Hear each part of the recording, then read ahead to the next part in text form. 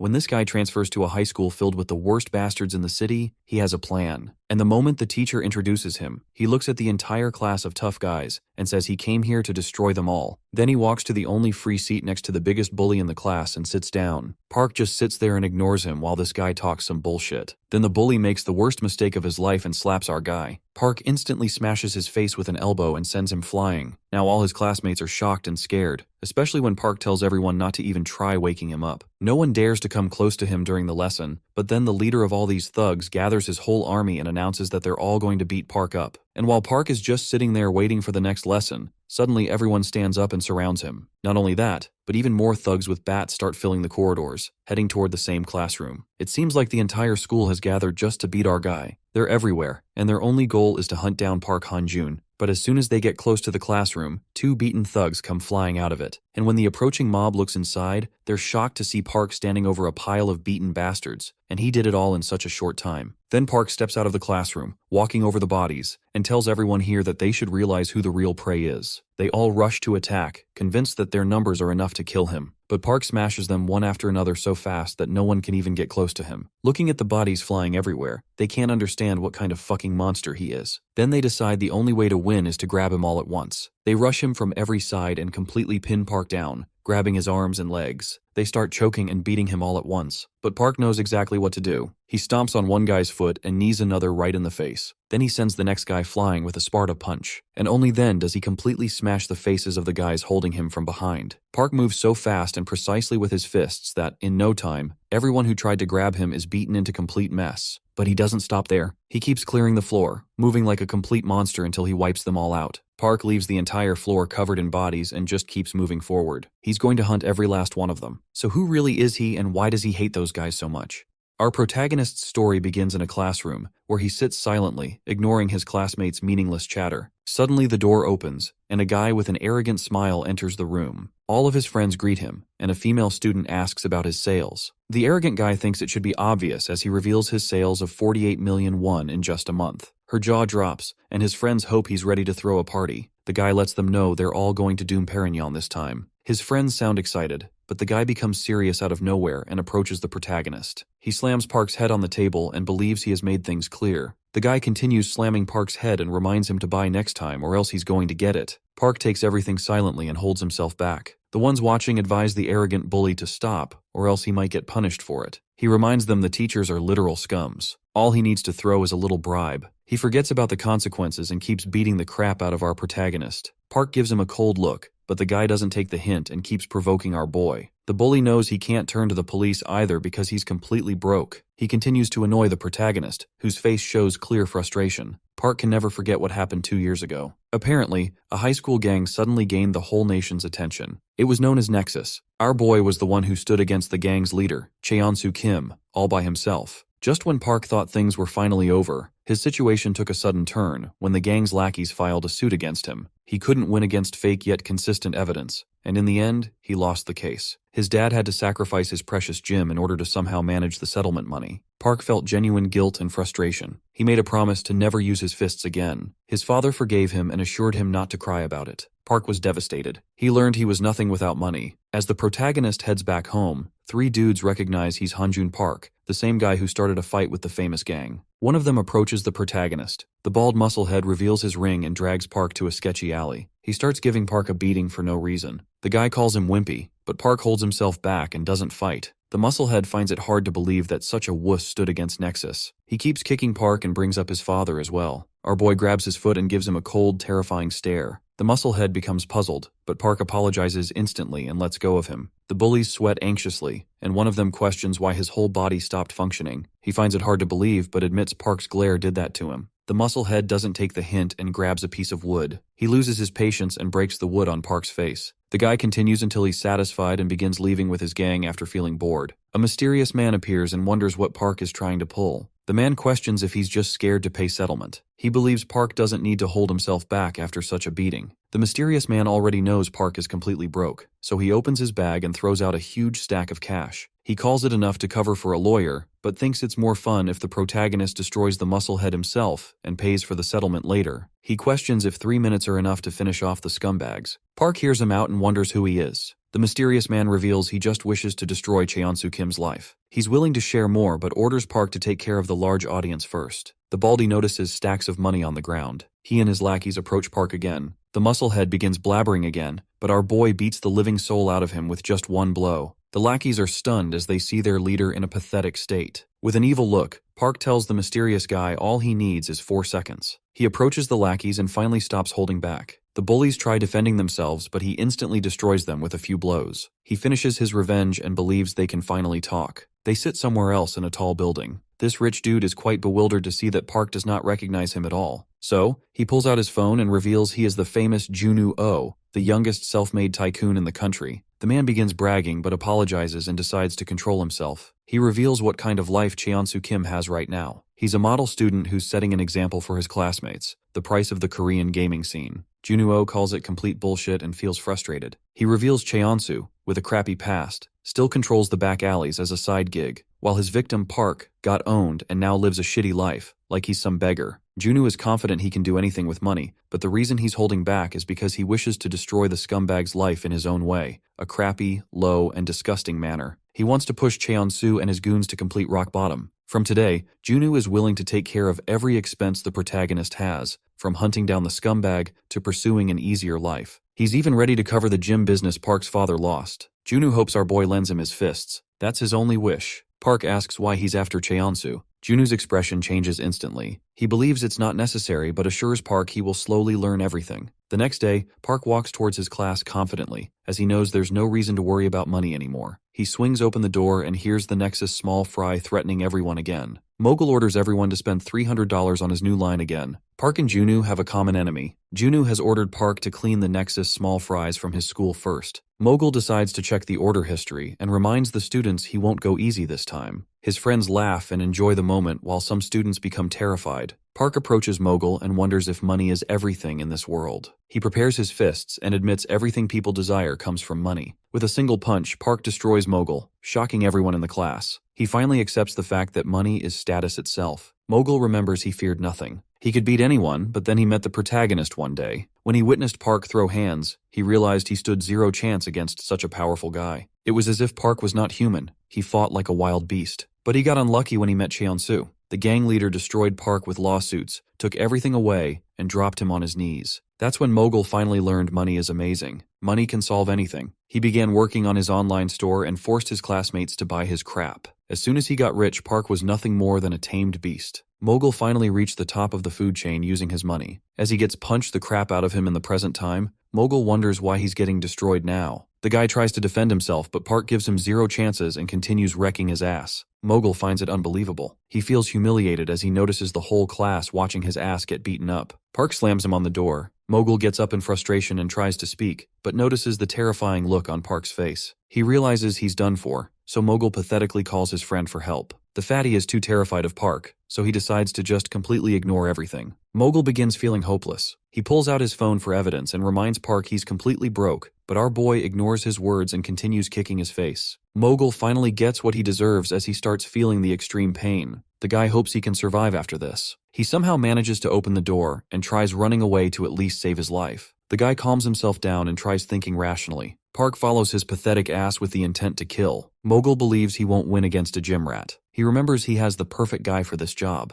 Mogul opens the gym's door and starts begging Seung to save his life. Park catches up, so Mogul pathetically hides behind the gym rat and orders him to somehow beat Park and stop him. The gym rat thinks about it and demands $2 million for the job. Mogul agrees to it, as he has nowhere else to run. Seung drops the weights and apologizes in advance since he needs money for college preparation. Park understands he's desperate, so he pulls out a stack of money from his jacket and advises the musclehead to avoid straining his body. He orders Seung to stay out of it, and the guy listens with no objection. Mogul screams in frustration, but Park grabs the scumbag and throws him out the window. Mogul falls in front of a teacher. The old guy questions what's happening. He notices it's Park's doing, so the teacher starts screaming at him. Once school is over, they both get called to his office. The teacher doesn't let this one slide. He reminds Park what happened 2 years ago, and makes it clear he won't stop his expulsion a second time. Mogul sits confidently as the teacher talks about Park's poor father. The protagonist loses his patience and hits Mogul with a soul-crushing punch. The teacher becomes frustrated and tries to stop Park, but he continues to beat the crap out of Mogul. The bully finally learns his lesson. A man enters the room and advises Park to stop now, The teacher questions who he is. The mysterious man introduces himself as Byung-gwon Kim, associate lawyer at KR. The teacher recognizes the guy but wonders why he's here. At Junu's building, Park questions how he pulled it off. He remembers the principal started licking his boots after finishing his conversation with the lawyer. The scumbag bully got expelled instantly as well. Junu calls it easy and believes the guy paid for his shitty behavior. Park is curious about the principal. Junu reveals taking care of him was child's play. The old man has been skulking around a lot lately, so Junu just used the evidence to shut him up for good.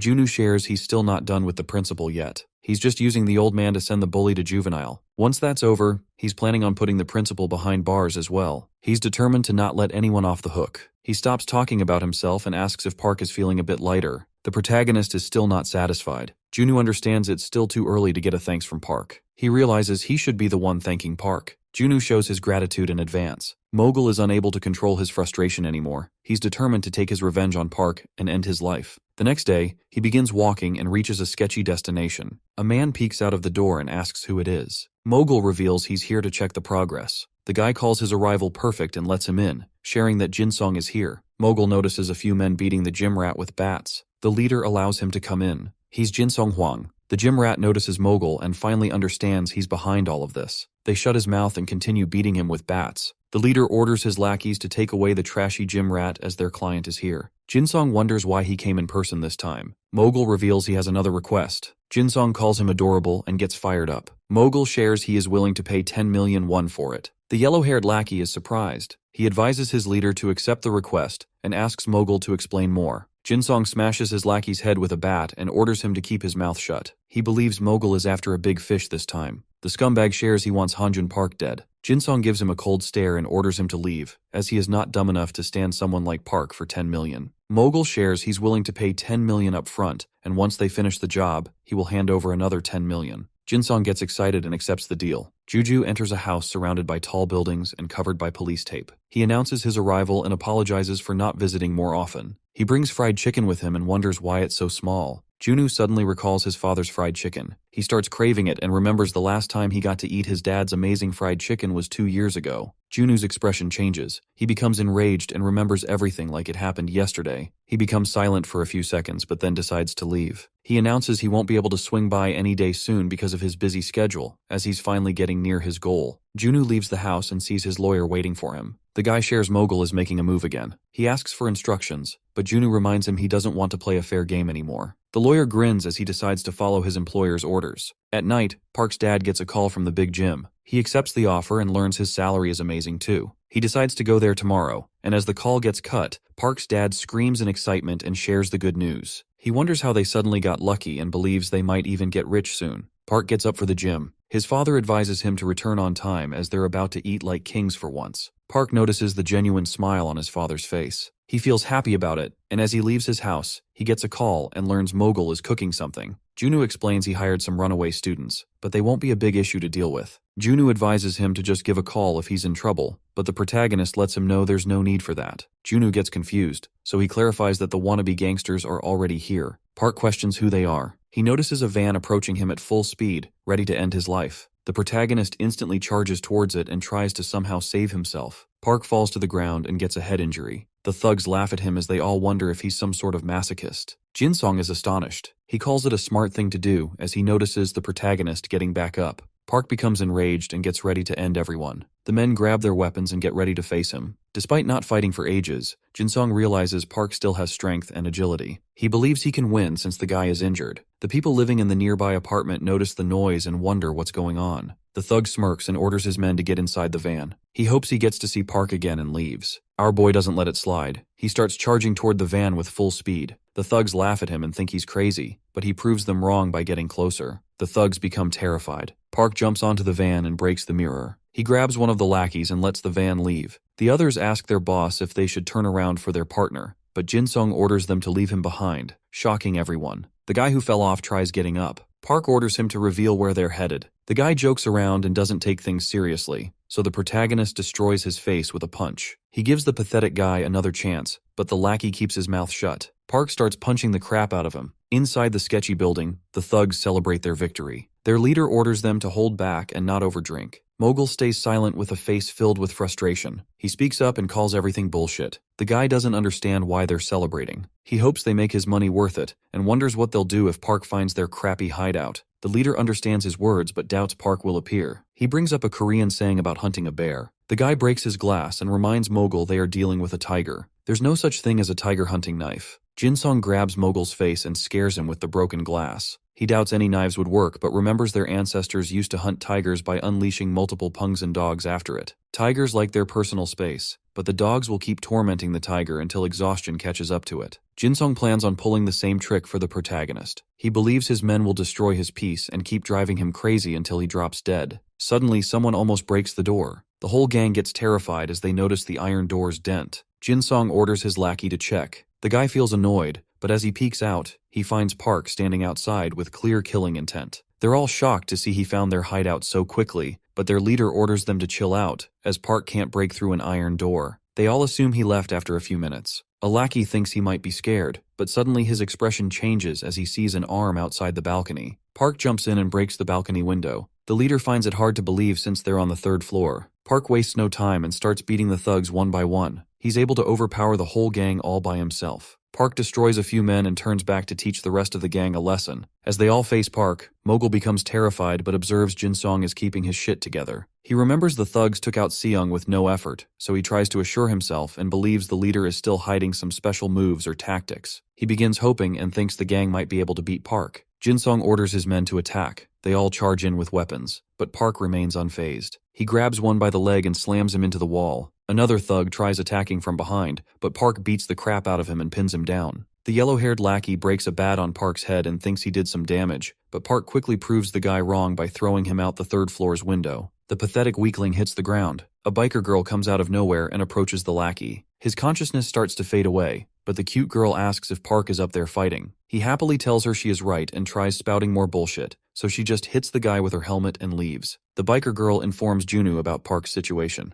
Junu sounds concerned, but the dumb girl ignores his words and starts blabbering about some cute purses she saw online. She demands money for any further information, which annoys Junu, but he sends the cash to satisfy her first. She gives him Park's location. Inside the apartment, Jinsung comes face to face with Park as he is the only one left. Mogul lies on the side with a pathetic, beat-up face. The leader admits they couldn't do shit against Park. He assumes he got spared because Park needs something from him. The protagonist calls him wrong and tries choking him. He just wanted to save the worst one for last. Jinsung realizes he's done for. The guy uses his bat but gets slammed onto the ground. Park begins wrecking his face. As he's punching the leader, a boy with tears in his eyes stops Park. He begs and calls it unfair, saying he's already suffering enough and can't handle the expenses as an orphan. Park hears his complaints, but the orphan starts losing his mind as he questions what he did to deserve all of this. Junu finally appears and looks at the horrible mess Park made. The orphan questions who he is and starts trembling as he assumes Junu is the one who ordered Park to do all this. Junu introduces himself and shares that he is willing to pay for the damage. The crybaby finally shuts up and demands 10 million won. Junu makes him happy by giving him 50 million instead. Jinsung, in a pathetic state, calls our boy a literal monster, saying no human can be this strong. He realizes he had lost from the beginning, so he makes a smart move and tries saving himself by jumping off the building. He almost succeeds, but Park grabs his collar and tries pulling him up, as he's still not done with the guy. Jinsung knows he's getting killed if he doesn't somehow escape, so the guy pulls out his knife to scare him. Park lets him go, and the scumbag pathetically falls to the ground from the 3rd floor. He somehow manages to get up and run away despite having severe injuries. Junu calls it a strong will to live. A beat-up lackey begins laughing and calls Park dumb as he's just gotten himself stuck in a huge mess. He reminds them about Jinsung's father and reveals the guy is the chairman of PJ, the shipping behemoth. The lackey believes his leader's father will make the two of them vanish into thin air. Junu smiles wickedly as he learns about this. Jinsung finally reaches his house and finds his father, Haryong, the chairman of PJ Shipping, becoming concerned seeing his son's injuries. Jinsung requests his dad to eliminate 2 guys for him. Haryong reminds him he can't turn back and asks why he's after them. Jinsung shares the story, but his father doesn't take him seriously. He advises his son to keep his chin up and always look the person in the eyes, otherwise they won't fulfill his requests. With a scary expression, Haryong orders him to beg like his life depends on it. Jinsung listens and determinedly says he wants to see the 2 of them drop dead. The father finally gets satisfied and calls his men, ordering them to prepare 2 barrels as he wants to hunt down some young daredevils. The gang reaches a construction site. Junu finds it pathetic and stupid to involve a guerrilla troop in a high school feud. Haryong calls the guy cocky and wonders why he wants to die so badly. Junwoo moves forward and reveals no one wants to die, so he came here with a plan. He asks Haryong to guess it. The guy becomes confused, but his jaw instantly drops as he recognizes Junwoo. He becomes terrified and suddenly receives a call. Haryong almost pisses his pants when he learns the shipping deal has been cancelled by the OJ affiliates on Junwoo's personal order. The young tycoon laughs menacingly as he realizes his plan worked. Haryong instantly drops to his knees and starts begging. His men don't understand anything, but he orders them to just shut up. Since he's finally behaving properly, Junwoo orders him to get rid of his apes first. The gang of men leaves without wasting a second. Haryong begins begging again, as the deal means everything to him. He doubts his company can last without their partnership with OJ. Junwoo doesn't mind fixing the mess, but he wants to avoid getting his company's personal image destroyed. He's not in the mood to partner up with a gang boss's father, as he wants to maintain a perfect image. Haryong promises he'll make sure his son never sets foot in Korea again. Jinsung tries to speak in between, but his father punches him in the face and begins beating the crap out of him. Junwoo laughs at the sight but orders the guy to stop, as it is enough. He believes sending the kid abroad sounds more like a treat, so he's not satisfied with it. He shares his own idea to discipline the scumbag. Haryong is willing to do anything for his company, so Junwoo tells him Jinsung's mess cost him 50 million today, which is a huge sum for some. He wants the kid to work it off, but Haryong doubts his son can pay up that much money. Junwoo smirks wickedly and recalls their family business is sea farming. Jinsung notices where he's getting at and finally realizes he's totally done for. The guy has no other choice, so he begins fishing on his dad's sea farming boat. Inside a huge building, Park sits with Junwoo and believes he's like a villain. Junwoo admits he's not playing fair, but advises the protagonist to just ignore the matters that can be solved with money. He doesn't want our boy to get injured for no reason. Park tries putting up a tough act, but the girl from yesterday appears and points out the bruises on his neck. Junwoo shares she's their new partner, who's willing to help bring down Nexus. She's a celebrity acting as an informant for them. The girl feels embarrassed hearing such a label. Her name is Seoyeon Choi, and she feels a bit shocked as she assumed Park looked like a trucker after hearing so much about him. She calls our boy a dapper, but Junwoo reminds her not to get so close. She gives him a middle finger and lets him know she'll take a trucker instead. Junwoo suddenly recalls her stupid behavior the last time they called. She ignores his words and orders him to talk about business. Junwoo feels a bit irritated but remains calm and reveals they're here to make new plans for the next move. She believes there's no need for a plan, as Park can just whoop everyone into shape with ease. He reminds her Nexus has grown so rapidly, and Park alone can't do shit against such a huge army. He decides to begin with their combat force. The guy throws a file on the table and reveals someone might join them soon. The protagonist recognizes the high school name Junwoo is talking about and assumes it is Donghyun Kim. Junwoo calls him correct and reminds him it's the same guy who stood against Nexus alongside Park. Park remembers something else.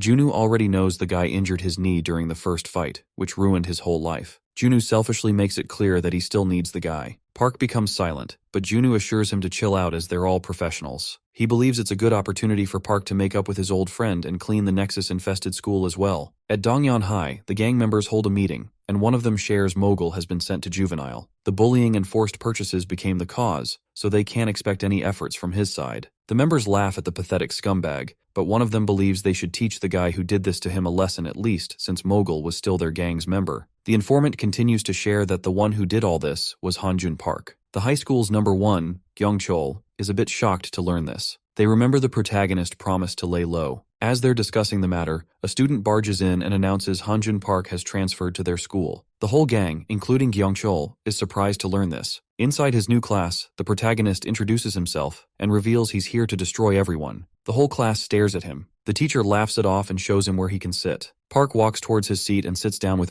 Jo. The guy begins talking and says he was advised not to mess with Park, but he's getting the urge to still fight. The guy clarifies he just transferred last year himself and has been hearing about Park ever since. He just wants to see if Park lives up to his expectations. The guy requests a fair fight, but Park completely ignores him. He gets annoyed and slaps Park to make things more clear for him. Our boy smashes his head and destroys him in one blow, shocking the whole class. At the batting cage, Choi still calls it a bad decision to add Donghyun to their team. She knows many strong men for this job and believes Junwoo just pities Park's friend because of the knee injury. He calls her wrong and reveals that Donghyun is probably the most tenacious man he knows. People underestimate the guy because of his small build, but they end up missing his unyielding spirit, which he used against Nexus. He believes people with such spirits can break, but they never bend. She still doubts he can be useful with a broken knee. He believes the guy might fail to retain his vigor, but he's definitely going to develop a whole new edge. She becomes silent and thinks he should write a book instead. At the school, Park walks through the hallway with thugs all around him. He finally finds his old pal. A guy comes in and kicks Donghyun for taking more than 5 minutes to bring the snacks. He thinks his money was a total waste, so he starts beating the crap out of the guy to teach him a lesson. The other bullies think beating isn't effective anymore, but the scumbag believes he can make Donghyun more scared of him to make him faster, so he keeps punching Park's old friend. Park watches everything with a cold expression. Inside Junu's office, Choi finally agrees to add Donghyun to their team, but doubts Park is the type to make up with an old friend. She believes it would be much faster if they just used money for it, but Junu reveals he's someone who doesn't care about money. He reminds her that the guy fought against Nexus just because Hanjun did. That's the only reason. He finds it completely stupid, but from what he's learned so far, a friend's enemy is his enemy. Donghyun can't see a friend getting hit. That's his real nature. At the school, Donghyun finally catches a break and sits down to chill. Park approaches him and greets the guy. Donghyun already knows why Park transferred. He doubts it's possible since the gang has grown extremely powerful. They don't only have men but financial power as well, so it's already over. Park makes it clear that he's aiming to win this time. Donghyun calls it delusional, as his determination didn't stop him from ending up in such a pathetic state. Park gets silent but challenges him to just watch. The leader observes them from the school window and calls it wimpy, seeing the guy team up with Donghyun. He orders his men to get ready to take the protagonist down. At the hospital, the doctor is happy that Donghyun is going easy on himself, but he reminds the boy that he might lose his mobility forever if he keeps waiting. He advises him to see a surgeon, even if it's expensive. Donghyun becomes silent, and as he leaves, Kyungchul approaches him and questions what the doctor said. Donghyun doesn't understand why he's here. The guy shares he's just here to check on how the former number 1 is doing. He mentions he saw the secret meeting Donghyun had with Park, so he came to confirm if he had recovered. He's determined to destroy Park's friend again, but Donghyun reminds him there's no chance he can be beaten alone if he's recovered. Kyungchul gets irritated and kicks the guy. He smirks and reminds Donghyun that he's no longer a sidekick and won't tolerate anything funny. Kyungchul brings up what happened last time and calls loyalty bullshit, as it almost crippled Donghyun. The guy points out that Kyungchul betrayed them and joined the shitty gang. He calls it wicked, but Kyungchul laughs and lets him think whatever, as he doesn't want to be a loyal, wimpy cripple. He doubts the guy can keep his loyalty up this time. At the school, Park sits silently as an announcement begins. Kyungchul introduces himself and tells the whole school that the famous Hanjun Park, who stood against Nexus 2 years ago, is here to break it. He calls it bullshit and warns Park to get ready. The whole class gets up and begins preparing themselves to fight the protagonist. Kyungchul admits he can't do anything in a one-on-one, but he doesn't have interest in playing fair. An army of students walks towards Park's class with weapons in their hands as the leader orders his men to get ready, saying they're about to teach Park a lesson. A few men fly out of the classroom completely injured. The ones in the hallway get terrified and find out Park has already taken care of everyone. They're shocked to see the whole class has been defeated already. The protagonist comes out with an evil expression and invites everyone to come attack him. The huge army of students charges at once, but Park faces all of them without hesitation. As he beats the crap out of the whole gang, Donghyun tries ignoring everything and holds himself back. The fight continues. The whole school tries defeating the protagonist, but he's able to face everyone alone. The men call him crazy and realize he wasn't kidding about destroying them. They try putting him in a lock. Park struggles and ends up getting caught. A few men hold him down and begin punching him, but he's able to free himself in mere seconds. Park wrecks everyone around him. He continues beating the crap out of them, and one by one takes care of the whole school. Park barely manages to survive, and as he heads back inside, he sees more men waiting for him. They're disappointed to see he's already tired, as the show hasn't even started yet. They all charge toward the exhausted tiger while Donghyun sits inside his classroom and tries to just ignore everything. He doubts Park can win, so his efforts will be completely useless. Choi appears and assumes Park is probably at his limits. She tries to shame Donghyun for ignoring his friend. The girl introduces herself as Park's co-worker. Donghyun feels ashamed but tells her he's too weak to fight. She smiles and shares she's already aware. She reveals the protagonist already had an idea that things would turn out this way. Even though he was told to just run away, he didn't. She tells Donghyun the reason he's still fighting is because Park wants to prove something to him. The guy suddenly remembers his friend's words and becomes silent. She assures him he's not going to regret anything, which makes Donghyun think about his decision again. Inside the hallway, Park finishes taking care of all the men. He's completely out of breath after facing such a huge army, but Kyungchul appears with more men. He praises Park for how strong he is, but doubts he can keep this up against the top 10 strongest students of the school. Kyungchul makes it clear for Park, but our boy remains determined and takes a fighting stance once again. The men charge at him to attack, but before their punch connects, Donghyun hits one with a wiper and hopes Park stops taking the spotlight every time. The thugs call him a sneaky rat, but Kyungchul orders them to calm down as they can just take both of them down together. They all attack Donghyun as well, but he easily takes down one of them. Another comes forward and grabs him, but despite the pain, he beats the guy up and continues to fight. Park keeps throwing punches as well, and together they become unstoppable. The men realize they're in real trouble and question why their targets are so strong. As they face everyone, the protagonist apologizes. Donghyun shares that he used to hate Park for whatever went down, but he admits he just needed to put the blame on someone. Park smiles as he hears this. The leader jumps in to ruin the moment, and as he tries attacking both of them, they dodge. Donghyun shares that he wishes to handle the guy himself. Park and his friend run towards a door. He calls them wimps and chases after them, but Park grabs him and throws him inside the room. Donghyun locks it from the inside so he can fight Gyeongchul with no interference. Gyeongchul finds it stupid. Donghyun admits it might seem like that for a friendless guy like him. The man becomes angry and charges forward to attack, but Donghyun hits him hard and pushes him back. Gyeongchul remains persistent and grabs Donghyun's legs. He picks the guy up and smashes him onto the glass door, breaking it. He succeeds in breaking Donghyun's weapon and believes he can't do anything without it. Donghyun removes his shirt and ties it onto his fist. Gyeongchul calls it funny, but as they both exchange blows, Donghyun uses the shirt to grab the thug by his face and pin him onto the ground. He starts smashing the guy's face, but Gyeongchul grabs his leg and drags him down as well. He's finally able to free himself. Gyeongchul makes it clear that he's not what he used to be as he squeezes Donghyun's injured leg. The guy screams in pain and lets Gyeongchul go. As the leader finally gets up, he catches his breath and becomes determined to someday take his revenge. Donghyun orders him to stop, which surprises Gyeongchul, as he thought the guy had finally learned his lesson. Park's friend gets up despite the pain, but Gyeongchul begins punching the crap out of him until he finally drops. Gyeongchul becomes tired and tries leaving. Donghyun orders him to wait once more and begins collecting the glass shards. Gyeongchul feels frustrated, so he charges in without thinking. Park's friend uses this opportunity to throw the shards and destroy the guy with an uppercut. He continues to beat Gyeongchul. The guy doesn't expect anyone to understand, but still reveals he's going to feel embarrassed later in front of Park if he doesn't win this fight. Gyeongchul begins losing his vision after taking punches from the guy persistently. Donghyun remembers everything he went through and lands the last blow to knock out the musclehead. His leg hurts, but Donghyun ignores it and walks out to find out his friend actually won. Park grabs his injured friend and begins laughing as they both leave the school. The chairman of the board, Dong Yeon, gets shocked as he lays eyes on the school. The guy learns Park was behind all of this. He looks at the state of the whole school and finds it hard to believe all this happened over a single guy. He laughs and orders his men to bring him Min. As he comes face to face with the guy, Min reveals they don't interfere in their students' problems, but don't mind handling the grown-up conversation themselves. Dong Yeon learns who's behind Park but still calls it unfair, as he lives in a law-governed country. He calls it unfair, but Min drops a few suitcases and believes the guy will feel satisfied. Dong Yeon smirks wickedly. He orders his men to check and makes it clear that nothing besides the yellow stacks can satisfy him now. The lackey opens it, and they all find a few textbooks inside. Dong wonders what he's looking at, so Min orders him to check the headlines. He finds information about his gang recruiting DY graduates, and the headline also has evidence of DY stealing subsidies, committing tax fraud, and much more. Min warns him to back off, otherwise he's ready to dig deeper. Dong becomes enraged and threatens the guy, reminding him of the situation he's in right now. He wonders why Min is still sitting unfazed. The Four Eyes tells him things won't stop with his death, and if KR and DY fight each other, he doubts Dong will win. Adding the death threat on top is enough reason to start a deathmatch. Dong holds himself back and orders his men to pull back their weapons. He goes straight to the point and asks what Min wants. The Four Eyes demands the whole school, which surprises Dong.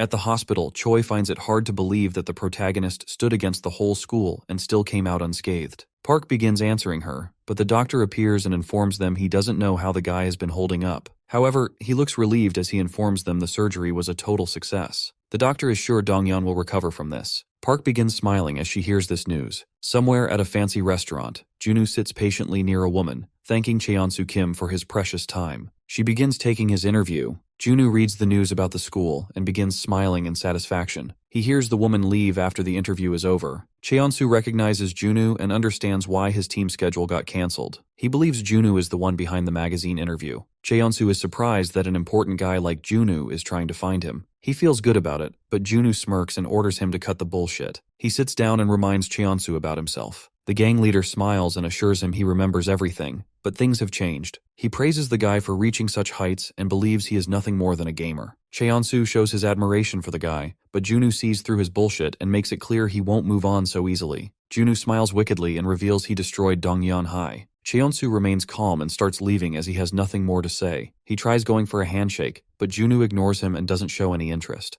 Junwoo hopes he can keep up his crappy smile the next time they meet. Cheonsu gives him a smile again, but as he leaves the restaurant, His expression shows frustration. Junwoo feels a bit relieved. He was unsure if he still cared about the grudge and thought he might end up getting intimidated, but now he realizes he was stressing for nothing, as Cheonsu's face still makes him angry. Inside a car, Cheonsu's driver wonders if he's going to take any action. The guy calls the school fight an invitation, and reveals he's definitely going to fight back. Cheonsu believes this battle will be the biggest in Korean history. At a fancy building, Tae-soo Choi walks into a room full of men. He questions why he got called for an urgent meeting, despite the others sharing their frustration about it as well. Cheongyu thinks they shouldn't be so negative. As all the leaders gather for the urgent meeting, Tae-soo learns they will be talking about Hanjin Park. He thought the guy had been lying low after getting his life destroyed by the gang, and the others remember the same thing. Dongcheon wonders who he is, as he doesn't know what they're talking about. Mungil Lee laughs at his confusion but guesses it's normal for a crappy noob like him. The guy mocks Dongcheon but begins explaining that Park is a huge pain for the whole gang. He used to be the leader of a small district. Nexus had control over the whole surrounding area and a few provinces, but Park didn't let go of his district, which was humiliating for the gang. The bigger issue was that more and more people got inspired after learning about Park, so Nexus had to deal with more enemies. The gang poured everything into destroying whoever stood in their way, but it didn't go perfectly, which is the reason they're gathered here. He shares that the unpredictable happened. They fought against Park with all their forces but still lost every battle. Soon, Nexus came to the point of breaking up because of a single guy. Dongcheon finds it hard to believe. Moongil thinks he'll understand once he sees the guy with his own eyes. He calls Park a literal beast. Dongcheon begins laughing and calls everyone a wimp, as they lost against a single guy. The leaders become enraged, and Moongil warns him to shut up or else he'll get reminded of his place. Jihyuk stops the guy and calls Dongcheon's words correct. Tae-soo agrees as well but believes it's old now. He thinks they're overreacting, but Cheongyu orders them to remain cautious. He knows it doesn't mean anything to them, but to someone like Park, their carelessness might become a huge opportunity. Cheonsu finally arrives and greets everyone. He apologizes for the urgent call and decides to treat them to dinner later. Cheonsu reveals the protagonist made his move, so a deathmatch is unavoidable. He's already decided it but wanted to have a face-to-face meeting for such a matter. Tae-soo doesn't mind his decision, but thinks there's no reason for a war. He thinks they're overreacting over a crappy school. Cheonsu's expressions terrify the guy, so he instantly shuts up. He questions if he's really making a big deal out of it, but In-soo-nam speaks up and calls his decision correct. He's willing to handle the matter himself. Cheonsu smiles and asks if he's sure about it. He reveals money won't be useful anymore, as their enemy has a strong backer this time, so he's going to need a lot of preparation. In-soo touches the scar on his face and coldly lets him know he's been prepared ever since he got the scar. Cheonsu begins smiling and decides to let him handle it. He asks if the others have any objections. All the leaders agree with him. Dongcheon feels excited since Park wrecked them last time. Cheonsu officially orders the Incheon chapter's leaders to take care of it and finishes the meeting. In-soo begins laughing maliciously as he finally gets the chance to take his revenge. During nighttime, a gang of bikers gathers at a mysterious place. In-soo reveals their opportunity to destroy Hanjin Park has finally arrived. A fat, ugly biker moves forward and asks his boss if he's finally allowed to kill the scumbag. Junwoo takes Park to the same burnt-up house and believes it is unfair that our boy knows nothing about his past, how he earned his wealth, or why he hates Cheonsu so much. He invites Park inside and says he's willing to share everything. As they both sit down, Junwoo reveals that the money he has actually belongs to the owner of this house. He explains what happened 2 years ago and starts by mentioning his childhood friend named Hyok, who was extremely close with Junwoo,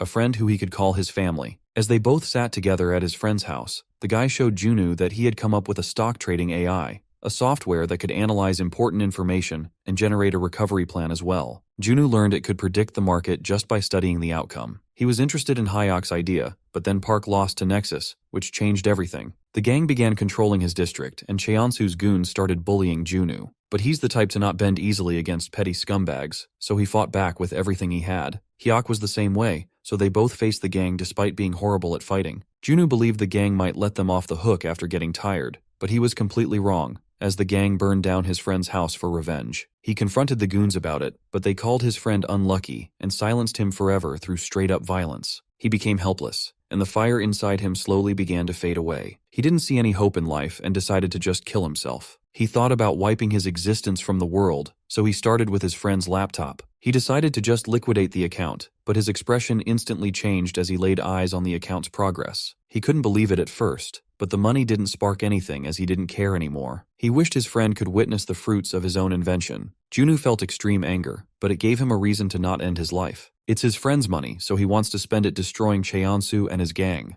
Park wonders why he's sharing so much, and Junu becomes straightforward and reveals it's just to gaslight the protagonist so he never gives up on chasing Nexus. Later that night, Junu calls Choi and tells her he shared his crappy story with Park. She finds it funny and wonders if he's trying to make a friend. Junu feels embarrassed and orders her to shut up. Choi becomes serious and reminds him that the Inshin chapter scumbags are coming after him this time. She hopes he remains cautious since his enemies are literal muscleheads who don't use their brains. Junu calls her correct as he realizes his car is surrounded. He knows it's them since no one with a brain would pull such crap in the middle of the road. The bikers throw buckets of paint to stop the car from escaping. The driver becomes frustrated, so he instructs Junu to hold tight as he tries to somehow escape. Choi hears the commotion and questions what's happening. Junu passes out as he hits his head because of the ambush. Insu gets a call from Choi and assumes she's his girlfriend, so he orders her to inform Park that he's waiting patiently at the JQ distribution center with a cocky attitude. She tries to warn him, but the crappy guy ends the call, and she feels frustrated after being ridiculed. Elsewhere, Park walks back home and recalls his conversation with Junu. He calls it exaggerated, as he was never planning on giving up. Choi appears on her bike and asks him to quickly hop on. She fills him in about the situation. Junu finally wakes up at the distribution center and notices he's surrounded by Incheon goons. The fat gorilla, who's the number 2 of Incheon, notices Junu woke up. He thinks about knocking Junu out again, but Insu stops him, as they're just holding the guy as bait for Park. Junu recognizes who they are and starts laughing out loud. He calls them stupid for just straight up kidnapping the chairman of a leading company without hesitation. He praises their crappy plan and feels like hiring them for it, but Junu advises Insu to have some self-awareness. He reminds the scumbag that they're the weakest goons and clearly remembers Insu pathetically kneeling down and groveling in front of Park for mercy just 2 years ago. Junu doubts they can hold their ground against Park. The gorilla lackey becomes angry, but Insu stops him and moves forward to handle it himself. Insu believes Junu knows a little about his chapter but guesses he doesn't know only one wimp knelt down, not the entire chapter. Junu smiles and asks him to go easy on his brother, since he knelt down to save Insu's pathetic ass. The gorilla goon becomes angry and warns him to shut his crap, but Junu keeps speaking with a cocky attitude. He loses his patience and tries punching Junu, but a lackey enters and informs Insu that Park is approaching. Insu smirks maliciously and orders Banjung to save his anger for the real threat. Junu praises Park for his timing. Banjung smacks Junu into a wall and begins walking toward the entrance in rage.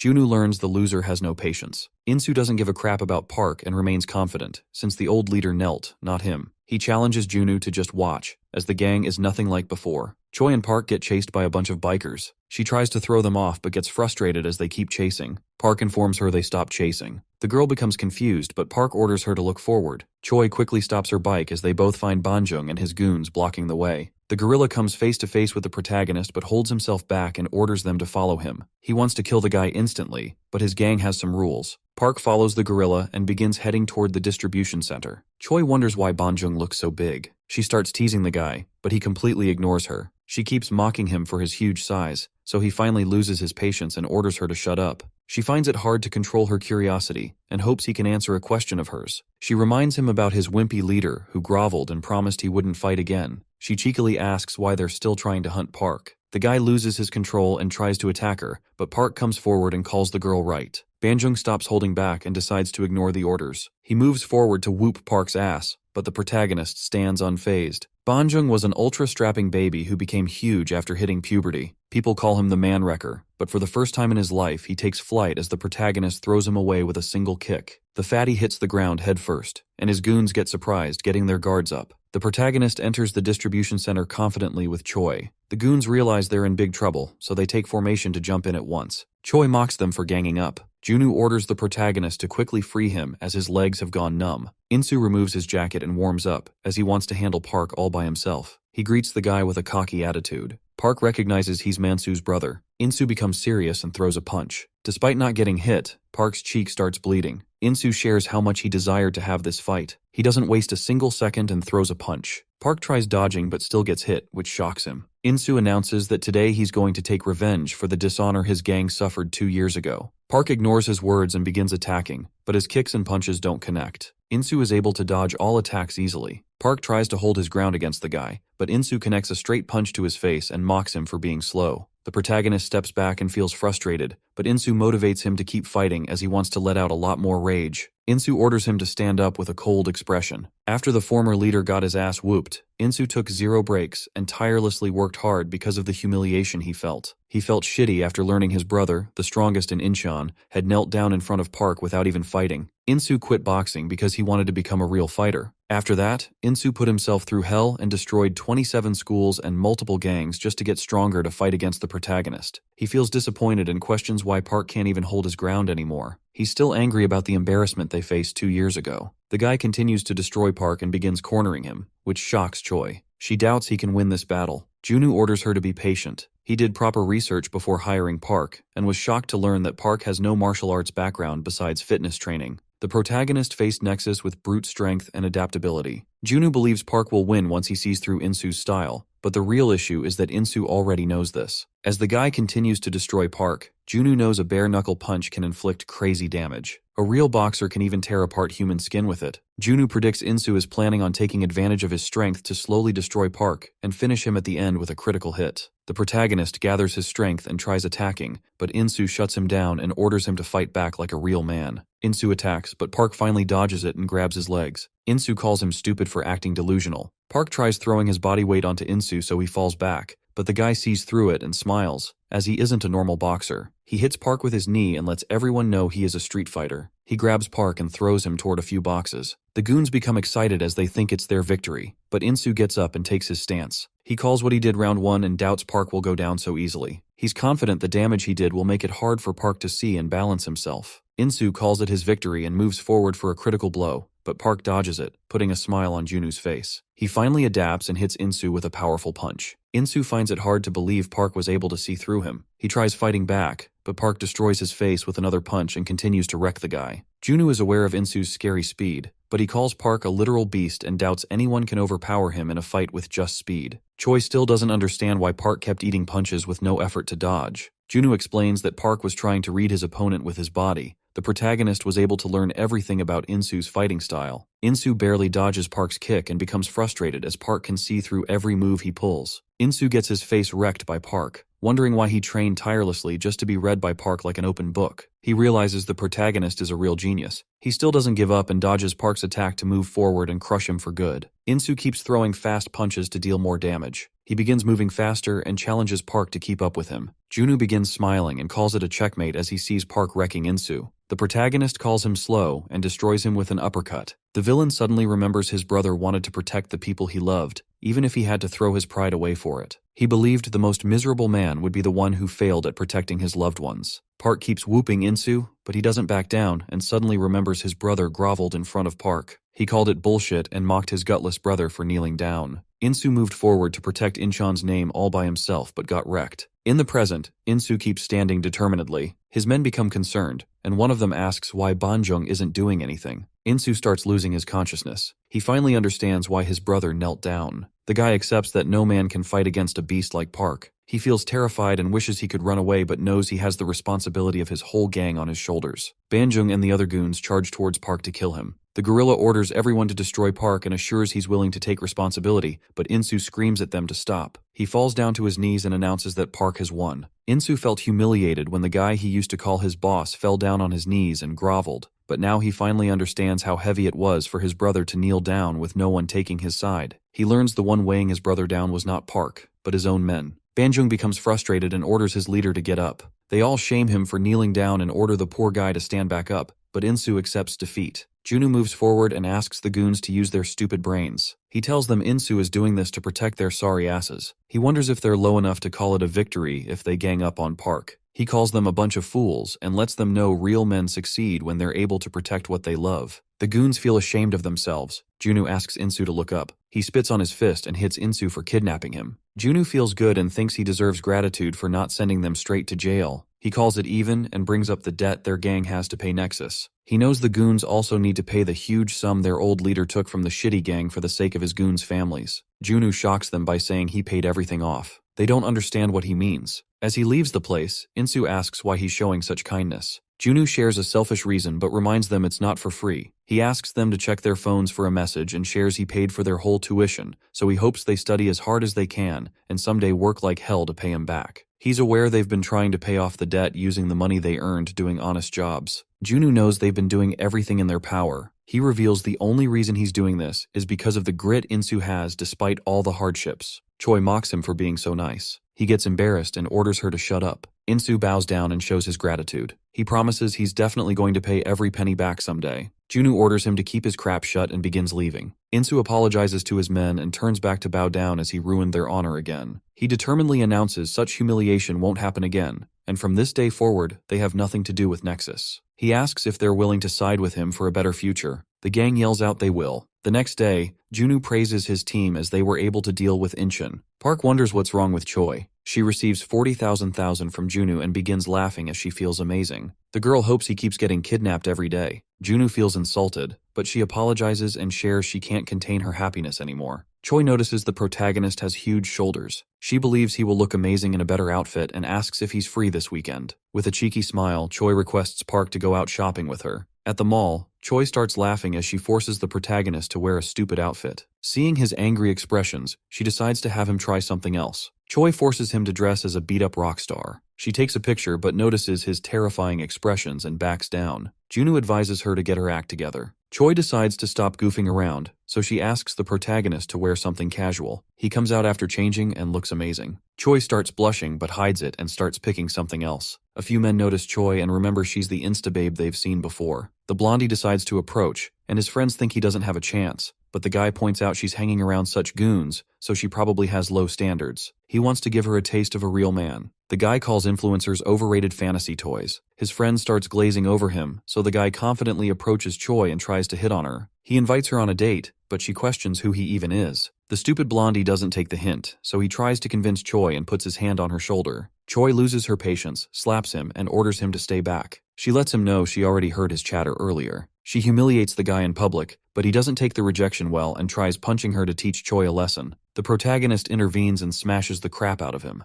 The blondie's friend appears, but Park shows him no mercy and destroys him as well. The guy begins begging for mercy, crying and trying to convince Park to let him go. Choi encourages him even more and enjoys the show. A worker appears and threatens to call the police if they don't stop. Choi confirms they'll stop, but the lady mentions they need to pay for the damage as well. Both Park and Choi start staring at Junwoo for the money. He becomes frustrated, but tries to control himself. At a casino, Tae-soo learns Incheon got their ass whooped. He shares that he didn't expect much from those fools. He praises Junwoo for the cocky attitude as he learns the guy covered Incheon's debts. Tae-soo gambles against a lady who looks frustrated. He assures his leader not to care about Park as they're ready to begin fighting. Tae-soo cuts the call and focuses on the game. He smiles wickedly and orders the woman to check her card. She anxiously flips it and realizes she lost again. Tae-soo informs her she has reached her debt limit of 120 million after losing this round. He calls it a good game and orders his staff to take her away for her new life. She begs them to stop, and after a bit of crying, the woman agrees to do something. Junwoo stops leaving and hears her confirm she's willing to follow his orders. He begins grinning maliciously and asks if she's really sure about doing this to a close friend. The woman has no choice, so she agrees. He hands her Choi's pictures and hopes she doesn't go back on her word. At the hospital, the nurse finds Dongyeon performing leg presses. She forces him to quickly get off as he still hasn't fully recovered. Junwoo greets the guy and asks if his recovery is progressing properly. Dongyeon shows his gratitude and promises he'll pay back every single penny, but Junwoo assures him not to worry, and even lets Dongyeon choose for himself. The guy is thankful, but makes it clear that he's definitely going to win against Nexus. He's doing it for himself only. Junwoo smiles wickedly and hopes he gets better quickly. At the huge building, Junwoo informs Park about his interaction. The protagonist feels glad. Junwoo goes back to business and believes things are going just as they predicted. He expects their next enemy to be the guy who loaned Incheon the money, Tae-soo and his Gyeonggi chapter. Junwoo doubts Park knows about the guy, so he reveals Tae-soo is the financial foundation of the gang, a greedy scumbag who makes money through loan sharking. Junwoo wants to prioritize destroying his chapter first. Junwoo wants Park to meet someone, so they both reach a random warehouse. Junwoo shows gratitude for the cooperation and begins talking to an anxious weirdo. The guy hopes they can protect him after this. After some convincing, he reveals Tae-soo is a literal Satan. He begins sharing his story and tells them he used to get a lot of compliments daily. His friends thought he could become a great influencer, and he liked their words because he wanted to become one himself. But no matter how hard he tried, the reality was he couldn't get famous, until one day he got invited to a party held by celebs with thousands of followers. He thought it was an opportunity sent by God, so he began going to their parties. The celebs he met supported him, and in a few days, his following finally increased. He started feeling amazing, but it was temporary as his new celebrity friends began showing their true faces. He got dragged to a casino with them, and despite his warnings, they kept gambling. Soon he got kicked out of the gang as well. It didn't take long for his followers to drop back down, and no matter what he tried, he couldn't regain it. He became desperate and tried going back to his celebrity gang to recover his followers. He started gambling as well, and he instantly became addicted, losing everything he had. He knew he was done for if he didn't earn it back. That's when he met Tae-soo Choi. The guy gave him a huge loan, and he took it without thinking twice because he was a complete idiot. Now he's stuck trying to pay it back. The thing that makes him angry is the fact that Tae-soo is the same person who forced him into such a shitty addiction. He's aware it's his fault, which is why he's going crazy. He regrets his past actions. Junwoo gets up with a serious face and assures the guy it's not his fault. He got used because of his dreams by those scumbags. Junwoo promises they're going to destroy Tae-soo soon. The next day, the green-haired weirdo barges into the casino and orders the men to bring him some chips. He remembers Junwoo ordering him to enter a Nexus casino with Park and play a little. The guy becomes frustrated, thinking he wouldn't have to be involved, but Junwoo thought that's exactly what they'd be doing. He determinedly announces that he's going to take down all gambling parlors under Nexus, which shocks the green-haired weirdo. The casino workers ask what he has to offer. He remembers Junwoo guaranteed his safety, so the guy confidently shows the bag filled with stacks. Junwoo allowed him to gamble his money, and he can even keep whatever he wins from it. The weirdo orders the casino employees to bring him the chips. They think he's stupid but guide him toward the table. Earlier that day, he didn't understand how this plan was supposed to work, so Junwoo explained he's going to win everything to make them go bankrupt. Junwoo was confident, as he knew a way to win every gamble. Usually the dealers lose a few times, but from what Junwoo learned about the casino under Nexus, he believed they were created in a way to guarantee the dealer's victory every single time, which means they're somehow cheating. The green-haired weirdo knew this already but wondered how he could win against such people. Junwoo shared a plan that could use the cheating to their advantage. At the casino, the guy goes all in, which amazes the dealer. He decides to play along and tries cheating. Park yells that he got caught red-handed and shatters the window to come inside. The dealer tries to shut him up,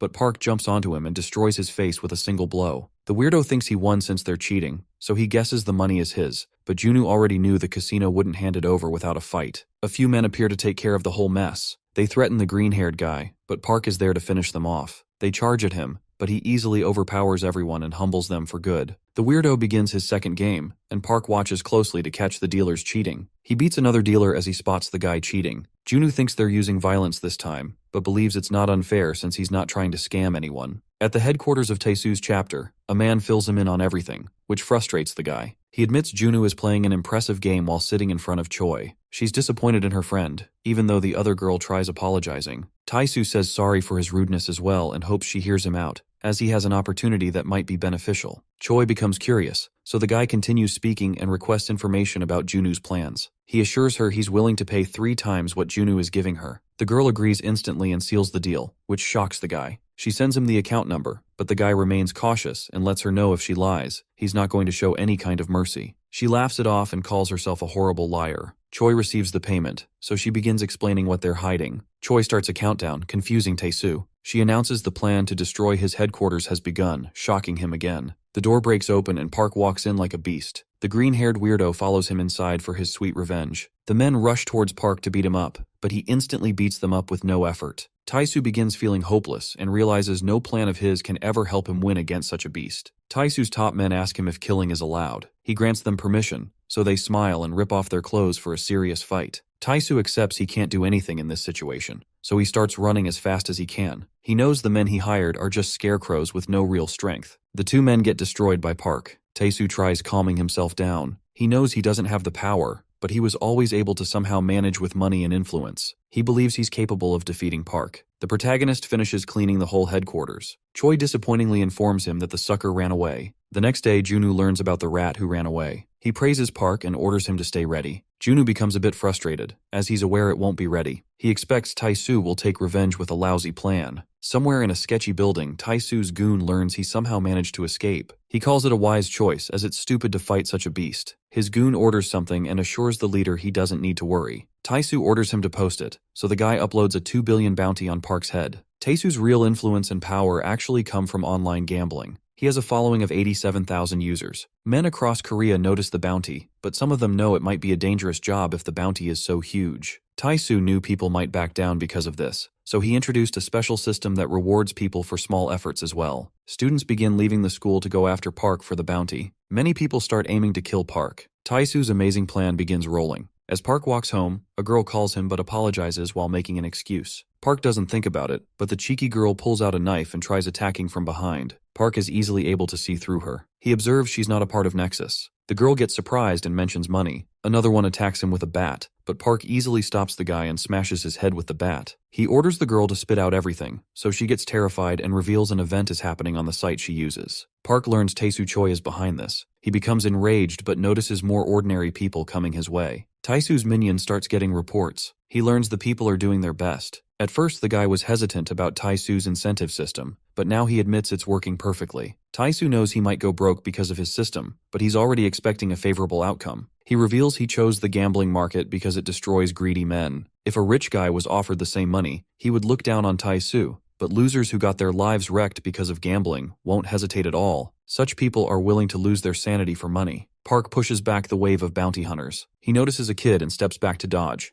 A car barges into the street and gets stuck, but the killers find a way to attack. Park deals with them and gets a call from Junwoo, who makes sure Park is okay. He learned about it, so he's sending men for Park, but our stubborn protagonist declines his offer and orders him to just somehow reveal Tae-soo's location. He can handle the rest. Junwoo thinks he's careless, so the guy orders his security team to enter. Park deals with his killers one by one. A guy tries killing him for his daughter's hospital bills, but Park smashes his head without hesitation and jumps up to grab something he can hang to. He quickly makes a run for it and leaves, despite getting jumped by everyone. The protagonist saves himself by entering a random store, but he gets shocked to see a huge army of men waiting inside. He realizes they lured him in, which means they're from Nexus. Park feels glad he doesn't have to hold back anymore. Park begins beating all of them. No matter how many charge forward, the protagonist remains unstoppable. He destroys a guy, shocking the other goons. Park keeps his guard up and receives a call from Junwoo, who reveals the scumbag's location. He decides to clean the place quickly so he can chase Tae-soo, but the men around him become terrified and back down. Tae-soo watches everything through a camera. He begins smiling as he assumes he has cornered Park, since our boy only wiped out a fraction of his goons. Another gang shows up to face Park. Tae-soo's lackey suggests they should deal with Junwoo as well while they're at it. Tae-soo praises his evil mind and promotes him instantly. The goon tries hacking Junwoo's camera as well, but as soon as he takes action, Junwoo starts appearing on all his screens. Tae-soo assumes this is part of his goon's plan, but the pathetic scumbag lets him know they're totally cooked. Tae-soo becomes confused, so Junwoo clarifies it was a trap. He laughs menacingly, which makes the leader terrified. His goon tries his best, but the broadcast doesn't turn off since Junwoo and his men already hacked into his crappy security. Junwoo calls their plan a complete failure and shares that he's just teaching them a lesson. The guy changes the bounty on Park and turns Tae-soo into a target.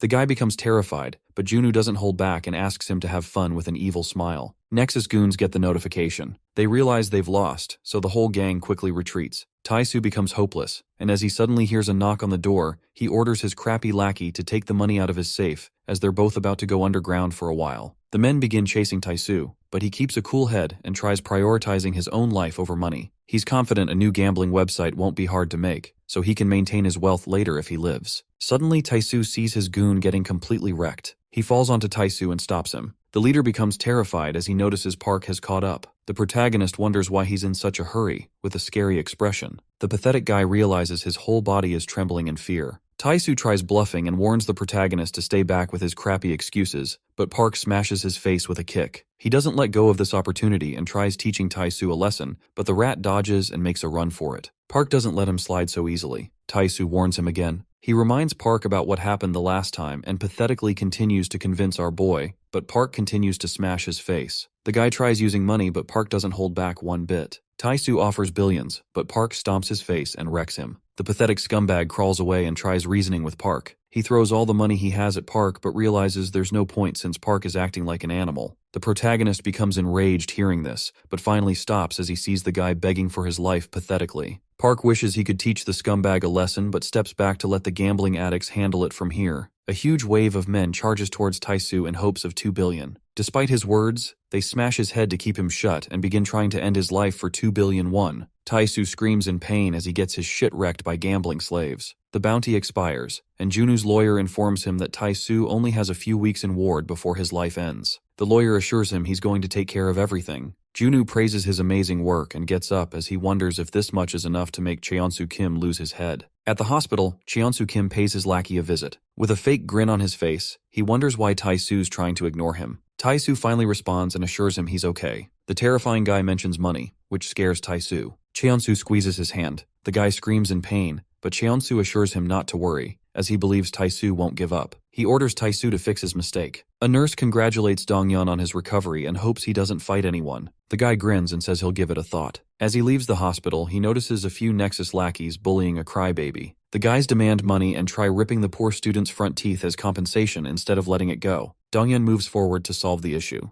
As the goons bully the student, they notice the redhead warming up. They try scaring him off, but Donghyun replies with a powerful kick that sends the goon flying. The other scumbags charge at him as they announce they're from Nexus, but Donghyun wrecks them both with no effort. He feels a bit off and learns a full recovery won't happen anytime soon. He thinks about increasing his weights and leaves. The goon gets up and finally recognizes he was dealing with Donghyun. The guy wonders if both him and Park are back in their prime again. Donghyun and Park were famous nationwide for their incredible strength. People used to show great interest in their stories of standing against Nexus. Now that Nexus has lost 2 chapters because of them, the two legends are suddenly gaining a lot of attention. Their videos are being posted online for entertainment. Some become terrified, but some feel more hopeful seeing these videos. Cheonsu enters a martial arts building. He ignores everything and walks straight towards the rooftop. A guy greets him and learns it's not just a rumor. Cheonsu confirms Hanjin Park is back in the game. The guy gets up as he assumes Cheonsu came because he can't defeat the beast alone. Moonyoung-baek becomes serious and hears Cheonsu out. The Nexus leader reveals he needs someone equally strong to deal with Park. Moonyoung reminds him about the last time. Cheonsu confirms he remembers it. 2 years ago, Moonyoung got used by the guy like a joke, and now he has the confidence to come back crawling with his crappy request. Cheonsu makes a crappy excuse and assures the guy he's going to be rewarded. Cheonsu offers him whatever he wishes for. Moonyoung flexes his bicep as he hears this, but the guy suddenly becomes serious and asks if Cheonsu is willing to sacrifice his throne for it. They both go silent for a second.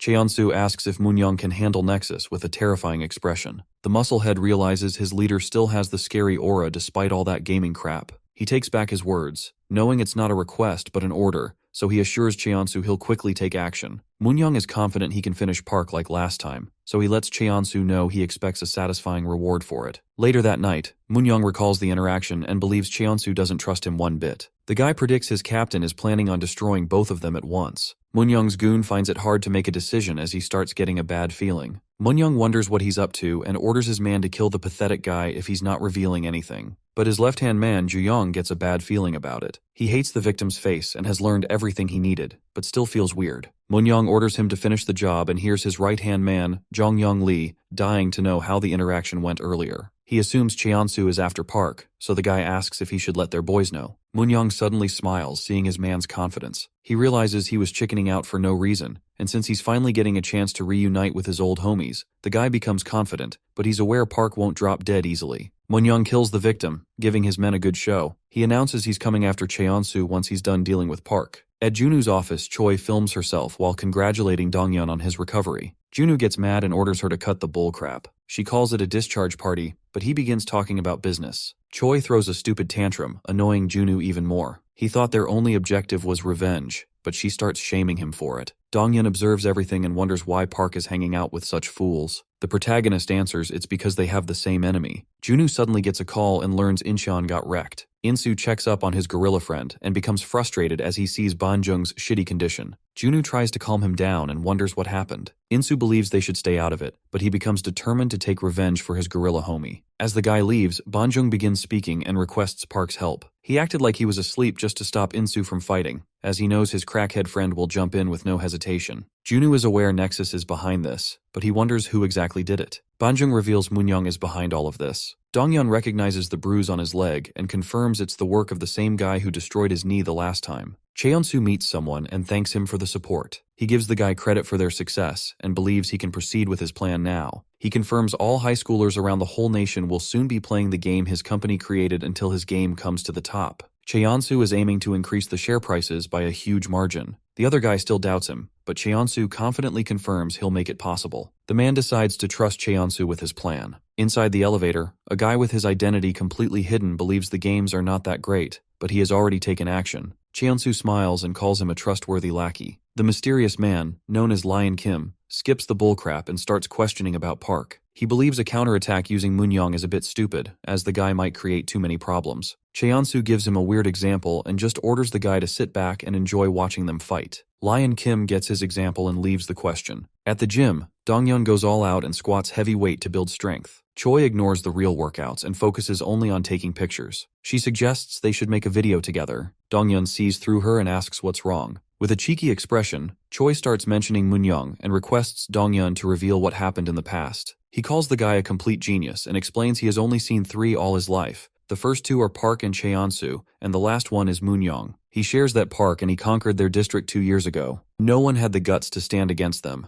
Even Nexus was afraid. But then, a few months later, Donghyun learned a guy from the US transferred to his school and destroyed everyone on the first day. It was hard for him to believe, but soon Moonyoung changed schools again to enter their district. He changed many things and took over nearby schools to make them fight each other. The losers became his target, and Moonyoung was doing this just for giggles. He was a crappy human, but a few days later, even Donghyun's school became his target. He got invited to settle everything at a park nearby, but after waiting for hours, Donghyun got played by Moonyoung and his cheap tricks. The scumbag disappeared for a while, but one day, a kid got beaten to a pulp again. Moonyoung was trying to wreck the guy little by little through crappy tricks. Donghyun had become frustrated, but then one day he finally got the chance to confront the scumbag. That's how his struggle against the crappy guy began. Moonyoung was disappointed as he saw the school's head looked like a twink, but Donghyun quickly proved him wrong by throwing the first kick. Moonyoung was surprised, but he dodged it with ease. The redhead questioned why he had played around all this time if he was wishing to die this badly. Donghyun continued attacking, but Moonyoung remained unscathed and revealed he pulled such tricks just to piss him off. The guy finally fought back, and with just a punch, he almost shattered Donghyun's ribs. The redhead became more pissed off, but it didn't help as he got hit by a powerful punch. He realized Moonyoung was on par with the protagonist. If Park was a beast, then the scumbag was a viper who would get into his enemies' heads before crushing them in a fight. As things continued, Donghyun started feeling hopeless, and doubted he could get his vengeance as he got beaten to a pulp,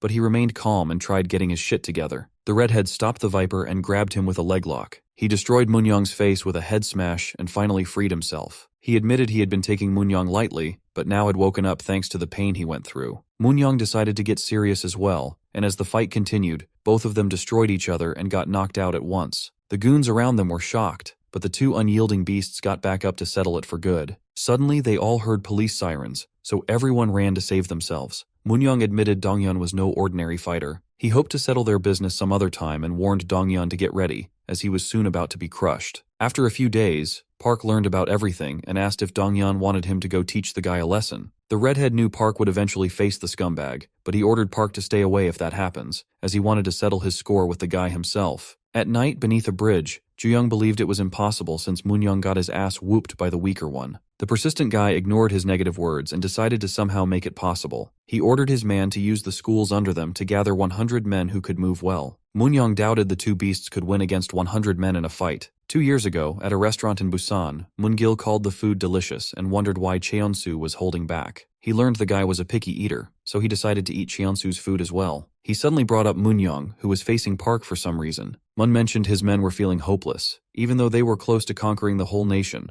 all because of the protagonist. Cheonsu smiled and let the guy speak. Mun learned Moonyoung almost defeated Donghyun, so maybe they could use the guy to destroy Park for good. Cheonsu ordered him to get up and forget about Park, as they had worse things to deal with. He saw the army of men gathering outside. The gang leader became frustrated as he saw them eating. He ordered his men to kill the scumbags, so the whole gang began throwing furniture and breaking the restaurant's glass. Mun got annoyed as he was hoping to eat the delicious balls for lunch. He ordered his men to get ready, and both gangs charged towards each other to attack. Cheonsu looked at the horrible sight and enjoyed it. The gang leader moved forward, but Cheonsu destroyed him with one punch. He began thinking about using Moonyoung against Park someday. At the school building, Moonyoung gathered 100 men and announced his objective. The men became terrified as they all knew how tough Park was. Moonyoung took their attention and explained their goal was to hunt down Park. He saw their terrified expressions and felt pissed off, realizing they were all literal wimps. He believed they were tired of suppressing themselves. The guy tried motivating them and helped them understand that Park and Donghyun were still just humans, no matter how strong they looked. He questioned if they doubted that 100 men were weaker than Park with him on their side. He convinced them to hunt down Park and assured them they could do whatever after that.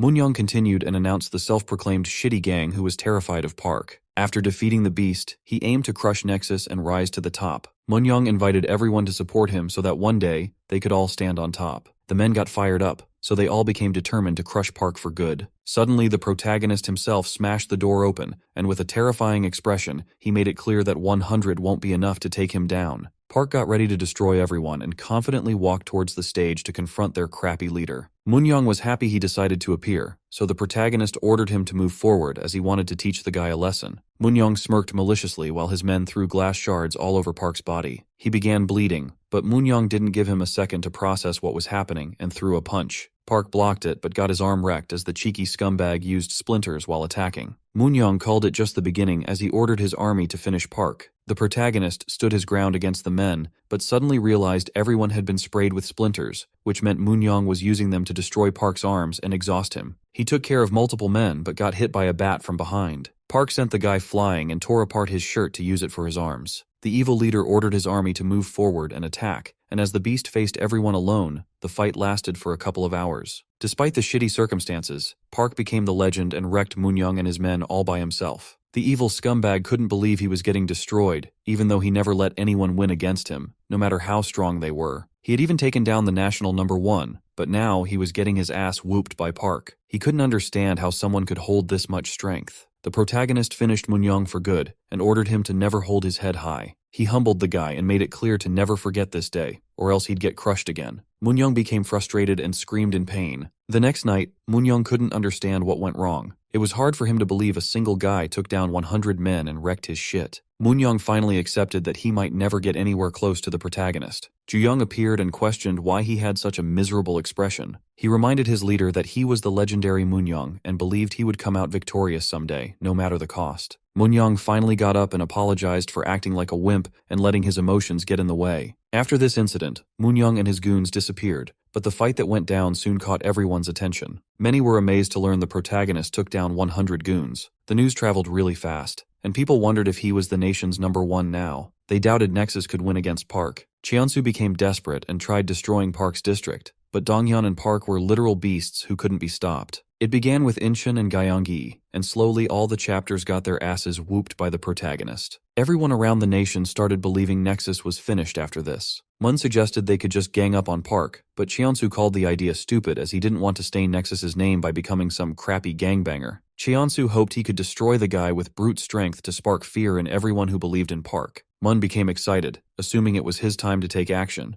but Cheonsu announced he was planning on dealing with Park himself. Mun was against it. Lion appeared and spoke against it since Cheonsu's plan would put the whole gang at stake. He called it risky, but Cheonsu assumed Lion was indirectly saying he'd fail. Lion clarified he did trust Cheonsu and the situation was bad, but he didn't think the small district was worth the risk. He helped Cheonsu remember their real aim was different, so he suggested Cheonsu should listen to his men for once. The leader believed Nexus would lose its authority if they ganged up on Park, so Lion came up with an alternative and revealed he knew the perfect guy who would face the beast. He believed that guy would perfectly take care of the shitty situation. At the martial arts building, Moonyoung kept practicing tirelessly to become as strong as possible, but he was still not satisfied with his progress. Cheonsu walked in with a cheeky smirk and shared he knew a plan that could make things faster. Cheonsu invited the guy to come work with him instead. Moonyoung knew Nexus was having a crappy time because of the protagonist. He assumed no one could beat Park since he himself lost. Cheonsu smiled and called it a problem. He got straight to the point and ordered Moonyoung to destroy Park. In return, he could have the district for himself. Moonyoung called it funny, as it sounded like he was being invited to become a lackey. Cheonsu didn't care what he thought, which made the guy angry, so he decided to test if Cheonsu was really the real deal. Moonyoung moved forward to throw a punch, but the Nexus leader stopped it with no effort. Cheonsu thought their goals aligned, and since he had the money and a plan to destroy Park, he was just looking for a guy who would carry it out. With Moonyoung's assistance, Cheonsu believed his plan would roll smoothly. The guy agreed on hearing him out. Cheonsu called him wise and knew he'd love the plan. On a rainy day, Donghyun was minding his own business but suddenly got surrounded by a huge gang of thugs. He began attacking as they charged at him to crush the guy. Donghyun believed Nexus would stick to rules, which is why he got caught off guard. The redhead still didn't give up and continued to fight the gang with his powerful kicks,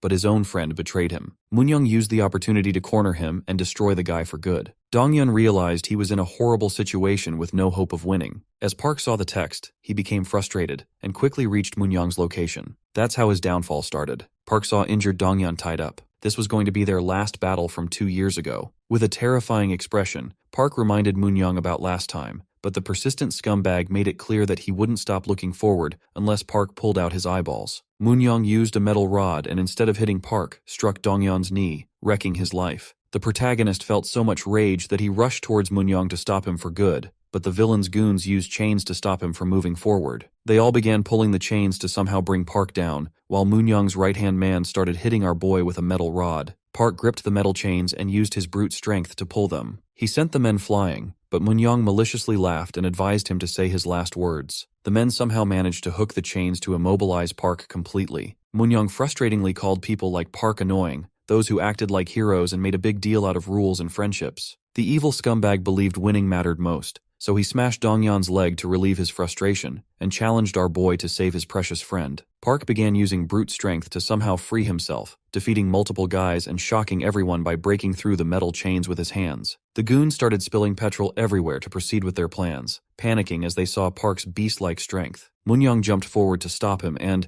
with a metal pipe, smashed Park's head so hard it started bleeding. The protagonist began bleeding heavily and dropped down to his knees, unable to control his body anymore. Moon-young became proud, despite his shitty tricks. He called it his victory and started stomping on Park, putting him in his place. The goons warned him to leave quickly, as they had already lit the fire, but Moon-young had a score to settle since he clearly remembered what happened last time. The shitty villain repeated Park's words while the others watched him with concerned expressions. His men kept calling him to evacuate, but Moon-young ignored their words. A few men dragged him out forcefully, but the shitty villain kept yelling that he was the strongest in the country. Dongyun ended up blaming himself for what Park went through. He believed the protagonist would have destroyed the scumbag if he hadn't been a burden. Dongyun felt horrible for dragging Park down with him 2 years ago. Park finally freed his friend, and they both safely got out of the building that was on fire. After they recovered, the police came out of nowhere, making them realize everything that went down had been pre-planned. Both of them ended up being held accountable for what happened at the building, and many witnesses came forward to oppose them. The police were unfair as well. Later, it turned out the building that burned down was Cheonsu's family's, so the guy hired a big law firm to destroy their lives. Their parents ended up paying huge settlements, and when they were at their limits, the scumbag demanded a public apology from both of them. Park came out of the shower and overheard his dad's phone call. The guy tried asking his friend for some money but didn't get any help. His father brushed things off with a fake smile on his face while his friend advised him to discipline his son. As the guy finished his call, he came out to see Park had already left. He guessed it was only natural after what went down. Park went outside and tried controlling his rage. He clenched his fists and punched a tree with all his might. The protagonist realized his mindset was delusional. He thought he was unstoppable, but in the face of money and power, he couldn't do shit. That's how the war came to an end.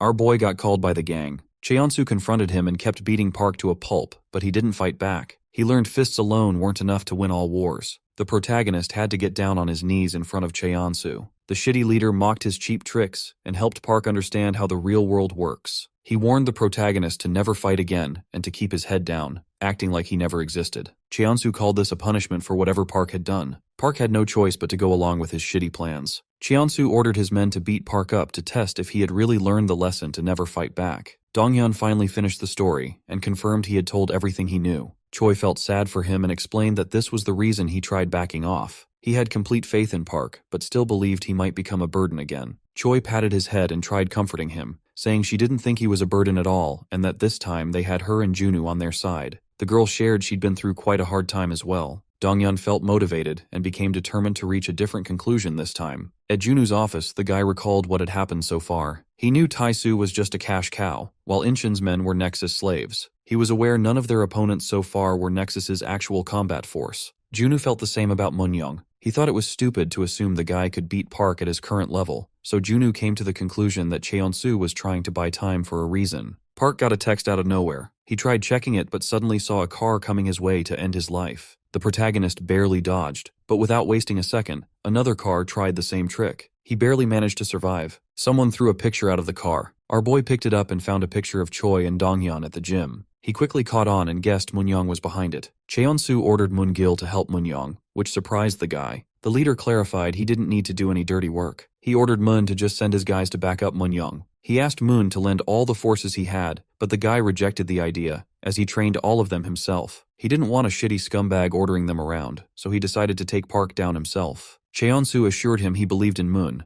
but since they needed to focus on something important right now, this was a horrible time to deal with such a mess personally. Cheonsu called his plans much more important, and thought Moon-young was good enough for the job. He ordered Moon to focus on the important matters instead, and somehow convinced the guy to listen. Moon agreed, which made his leader feel relieved. At the gym, Donghyun took a shower to feel refreshed. A man sneaked in and somehow opened his locker to find his phone. The guy used a special gadget to hack it, which helped him install a tracker. After a while, as the redhead walked back, he suddenly got attacked by a biker, but his fast reflexes saved his life. It didn't stop with the surprise attack, as he saw an AC falling from the sky. Dongyun managed to dodge it as well. The bikers rushed toward him for a second attack, but Dongyun jumped forward and scared them away. They gave him a picture as well. This time, it was Park's picture, which confused the redhead. He became frustrated and wondered what Moonyong was trying to pull this time. Moonyong and his men gathered at the assigned location. Munli opened the door and walked forward. He greeted the shitty scumbag and offered a handshake, but the cocky guy called it stupid and ordered him to just do as he said. Moonyong began mocking them since they got their asses whooped by the protagonist already. He called the goons useless but hoped they'd perform better under him. Munli gritted his teeth after hearing the insults.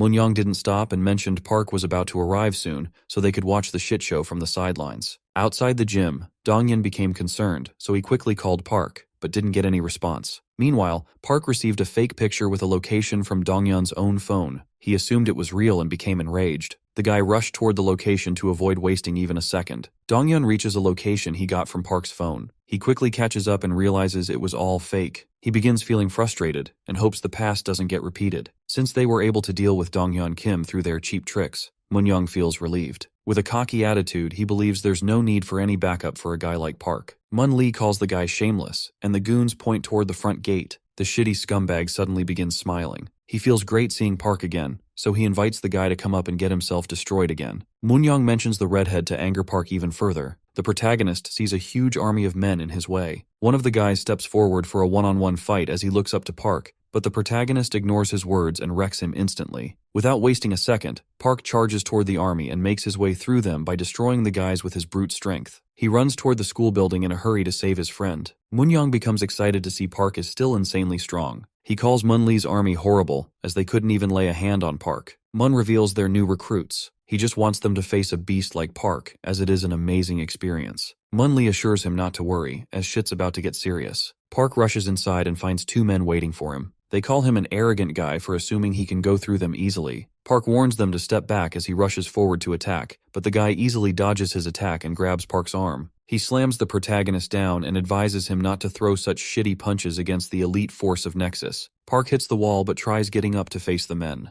The elite force member calls him delusional. He admits Park's strong but doubts he can win against a gang like Nexus with pure brute strength. He lets the protagonist know there's no need for a war to deal with him, since Nexus has now reached a completely new and unimaginable level. Park manages to get up, so he rushes forward to attack. The men warn him they're not planning on going easy. Both of them call his way of fighting completely trash and start choking the protagonist with their body weight and technique. The elite men reveal they all run on Mun's commands, who's the core of Nexus. They're confident they will steal the victory since he's nothing against real skills. They try suffocating Park so he loses consciousness, but he tries smashing his back on the wall to free himself. The men call it useless, and one of them uses a new technique to continue choking the protagonist. The guy calls his technique Lion Killer. Park begins bleeding from his mouth while the man shares that humans can win against even lions with this technique. The protagonist runs toward a wall. The men call it useless, but he ignores their words and successfully smashes one of their heads on it at the cost of his own. They still keep their shit together to continue choking Park. His eyes begin losing focus, but Park remains determined and pulls the same trick again. He rams both his and his enemy's heads on the ground. They both struggle to contain him but still keep hanging on tightly, so Park smashes his head the third time. The elite force member gets his head wrecked and finally falls down.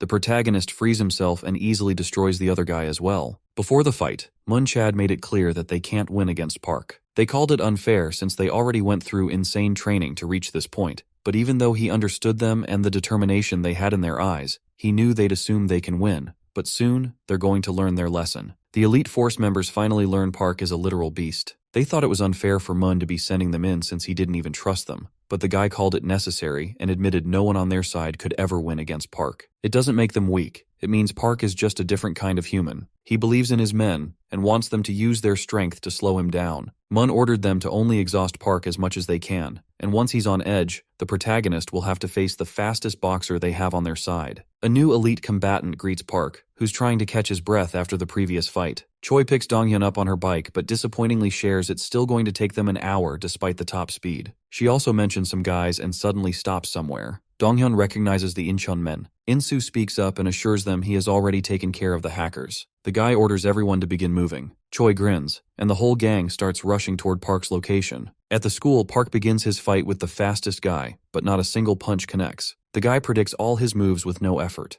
A few minutes before the fight, Moon advised his fastest man to face Park once he's exhausted, and believes he needs to hurry up to save his friend. Moon predicted Park's going to rush, which will be easy to read. The combatant was ordered to keep fooling Park while maintaining his distance to buy as much time as he can. The guy thought it was stupid, but Moon convinced him not to pull anything stupid since they're facing Park. Even if victory looks certain, Moon told him to still hold back. The guy becomes impatient and hits Park with a jab. He knows the protagonist simply cannot read it. Most martial artists use their whole body in advance to attack, but he's different. He throws the attacks first, while his body simply follows his actions. With his technique, Park can never predict a punch is coming his way. The guy lands another crazy punch, pushing Park back. He decides to finish the protagonist but suddenly remembers Moon's orders, so he steps back and grits his teeth while wondering what's so crazy about a guy like Park. He doesn't understand the hype and kicks Park in the stomach. The protagonist feels exhausted but continues to attack. No matter what he throws, the combatant dodges it and calls Park nothing more than an animal with no brain. He becomes cocky and assumes he can win, but the guy suddenly hits the wall. He remains calm but admits it's a clever move to push him back like this. Park attacks, but he dodges and smirks as he reveals he doesn't even need space to throw a crazy punch. The guy attempts a 1-inch punch while challenging Park to survive. The protagonist eats the strong punch and gets thrown back, but he gets back up and pounces at the guy to finish him. The combatant guesses he doesn't have any brain cells, so he hits Park with the same punch. The guy laughs and wonders if Park never learned about such a famous punch. He asks how shitty Park feels, but the protagonist remains calm and charges at him again.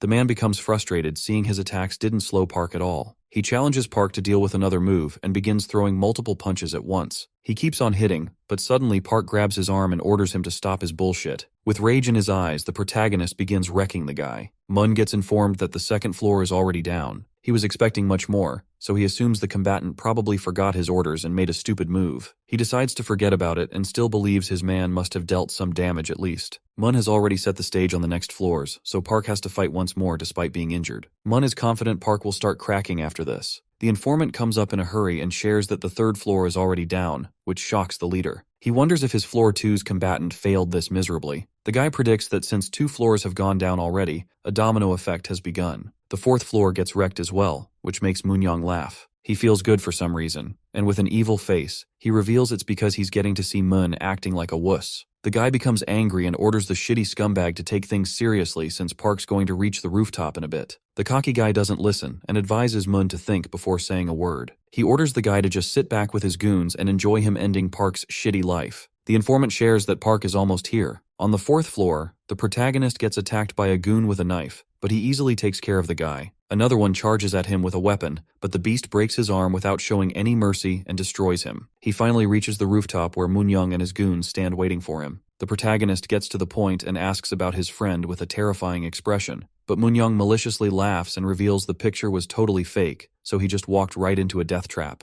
A net gets thrown towards Park. He's able to see it coming, but it's too late for him to dodge. The protagonist gets stuck while the goons move forward to beat him to a pulp. He grits his teeth and screams in anger. Moon-young suddenly hears bike noises. He becomes shocked and terrified as he sees a huge biker gang coming towards the school with Donghyun. The redhead asks Choi to drop him, so she smiles and helps him make an insane landing. As he begins beating men to a pulp, the Incheon men join him. Insu orders Donghyun to go forward and save his friend, while assuring they'll take care of the men down here. The redhead thanks them and begins running. Moon-young gets extremely frustrated and calls the redhead a sneaky rat. Insu uses his bike to push the army back so the redhead can easily rush toward his homie. The goons call him a traitor, but the bikers ignore their words and continue to fight. Moon-young's right-hand man joins the army and starts beating multiple men, but Donghyun kicks him in the face, destroying his cocky behavior. While Insu is busy ordering his men, someone tries kicking him, but he barely manages to block it in time. Mun-lee greets him with an arrogant attitude, but suddenly gets attacked by Donghyun. The guy orders the redhead to focus on saving his friend instead, as they have no reason to fight each other. He reveals he's just interested in teaching Insu a lesson. Insu gets ready to throw hands and assures Donghyun to keep moving as he can take care of everything himself. The redhead leaves for Park. Mun feels relieved as he finally gets the chance to take his anger out on Insu. The scar-faced guy goes along with it and gets ready to throw some punches. They both begin fighting. Meanwhile, on the rooftop, Moon-young frustratingly looks down on them, but then suddenly calms down as he's confident the plan will still roll perfectly. He He orders his goons to finish Park, so they start hitting him with wooden bats. Park almost destroys the net while eating so much damage. Moon-young calls his goons crappy and moves forward to attack the protagonist with a bat.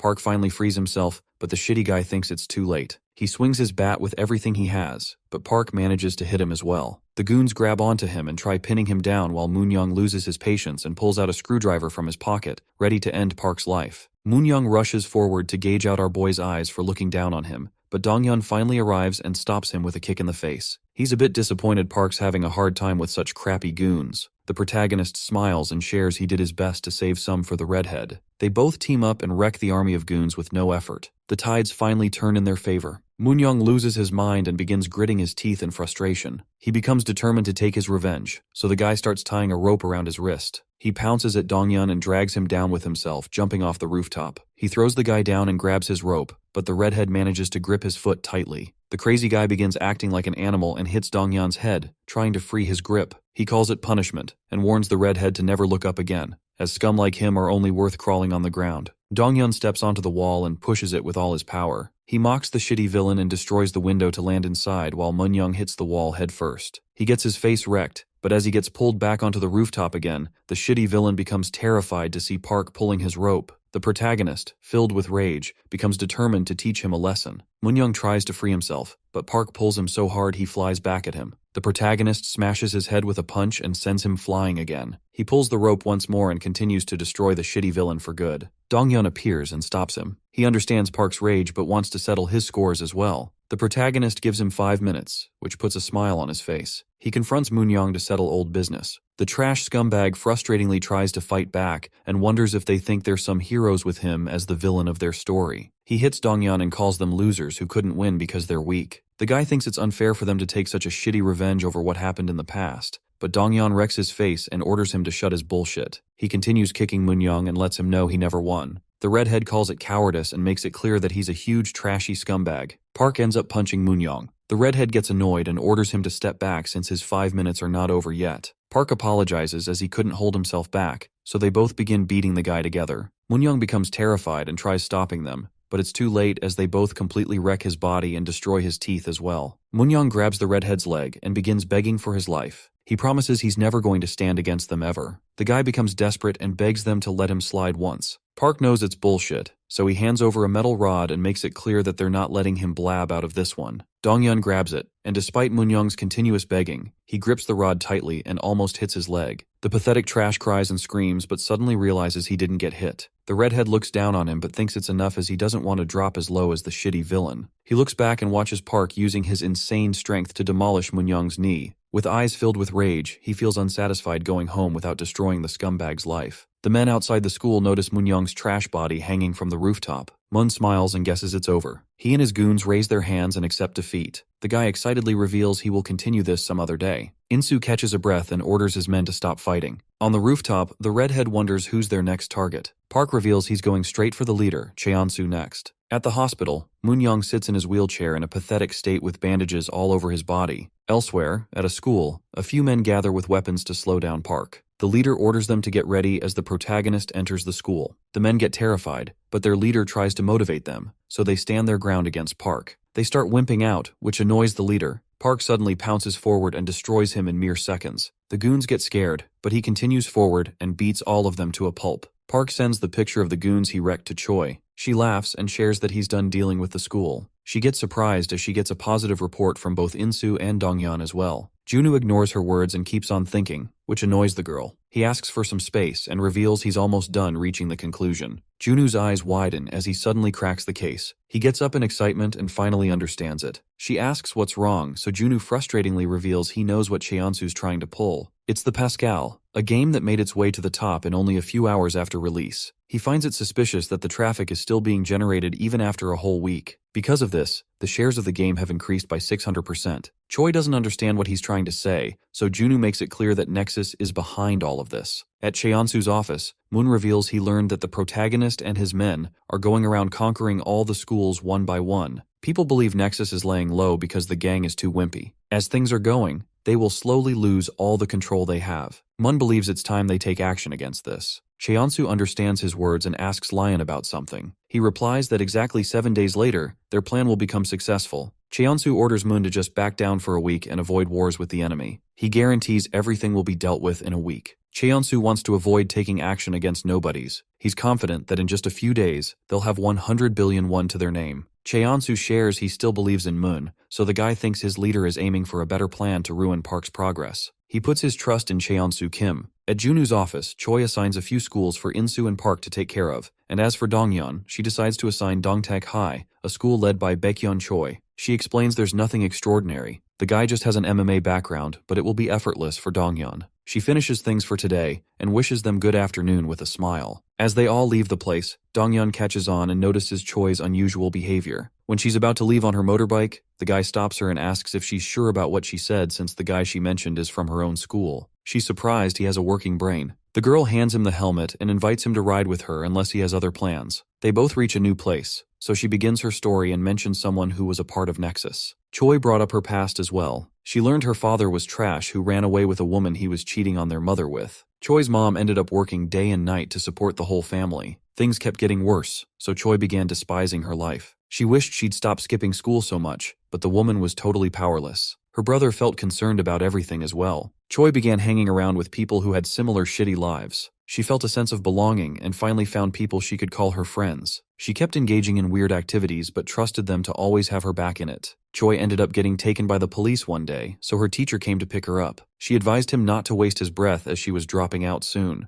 The man didn't care about her business, but he found it weird as she had insanely good grades for someone who didn't want to continue studying. He advised her to study even harder, but she called it pure luck and tried brushing it off. The teacher didn't agree and reminded her that most kids can never score 80% from pure luck. He gave her all the books she threw out earlier, but made it clear he didn't care about it. He allowed her to do whatever since it was her own life, but he ordered her to keep her shit together at least till she actually dropped out. He began leaving and advised her not to pull stupid shit again in front of the police. Choi took his words seriously, and later that night, she sat on a bench near her gang and began reflecting. The nearby activities caught her attention. A muscle-head blondie slapped some kid over money. They started shaking in fear and promised they'd do better, but the guy was too furious. He had no intentions of letting it go, so the guy just opened his pants zip and began peeing on the innocent students. He laughed maliciously, but Choi had enough of his crap, so she got up and threw her helmet towards the blondie. She called them crazy as they went too far with literal kids. She believed they crossed the line. The blondie began bleeding from his head and felt enraged. The shitty goons grabbed her hair and started surrounding her instead. One of them slapped Choi and ordered her to shut her crap. The blondie frustratingly wondered why she was trying to act like a hero. She felt the pain in her cheek but suddenly noticed a single man beating the gang all by himself. The guy used a bat to destroy multiple men. Choi recognized he was her little brother. She became confused while the goons charged at him to teach the guy a lesson. He didn't lose against anyone and easily won against the lackeys. The brother used Choi's helmet and destroyed the blondie effortlessly, shocking everyone. He got up and coldly announced he was the district's new leader, Baekhyun Choi. Choi and her younger brother had nothing in common. She was rebellious, but he used to do his best to become a better son. But he ended up becoming the target of Nexus. A gang member began beating the crap out of him. The trash goon saw the brat backing off, so he repeated his words about Baekhyun's sister. The guy kept on rambling, but Baekhyun became so pissed, he moved forward to throw a punch. The gang member dodged it easily and punched Baekhyun to teach him a lesson. Poor Baekhyun didn't get the opportunity to live a normal school life. He was aware no one was coming to save him, so the boy pounced onto the Nexus goon, and since he had no choice left, he used his teeth and ripped off the scumbag's nose. Baekhyun lost his shit and challenged everyone to never mess with him. The goons charged at him, but he confidently faced them all. Soon, the rumors about his fights began circling throughout the school. Out of nowhere, a Nexus member came and invited him to join the gang. He joined Nexus and became unstoppable, but then one day things changed. As he was walking home, he saw his partner, who warned him about a trap, but the guy stood confidently despite seeing multiple men charging at him. He wrecked one and made it clear that he was never going to run away. The fight continued for hours, and he finally fell down against the shitty goons. They stomped his face, but the guy couldn't move anymore. He became frustrated as he realized he was finished, but then Cheonsu came and saved his ass. The leader called Baekhyun amazing for holding out despite such horrible odds. He smiled and ordered Baekhyun to drop the formalities. He felt inspired. The goons got terrified seeing Cheonsu, but they decided to take him down as well. All his life, Baekhyun despised seeing people's backs. His sister and parents were all shitty people. Everyone he had in life was a cowardice rat. But everything changed for him when he saw Cheonsu in front of him. Everyone charged at once, but Cheonsu beat them all effortlessly. Baekhyun's eyes began burning with determination again. He decided to follow Cheonsu for his life purpose. Choi confronted him about his decision later, but he didn't care about her words at all. He revealed Cheonsu himself chose him, and he was only here to fulfill Cheonsu's orders. He made it clear to never get in Cheonsu's way, and announced he'd kill the person with his own hands if it came to that. At the pool club, Baekhyun addressed the issue of a huge number of dumb brats who didn't know they were supposed to fear Nexus. He believed it was because of zero support from the teacher's side. The guy called them wimps for not cooperating and wondered why they acted so carelessly. He decided to end their nonsense and ordered them to cooperate with whatever plans he would suggest. The teacher spoke up and made it clear that the teachers didn't care about his shitty orders. Baekhyun coldly asked if they had a problem. The teachers called him correct, so he didn't hesitate and used the snooker stick to destroy the teacher and stab his leg, shocking everyone else. He invited the others to come at him but warned the wimps not to take his actions lightly. Choi felt sad about her brother's situation, but she couldn't do anything to stop it. The teachers started getting tormented every day. Baekhyun kept destroying their lives in a shitty manner. Most teachers in the district gave up and left the schools. Choi's homeroom teacher was surprised teachers would leave for such a cause. He was ready to throw hands if he ever needed to confront the student himself. He guessed the teachers could avoid all the issues by resigning,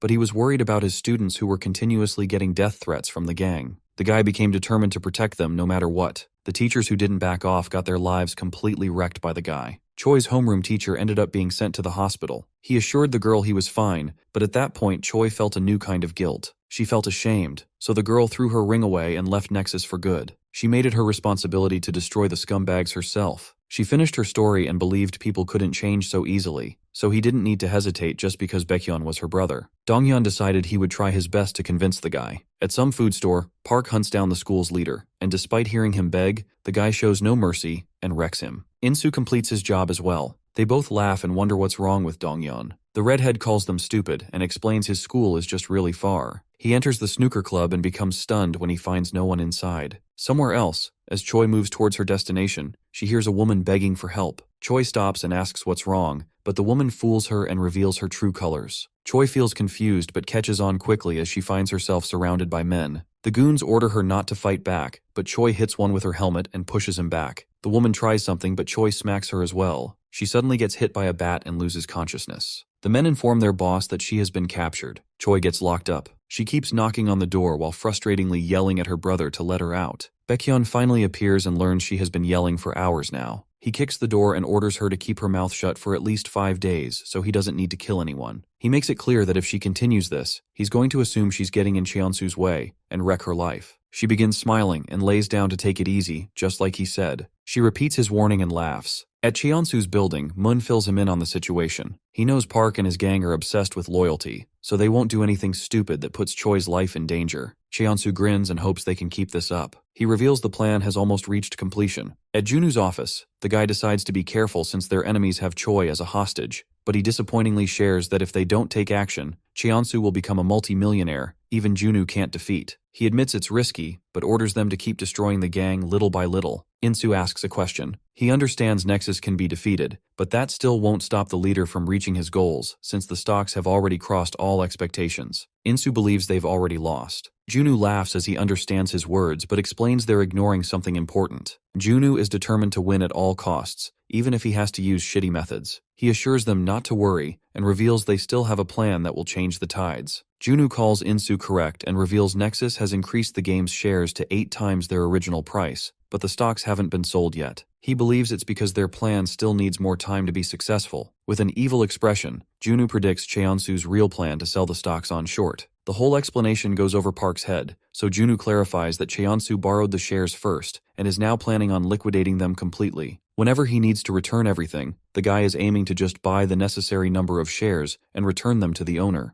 Junu continues his explanation and predicts the leader is going to push the price to completely crash. Since the redemption date is close, Junu explains the leader will use his influence to destroy the share prices, but that's where Park and Insu are going to jump in and stop everything. Donghyun feels concerned about Choi, but Junu assures him they're going to get her back. He reveals he tracked her hours ago so she can be saved anytime. Donghyun gets angry and questions why he kept such a thing hidden for so long. Seeing his passion, Junu guesses the redhead might be in love, which embarrasses the guy. Donghyun tries making an excuse and begins leaving to save Choi first. Junwoo orders the others to get on their feet as well, but they both remain confused. Insu forgets about the fancy talk and helps Park understand they just need to wreck some more goons. Junwoo laughs wickedly and orders them to deal with the goons while he takes care of the mess with money. Park and Donghyun reach the location and break open the door. They see an army of goons hiding inside. The men are surprised they got tracked, but they all rush forward to defeat the beast and his friend. Park decides to take care of the goons and orders his homie to move forward and protect Choi. The redhead rushes towards the helpless girl. A goon informs Baekhyun they're being attacked by the protagonist. Choi calls her brother stupid and reveals she had a tracker on her all this time. She lets him know he's about to get a beating. Baekhyun opens the door, and with a cold expression, he calls her the one who screwed up. Donghyun and Park finally reach the floor, but they both end up stopping as they see the scumbag taking his own sister hostage. Baekhyun warns them and orders them to just leave, which frustrates the redhead. He glares at the guy. Baekhyun suddenly gets his ass slammed on the floor by his sister. She reminds him she isn't as weak as she looks. Donghyun takes the opportunity and moves forward. He throws a crazy punch, sending the guy backward. Baekhyun starts feeling shitty. He admits he made a mistake underestimating his sister, but since he doesn't want anyone to wreck Cheonsu's plans, he becomes determined to destroy the guys. Baekhyun throws a window toward the redhead. The guy mocks him for his cheap tricks, but Baekhyun grabs his face and corrects him, saying it's called strength. He almost wrecks Donghyun's face, but his punch gets dodged. The guy keeps throwing attacks continuously, but the redhead sees through everything and remains unscathed. He throws a kick and wonders who labeled this crap strength. Donghyun guesses it was their shitty leader. He tries explaining the guy is only using Baekhyun for himself, but Choi's brother keeps on glazing him and punches the wall in anger. Donghyun decides to teach him a lesson, so he hits the guy with a kick and throws him backward.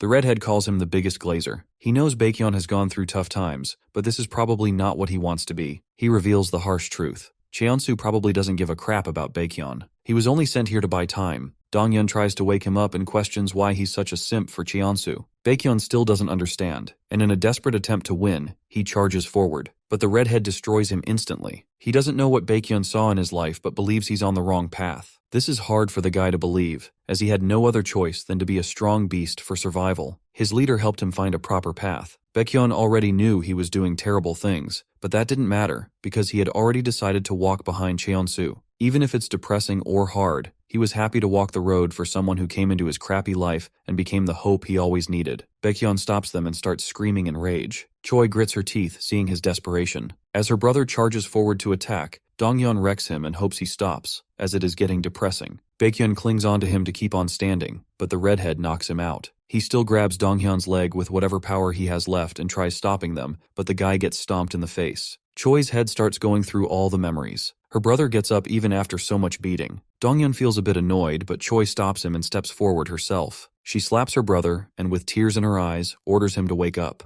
Choi reminds her that Nexus destroyed her friend's knee. Park's life got ruined through insane lawsuits, and Junwoo lost his precious friend and family. She helps him understand her shitty gang will someday betray him and destroy his life as well. She apologizes for what happened and begs him to change. Donghyun supports the girl and believes he should try harder to fix his own life. The redhead moves his hand forward and tells Baekhyun he can still change and start from zero. The desperate guy holds Donghyun's hand but suddenly pulls him in and attacks. He begins acting like a total animal and lets them know he's never betraying his leader. Baekhyun jumps through the window and escapes. Choi feels frustrated, but Donghyun assures her the punch didn't even connect. He's honestly more worried about her brother because once Cheonsu loses his shit, Baekhyun's whole life will shatter again. At Cheonsu's building, the leader observes his men selling short and learns their progress today is at 20%. Lion is amazed by how fast it's dropping. He feels bad for the people losing their money, but Cheonsu doesn't care one bit. He praises everyone and stops for today. But as he's about to leave, a trader begins screaming as he sees a 6% gain. They begin losing money, which shocks the leader. His men believe someone is manipulating the market from the outside. Somewhere else, Junwoo sees through their whole scheme and easily sets the tide in his favor. With an evil expression, he reveals Cheonsu is dead if the price begins flying. Cheonsu's men begin panicking, seeing the price soaring high. They hope it maintains a downward trend, but they finally lose their shit as the price crosses 18% and the trade closes. Lion's face becomes colorless. He starts getting calls while the traders find it hard to imagine someone could manipulate the price like this. They can't believe it's possible, but Junwoo smiles at his place and somehow makes things possible. Cheonsu's anger becomes visible. He finally loses his patience and suddenly sees Baekhyun trying to enter. The guy calls Cheonsu and requests more backup while promising he will take care of it. He feels glad his leader is listening, but Cheonsu kicks him in the stomach and turns the guy into his punching bag. He sends Baekhyun flying and calls him worthless since he didn't fight till death to buy them the time they needed. Cheonsu orders Mun to listen and admits there's no other way for him to win besides getting his own hands dirty. He tells the guy to gather all the chapter leaders. Mun becomes excited as he understands what's going on. Cheonsu calls him correct and gets ready to deal with the protagonist himself. The next day, Cheonsu's trader is shocked as he sees the news about Pascal's partnership with Junu's corporation. The trend keeps rising, and everything goes according to Junu's plan. Cheonsu finds it hard to stop laughing and wonders what his enemy will do after this if they even have any cards left to play. Outside a school building, Cheonsu greets his army, the elite force of Nexus. Leaders from all the chapters gather in front of their leader. He decides to keep it simple and reminds them it only took 2 years to conquer all of Korea. They were able to make a name for themselves and gather money, but he knows everyone's already aware of Park's return. Because of the protagonist, more and more people are trying to get in Nexus's way. So with their gang's reputation in mind, Cheonsu orders them to bring Park in front of him before the day ends, with a terrifying expression. He wants to use Park as a stepping stone to make it clear to everyone what Nexus can do. The men yell out in determination, but out of nowhere, they all notice a car rushing toward the building. It breaks through the doors and charges straight toward the leader. The goons scatter everywhere to dodge it, and as the car stops in front of Cheonsu, Junu comes out laughing at their crappy little meeting. He calls them nothing more than a group of thugs and reminds Cheonsu about their last conversation. With a wicked smile, Junu celebrates his victory as he finally manages to steal Cheonsu's fake smile. The leader admits he wasn't expecting so much to happen, and calls Junu crazy for his insane game. Junu laughs and shares that he already knew this wasn't something normal people could pull off. He feels disappointed to see Cheonsu's backup plan is just to gather goons and gang up on Park like literal wimps. To avoid the shit show, Junu suggests they have a 3-on-3 fight instead. Cheonsu doesn't fall for his words, but Junu corrects himself and reveals this isn't a kid's game. When adults settle things, there's something called a deal that gets involved. Junu offers the game's rights, even if he has to deal with the loss, and he even confirms he will stop any vengeful bullshit if Cheonsu wins. But if Junu wins, he wants Cheonsu to step off and disband the shitty gang forever. Junu makes himself clear and believes if even such simple terms are hard for him to deal with, it means he's a pathetic little wuss. Cheonsu feels insulted, but to save his pride, he accepts the deal but adds one more thing. He demands Park all for himself if he manages to win. Because he's in such a shitty mood, he won't feel satisfied until he wrecks Park's life for good. With a terrifying expression, Cheonsu invites him to try his best. As the deal gets settled, Junu explains the rules and reveals that once all the fighters are down, the team loses. He chooses his 3 fighters while Cheonsu chooses Moon and Ji-hyuk, the head of the Gang 1 chapter. With everything at stake, Junu announces the fight's beginning, which will determine their fate. As the chosen ones come face to face with each other, Dongcheon wonders why he didn't get chosen. He believes he has everything the gorilla has and feels disrespected,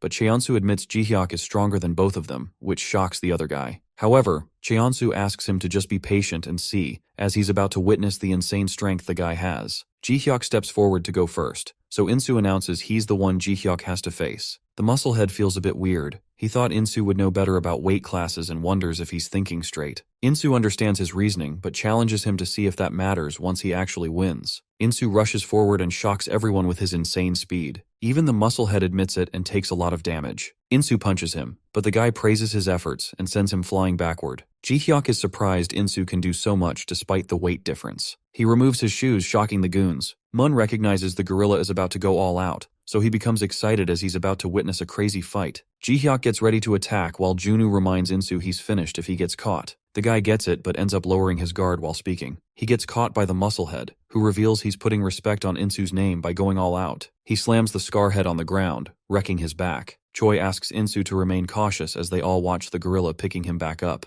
He slams Insu back on the ground twice. Before the fight, Junu told Insu his chances of winning were extremely low. He explained Ji-hyuk was a literal fighting animal, and rumors even say he ripped apart a huge tree with sheer strength, both in mass and talent. Junu called him better than Insu, so the guy wondered if he should just drain him out. Insu frustratingly got up and made it clear that he would do his absolute best, even if winning was impossible. Junu wondered why Insu got so riled up, as he was expecting the guy to steal the victory since he's paying a shitload of money. Junu advised him not to feel hopeless and, with an evil look, believed there's definitely a way for a man to destroy even a fighter bull. In the present, Insu kicks the guy's stomach and frees himself, frustrating the goons. They get angry but notice Insu's barely hanging in there. The guy feels alive and realizes this is the reason Junoo called it almost impossible. He admits if he gets caught in the same attack again, he's going to drop dead without a doubt. The musclehead rushes forward to finish the game, but Junoo smirks and believes it's time Insu humbles the bull. The guy uses his hand to block Jihyok's face. The musclehead thinks he's getting his sight blocked, but Insu pushes him aside effortlessly, using a technique called Toromachi. Insu sees him charging again and admits he will need to play a lot more tricks to win. He decides to connect his punches and attacks the musclehead while maintaining a distance. Jihyok easily blocks them and reminds Insu his punches are completely useless, but suddenly the guy switches to infighting and destroys Jihyok's jaw. The gorilla recovers instantly and charges at him once again, but despite Mun's warnings, he doesn't change his path and gets his face destroyed by Insu's crazy punch. Despite such a heavy blow, the gorilla remains standing. He gets confused by Insu's crappy tricks, but as they both charge at each other, Insu orders him to keep his mouth shut and dodges the hands coming his way. He almost connects a punch, but this time Jihyok sees through the old trick. Insu still remains 2 steps ahead and hits him hard on the face again. The goons start feeling anxious, but Moon advises them to chill out as it is impossible for Insu to attain victory with such weak punches. He believes time is still in favor of Jihyok, so even if Insu continues dealing more damage, he needs a real critical blow to actually end the match. Insu gets pushed backward as he receives a heavy punch. Mun's guts tell him something's off. He suddenly notices Junoo smiling and yells out to warn his man to stop, but it's too late for Jihyok as he gets his nose smashed by Insu's knee attack. Junoo begins grinning as things go the way he predicted. Jihyok admits his mistake and finally understands Insu's plan. Mun becomes concerned but notices the musclehead has grabbed Insu's knee. Jihyok is amazed by the move but reminds Insu he's no ordinary man.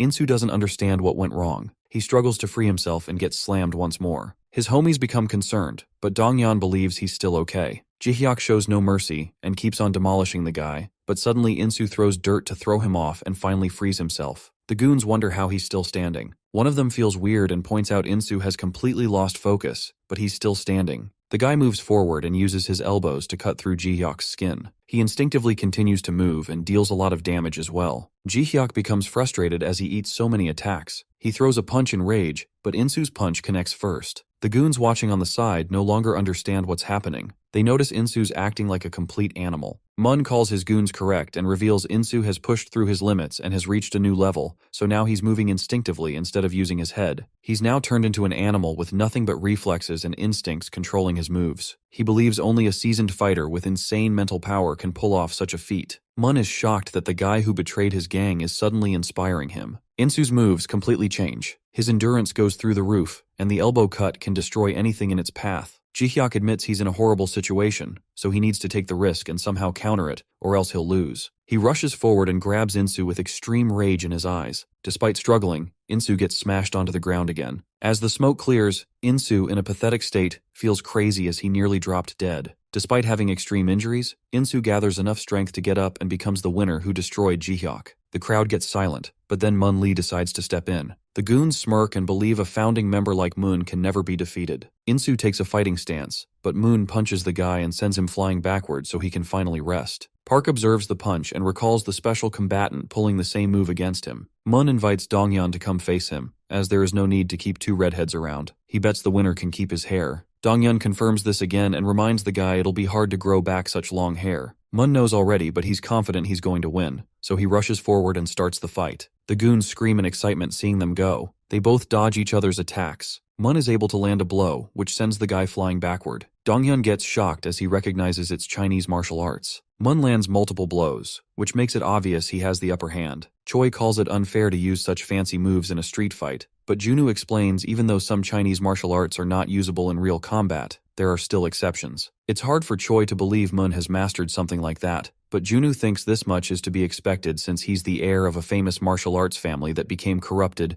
and used the skills for their crappy activities. Mun kicks him hard, but Dongyeon still holds his ground and rushes forward. He disappoints the guy who was hoping for a better fight than this. Mun calls Dongyeon's skills pathetic and destroys his face. Dongyeon loses his mind and finally lands a kick. Mun admits the kicks have insane strength behind them, so he begins grinning and gets excited. Dongyeon hits him with the same kick twice and admits he has no chance of winning, so he's just going to keep smashing the same spot until the guy falls. Mun sees through his moves and calls them absolutely pathetic. He destroys Dongyeon's jaw and lets him know such obvious moves won't work while smacking his face. Dongyeon ignores his words and repeats the same move. but Moon calls it basic and demolishes his collarbones with an insane punch. He feels disappointed, as he was expecting a real fight after hearing tales about Donghyun's skills. He wrecks the guy with another punch to the face. As a kid, the redhead used to get bullied wherever he went because he looked skinny, but then one day, his bullies annoyed Park and got their asses kicked. Donghyun got to witness the beast's insane power. He asked Park for some advice so he could be stronger too. The guy told him to just fight back whenever he got hit. From that day, Donghyun trained tirelessly, even though he knew the advice was complete dog shit, but that made him learn he could be better as well. He soon came to learn and accept that he had zero talent for fighting, and his skinny build was another disadvantage he couldn't change. In simple words, he could never reach Park's level. He knows some call him tenacious, but he doesn't find it pleasing, and it was never his intention to be tenacious. It's just he had nothing else going for him. Donghyun gets back up and tries whatever he can, even though he knows he's not a genius. He feels determined to keep fighting back against shitheads like Moon. He kicks the guy and remains tenacious until it turns into a talent of his. He finally wakes up and announces it's his turn to beat Moon's ass. Moon falls to his knees as his bone cracks from the kick. He finally understands why the guy kept hitting the same basic move over and over again. Moon tries, but he's unable to move his legs. Donghyun shows no mercy and begins smashing his head. He keeps punching the guy and challenges him to repeat his insults again. Donghyun mocks his cocky behavior from earlier, which frustrates Moon, but Donghyun doesn't let him go. He smashes the guy's face with his knee, shocking the watchers. Moon keeps blocking the punches and finally gets an opportunity to attack. He pushes Donghyun backwards and gets tired of his bland moves. He calls Donghyun a pathetic trash with no talent. It's hard for him to accept that he could ever be defeated by someone like Donghyun, but the redhead shuts his mouth as he throws another attack. Moon pushes him back, but the guy rushes forward to attack again. They both keep exchanging insane blows, making the watchers anxious. Donghyun keeps hitting the same spot and cracks Moon's arm as well. The guy gets completely wrecked by Donghyun. He still doesn't believe he's about to lose against a talentless trash. Moon's prestigious family survived for decades thanks to the techniques passed down through generations. As he was chosen to be the next ruler, he determinedly trained his whole life, but he quickly realized he had nothing special going for him. Moon was also talentless and had nothing to match the family's standards. He became the cause of shame and humiliation for his family, but he remained determined and pushed himself through rigorous training that no normal person would even consider. After working so hard, he thought he could finally lead the family, but one day he learned that working hard was nothing but the bare minimum. His father brought in some kid to replace him as the leader. He was in disbelief, but his father helped him understand that they needed talent to keep the family alive, which he didn't have. The father blamed everything on Moon's past life and ordered him to just piss off while the boy could take over his position. Moon became frustrated and stood against the decision. He worked too hard to change. He begged for another chance, so his father challenged him to defeat the kid if he wanted to keep his precious position and honor. Moon agreed to it, as things were unfair for him. But when he faced the kid, he finally learned that a talentless guy like him was useless. He just couldn't believe it, but he had no other choice but to leave. With the fire of revenge burning in his eyes, Moon became determined to prove that talent could be defeated with nothing but pure hard work. He wanted to prove this to everyone. That's when Moon met Cheonsu, where he faced the second unconquerable obstacle. He challenged the guy to a fight after feeling pissed off. Cheonsu effortlessly wrecked him. He tried to stand his ground against the guy but learned that Cheonsu was another crazy genius. He wondered if this was a sign for him to accept defeat. The guy became frustrated, and in a desperate attempt to win, he rushed towards Cheonsu and tried throwing a kick, but got his ass handed to him by the genius. Cheonsu's face got scratched, which was something rare for him. He praised Moon for his effort. This riled up the guy even more, so he got back on his feet and rushed forward again. He stopped his punch midway after hearing Cheonsu calling him strong. Cheonsu hoped they could be friends and offered a handshake. For the first time ever, Moon heard someone calling his pathetic ass strong. That's how he began working under Cheonsu, and with time and continuous effort, he became even stronger and reached the position he's in right now. Moon thinks the stakes are too high for him to back down now. He keeps exchanging blows with the redhead. As they fight each other, the watchers get concerned, as they believe both guys will come out injured, no matter who steals the win.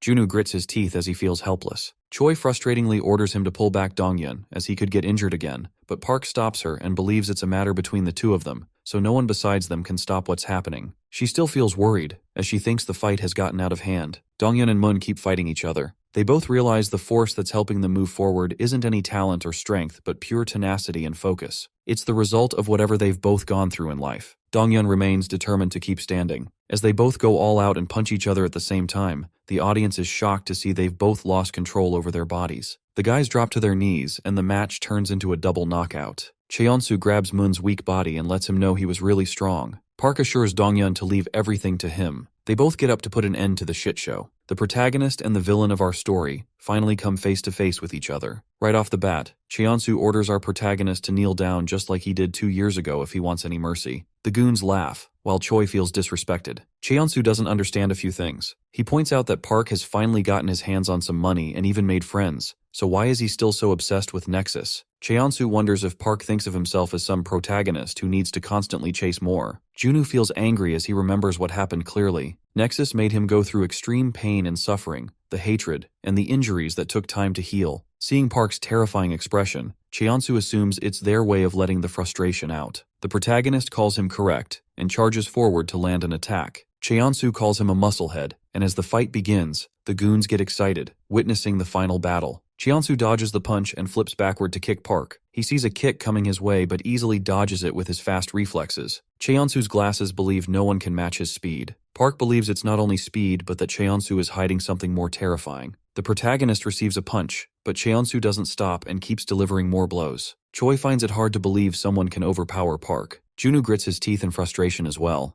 Earlier, when he was trying to come up with a counter against Cheonsu, everyone told him the same thing. They revealed that Cheonsu fights as if he knows what the next move will be, but it's nothing like a prediction. It's like he can see into the future. Junwoo called it bullshit and believed they were overhyping the guy, but now that he's witnessing it himself, he's starting to believe Cheonsu might actually have foresight. As the protagonist keeps getting punched, Junwoo is unable to find any other explanation since fighting against Park is no joke. Cheonsu pushes Park backward and admits he's skilled, but Cheonsu lets him know his strength and adaptability alone are never going to help him win this battle, because Cheonsu reveals he's able to see through everything about the protagonist. Somewhere else, Lion Kim picks up a call and someone asks about the situation. The guy already knows things are going horribly, while a mysterious woman believes he has a habit of making things hard instead of sticking to proper progress. Another unknown man asks about Cheonsu. Lion replies he's still not finished but assures the guy Cheonsu is a great partner, so he deserves a second chance to prove that he's valuable. The protagonist faces the final villain. It starts to rain, but he continues to fight. As he's about to land his punch, Cheonsu calls it a readable move and easily dodges. He reveals he's able to see through any opponent and kicks Park away. The protagonist falls to his knees and barely dodges the attacks coming his way. Cheonsu stomps his face and sends him backward while remaining unscathed. Cheonsu reminds him he's nothing special, even though the people around him praise the guy a lot. He makes it clear to Park that he's just a nobody. Donghyun knows he's in no position after he almost lost, but he doesn't want the protagonist to lose as everything is on his shoulders right now. Park suddenly screams and shocks the goons. He removes his jacket and finally gets serious just to humble Cheonsu. The Nexus leader feels a different vibe coming from him. The protagonist charges at him and throws a punch, but Cheonsu dodges it effortlessly and calls himself wrong, as Park's movements are still readable. Cheonsu sees a left punch coming, so he gets prepared to counter it and lets the protagonist know his efforts won't change anything. Park screams again and breaks Cheonsu's guard. He hits the guy in the stomach and finally deals some damage. The tides finally shift as Cheonsu starts getting cornered by Park. He's still able to read Park but doesn't understand what's stopping him from countering. Cheonsu learns the protagonist was holding back all along as he's unable to handle things anymore. Choi feels shocked and wonders what's happening. Junwoo explains Park was just holding back so his opponent doesn't die, but it feels like he has stopped caring about it anymore. The protagonist's father was a gym owner. He used to get requests from trainers to enroll his son, but he always rejected them. One day, a guy asked what the reason was behind stopping Park from training. His father lived his whole life doing martial arts and would get stuck in weird situations quite often that would push him to fight someone. Sometimes, he would lose his patience and start seeing hundreds of possibilities to destroy his opponent and wreck their lives. But that's the reason he decided never to have his son train anything, because the father knew Park was a special kid born with insane strength. Even a small mistake would send him straight to a lifetime in jail. Choi is shocked to learn Park was hiding this much power, but she doesn't understand how he managed to reach this level without real training. Junwoo smiles and explains that despite not going through any real training, Park has gotten stronger through real combat. He's a literal beast with insane adaptability. As the protagonist faces Cheonsu, he hits the guy with his knee and wrecks his face. Cheonsu is sent backward, and as he notices his head spilling blood, his eyes widen in excitement. With a cold expression, the protagonist challenges him to read his moves now. Not just in games, even in real life, Cheonsu was easily able to dominate anyone in a fight because he could just easily read his opponent's moves. Everyone began following Cheonsu, so he rolled with it since it was a satisfying feeling. Despite being such a genius, even he couldn't outsmart money and power. He knew the harsh reality but didn't feel any hatred toward people with real power. He just felt extreme jealousy and wanted to someday achieve what they had. One day, he found the perfect opportunity and created his gang to climb his way up the ranks. He didn't feel any guilt or regrets as he thought the world was already full of people chasing the power he envied. Whatever he had to do, his goal was to just attain money and become even stronger than the people he was jealous of. He worked tirelessly, and little by little, he was finally getting closer to his goal. But now, all of a sudden, he's seeing Park's punch coming at him. The guy doesn't understand why he feels so excited about a crappy fight. Cheonsu feels alive for the first time. Junu notices his laughter and becomes confused. For the first time in his life, Cheonsu wants to demolish someone without caring about money or power. He maliciously laughs, and despite his plans getting destroyed, he feels good for some reason. Cheonsu doesn't understand this new feeling. His goons notice his behavior has changed as well. Their leader charges forward himself this time and attacks Park with a kick. His followers feel relieved to see he's actually making the first moves now. Cheonsu begins seeing things more clearly. He's even able to find the protagonist's weak spots. Cheonsu hits Park hard and continues throwing more attacks. His goons start believing they're about to actually win, but Moon orders them to be patient. Someone like Cheonsu going all out means Park holds the strength to push him so hard. Moon thinks they're both evenly matched, and even a small mistake will turn the fight upside down. Cheonsu keeps exchanging blows with the protagonist. The fight grows more and more intense, and as he gets hit in the face, Cheonsu admits Park is a beast, even though he's readable. He begins feeling an insane thrill and feels alive, which gives him a solid reason to go all out against Park. Cheonsu and Park throw punches at each other and try their absolute best to come out victorious. It becomes an insane battle of brutes determined to win. They both hit each other in the face but remain standing and continue their battle. Out of nowhere, someone orders them to stop.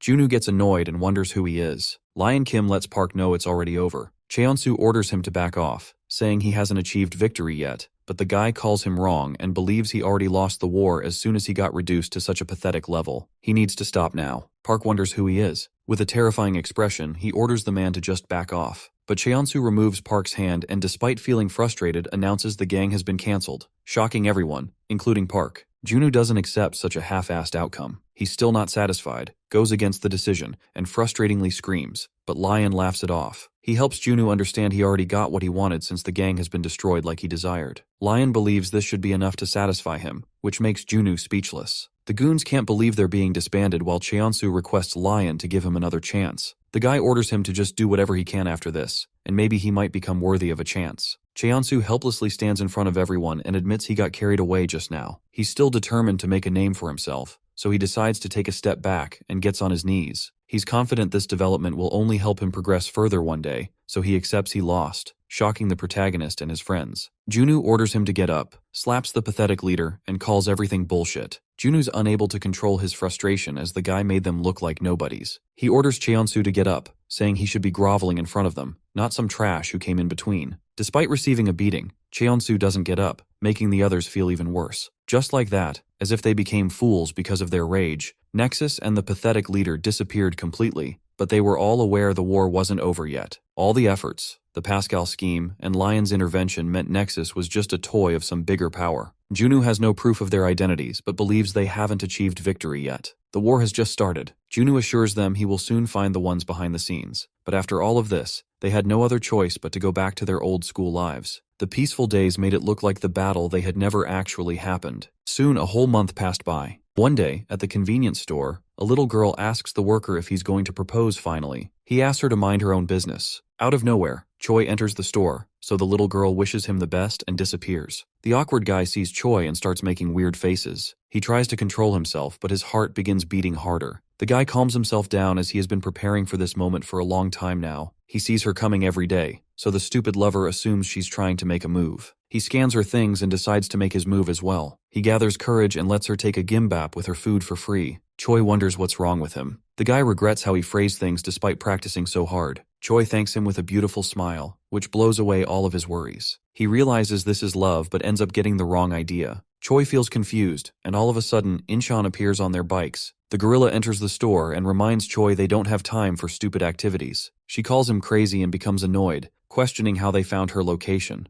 The anxious store worker observes their argument and gets angry seeing the musclehead talking to his beloved like that. He assumes his lover is stuck in some kind of weird situation. The gorilla eats the gimbap and orders her to hurry up. Poor lover sees his precious gift getting eaten by someone else. The fatty leaves the store after giving Choi a warning. She feels irritated and asks the lover boy if there's any back door for her escape. He gets the wrong idea about the whole situation and quickly points toward the back door that will lead her outside. She shows her gratitude but wonders why he's acting this way. Choi escapes through the back door. The weirdo puts up a break sign and goes outside to confront the gorilla. He reveals his amazing sleeper build and orders Banjung to spit out the gimbap he gave to his precious lady, or else he'll throw hands. At a barbecue restaurant, Insu gets informed that Choi got kidnapped again, but Banjung takes responsibility for it. The guy gets too carried away while roasting his food and completely ignores his goon's information. Outside the store, the fatty tries punching the lover boy, but the powerful punch doesn't even faze the guy. He kicks Fatty and destroys him with just a single attack. The weirdo finally understands why poets call love crazy. The gorilla falls down and wonders who he's facing. He guesses the weirdo is one of those tigers who disappeared after Nexus got wrecked. Since Nexus is already finished, many fighters are appearing out of nowhere with the determination to steal Cheonsu's empty throne. Strong fighters who were laying low, and many new gangs are showing their faces now. They are called secondary shocks. Donghyun appears and slaps the weirdo while frustratingly questioning about Choi. The lover boy assumes he's the boss, so he grits his teeth in anger and orders them to leave his precious princess alone. Banjung warns Donghyun about the guy's strong kicks. The redhead attacks, but Loverboy throws the same kick to block. They both take a step back, and Donghyun remembers he learned many new fighters were coming out. He still wonders how he didn't notice such a strong guy before this. He guesses the guy isn't a student. Loverboy takes a fighting stance and expresses he's surprised someone in Korea can keep up with him. He throws a punch, but the redhead dodges it. Donghyun admits he's strong, and as he begins getting cornered, the redhead hits Loverboy's knee to push him back. They both stop holding back, and as they begin exchanging blows, Choi appears and yells at them to stop. Once the misunderstanding gets cleared, the weirdo bows down in front of everyone and gives a genuine apology. Choi feels annoyed as he could have just asked her instead of replying with fists. She doesn't blame him much and begins yelling at the fatty who caused the whole misunderstanding. Banjung tries acting innocent, but she blames it all on his scary face and believes anyone would get the wrong idea. The weirdo keeps apologizing, and as they all leave, he begins crying his heart out as he's not sure when he'll meet his precious princess again. The guy admits he loves everything about her. The next day, Junwoo enters Park's class, and with a wicked smile, he shares he has finally located the real villains behind the curtain, so Park has a lot of work to do. The protagonist gets up with a serious expression and wonders who they are. At Junwoo's building, as the whole gang finally gets together, he shares that he has finally identified the people backing up Nexus. He believes they're behind all the crimes Nexus has committed so far. Park learns Cheonsu was nothing more than a pawn, so he decides to defeat the leaders first since he wants to teach Cheonsu a lesson. Junwoo understands him but reveals they can't win without money, and the ones behind Cheonsu are the fourth-generation heirs of the Seongsan group. This shocks the gang. He reveals Lion is the second eldest son, and behind him is the eldest, Dongho Lee. Choi recognizes the name and remembers they're so rich they can most probably buy the whole planet in a few years. She doesn't understand what they aim to get from a shitty gang like Nexus. Junwoo remains confused as well, and since the ones they're fighting against are no joke, he knows it won't be an easy win. So, Junwoo warns everyone to get ready for what's coming. Somewhere else, Dongho Lee announces they're going to conquer the entirety of Korea. He clarifies what he means and shares his desire to become the most supreme and incomparable, just like their parents. He doesn't want anyone to stand in their way and leave everyone behind in terms of money and power. The guy expresses how disappointed he is after his brother finally got the chance to prove himself, but he ruined it and became a joke instead. He apologizes for his brother, but the blondie laughs at Lion and can't believe he's so different, even though they belong to the same family. Lion becomes frustrated hearing them laugh, but the blondie calls him inexperienced and believes he's not ready to play the dominating role. The guy expresses he's disappointed to see how careless Lion is with the country's public. With a cocky attitude, he decides to take care of the guy's mess, but the woman laughs and doubts he'll achieve anything different. She decides to deal with it and assures Dongho she already has the perfect plan. Dongho calls it laughable as it almost looks like they already knew Nexus would fall. They both try brushing it off with a smile, but Dongho forgets about this, as he knew he would someday have to set the pecking order within their gang. The blondie wonders if he's trying to have a four-sided battle. Dongho calls him correct, and announces that whoever wins gets to lead the generation in terms of both money and power. The blondie feels amazed to see his confidence, while the woman calls it a good opportunity, so Dongho announces the beginning of their game. At the detention center, Gyubin Yang finally gets permission to leave. The other prisoners are shocked to learn this. They begin chattering about how unfair things are. A prisoner grabs Gyubin's attention to say his goodbyes, while another one mocks the guy and believes he'll be back in a few days. Gyubin's eyes burn with rage. He grabs the prisoner and lets him know he doesn't care if the guy rots in here forever. He's never coming back because he has power backing him up. He slams the prisoner on the metal wires and destroys his face with no effort. The others gaze at his strength and hope they get to see him outside someday. Gyubin finally leaves the crappy prison and smells the air of freedom. A mysterious woman with tattoos all over her body orders him to hurry up as his employer is waiting. The blonde woman, Seong Alim, greets him with a cute smile. He hops inside her car and learns she wants him to form a gang in Nexus's place. He doesn't understand why she wants him to defeat Park first, even though he has no real gang behind him. She explains some kids are talking about the secondary shocks that are appearing after the gang got destroyed. New fighters and gangs have already started fighting for the throne,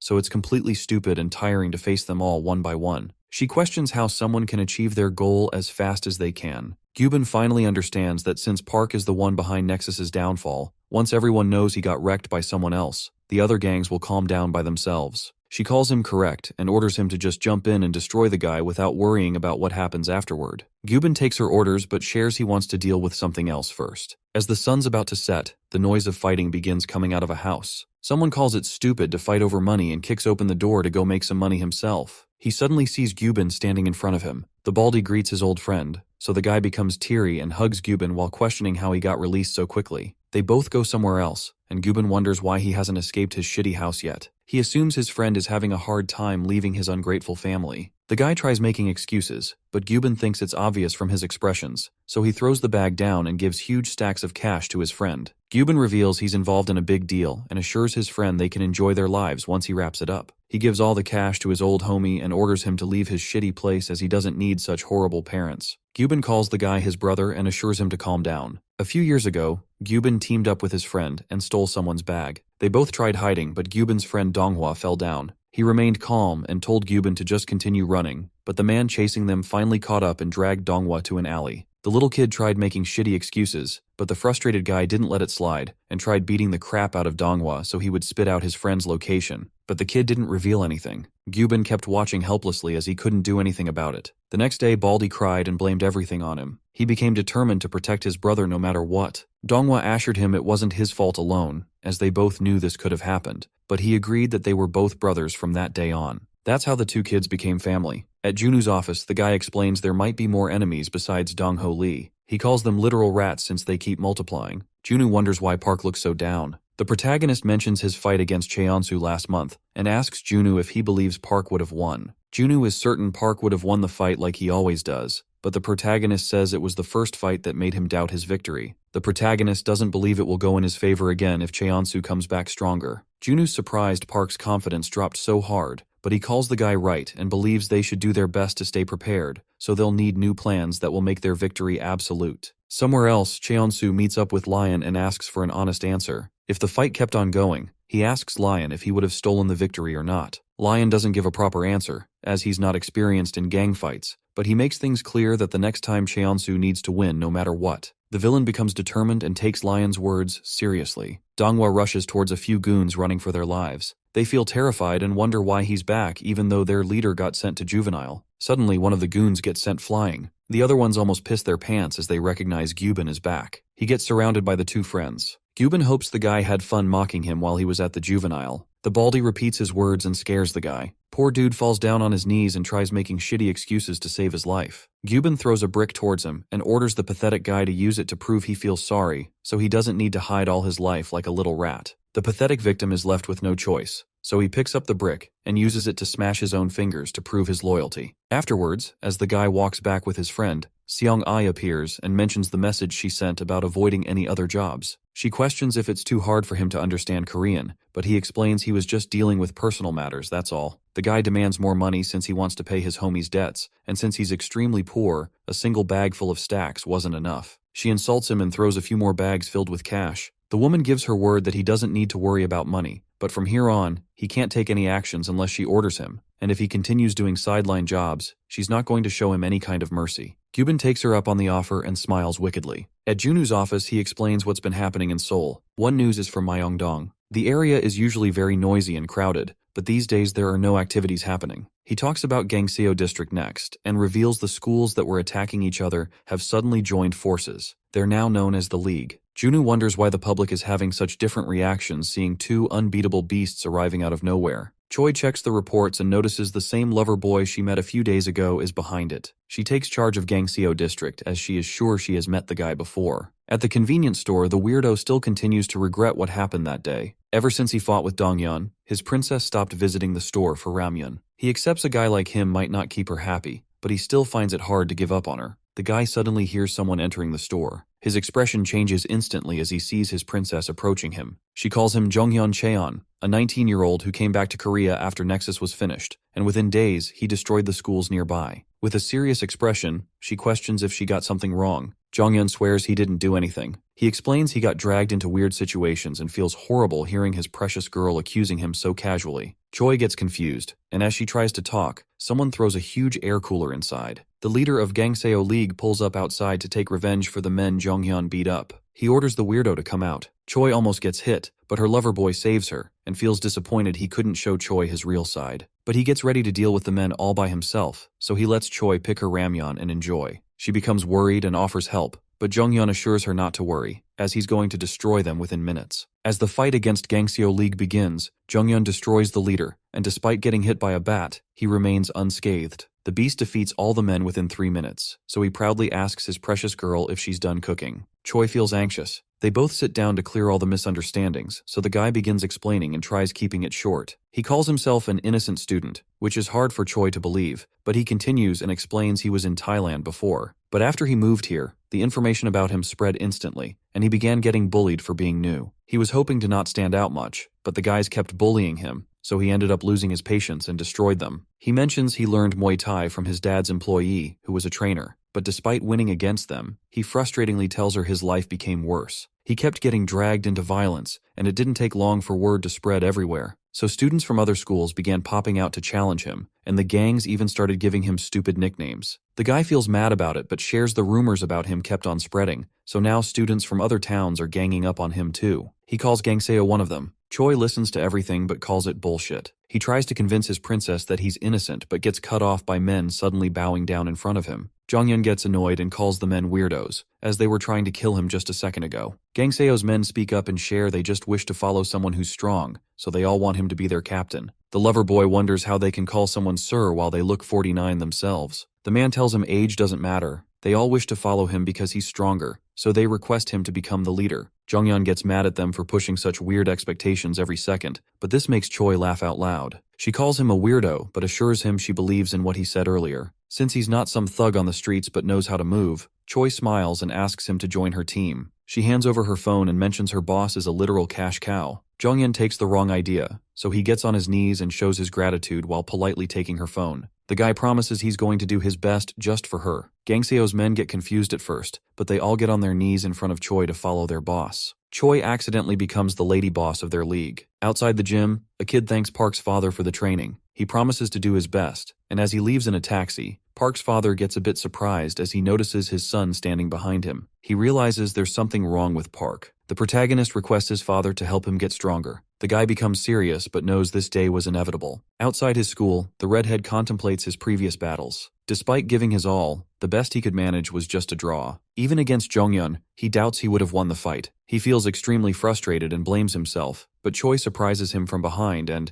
with a cheeky smile, tells him to calm down. Jonghyun greets him as well. Donghyun gets shocked as he recognizes the guy, but Choi quickly fills him in on the situation and laughs as she tells him the weirdo is under her now. Jonghyun calls her correct and promises he's ready to do anything for his precious princess. Donghyun calls him mentally unstable, but Choi thinks that makes him better for the job. The lover boy properly apologizes for what happened the other day, but Donghyun assures him it's alright. The weirdo excitingly points out that Donghyun is definitely not a normal fighter, so he's curious about what training the redhead went through. Donghyun shares that he hasn't done any real training in his life, which is a bit surprising for Jonghyun. He admits Donghyun's kicks felt raw, but the strength he was putting behind them was insane. He believes only a few real fighters he has faced made him feel that strong sensation. He calls Donghyun a genius, but the guy feels disappointed and wishes Jonghyun was right. The weirdo says it's hard to deal with the frustration when your strong will is not enough to smash through the limits, but happily suggests Donghyun join him and meet someone who can help. After school, Jonghyun calls them lucky as his dad's friend is still working, and he's coincidentally in Korea right now too. He calls it fate. Choi learns her dad has a mango importing business. She assumes they're already rich, so she doesn't understand why he was working as a cashier. He believes these are his dad's efforts, so he wants to achieve something himself later. Donghyun suddenly notices a man examining his legs. The weirdo recognizes it's his master, Taesik Cha. The old man begins crying after he finds out the redhead has such amazing quads. He believes the kid went through harsh training, so he can't help himself but cry. The weirdo excitingly agrees with his master. Taesik assures the redhead he already knows about the whole situation and asks if he wants to get stronger. Dongyun replies positively, so the teacher promises he's going to reach new heights after training under him. The old man feels motivated, so he moves his hand forward and asks Dongyun if he's ready. The redhead knows his teacher will have to go through real trouble dealing with him,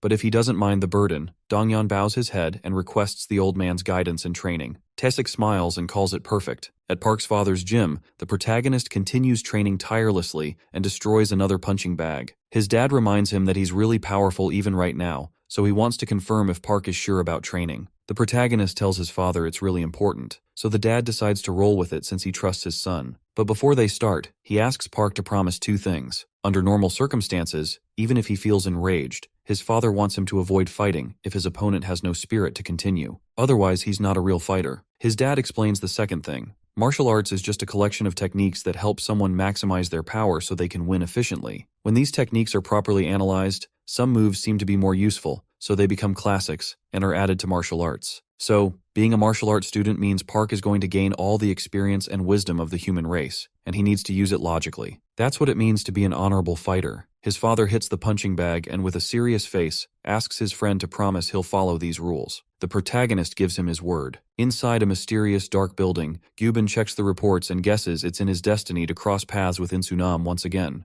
The next day, Gyubin meets up with Seong-A and shares he's thinking about starting with Insu. She calls the guy dumb and reminds him she wanted him to defeat the protagonist first, but he thinks they're going to defeat Insu either way, so it doesn't matter who he starts with. He also mentions he needs to settle a few personal scores as well. The woman decides to let him do whatever and thinks this can be a test to see if he's capable of defeating Park. He calls Insu just a warm-up, but thanks the woman for her permission. He decides to pay her favor with a quick victory. After a few hours, Gyubin informs his goons they'll start by destroying Incheon first. The goons are shocked they're getting paid so much just for some weaklings. A man hears everything, so he quickly disappears and informs Geo Park that his competitor's men are about to chase down Incheon first. He's surprised but admits Seong-A is good at taking the first step. He orders his man to keep him updated and reveals the news to his goons. He orders them to crash in right now if they care about the medal. All three of Geo's goons are professional athletes. Incheon's men suddenly get stopped. The goons ask who's there, and one of them gets shocked as he notices Gyubin and his lackeys. The baldy feels glad to see his old pals, but without wasting a second, he throws them off their bikes and destroys them instantly. He orders his men to charge in, so they all wage war against Incheon and use weapons to defeat the gang. Banjung fights a few men while asking about Insu. He orders Incheon's men to call the leader ASAP.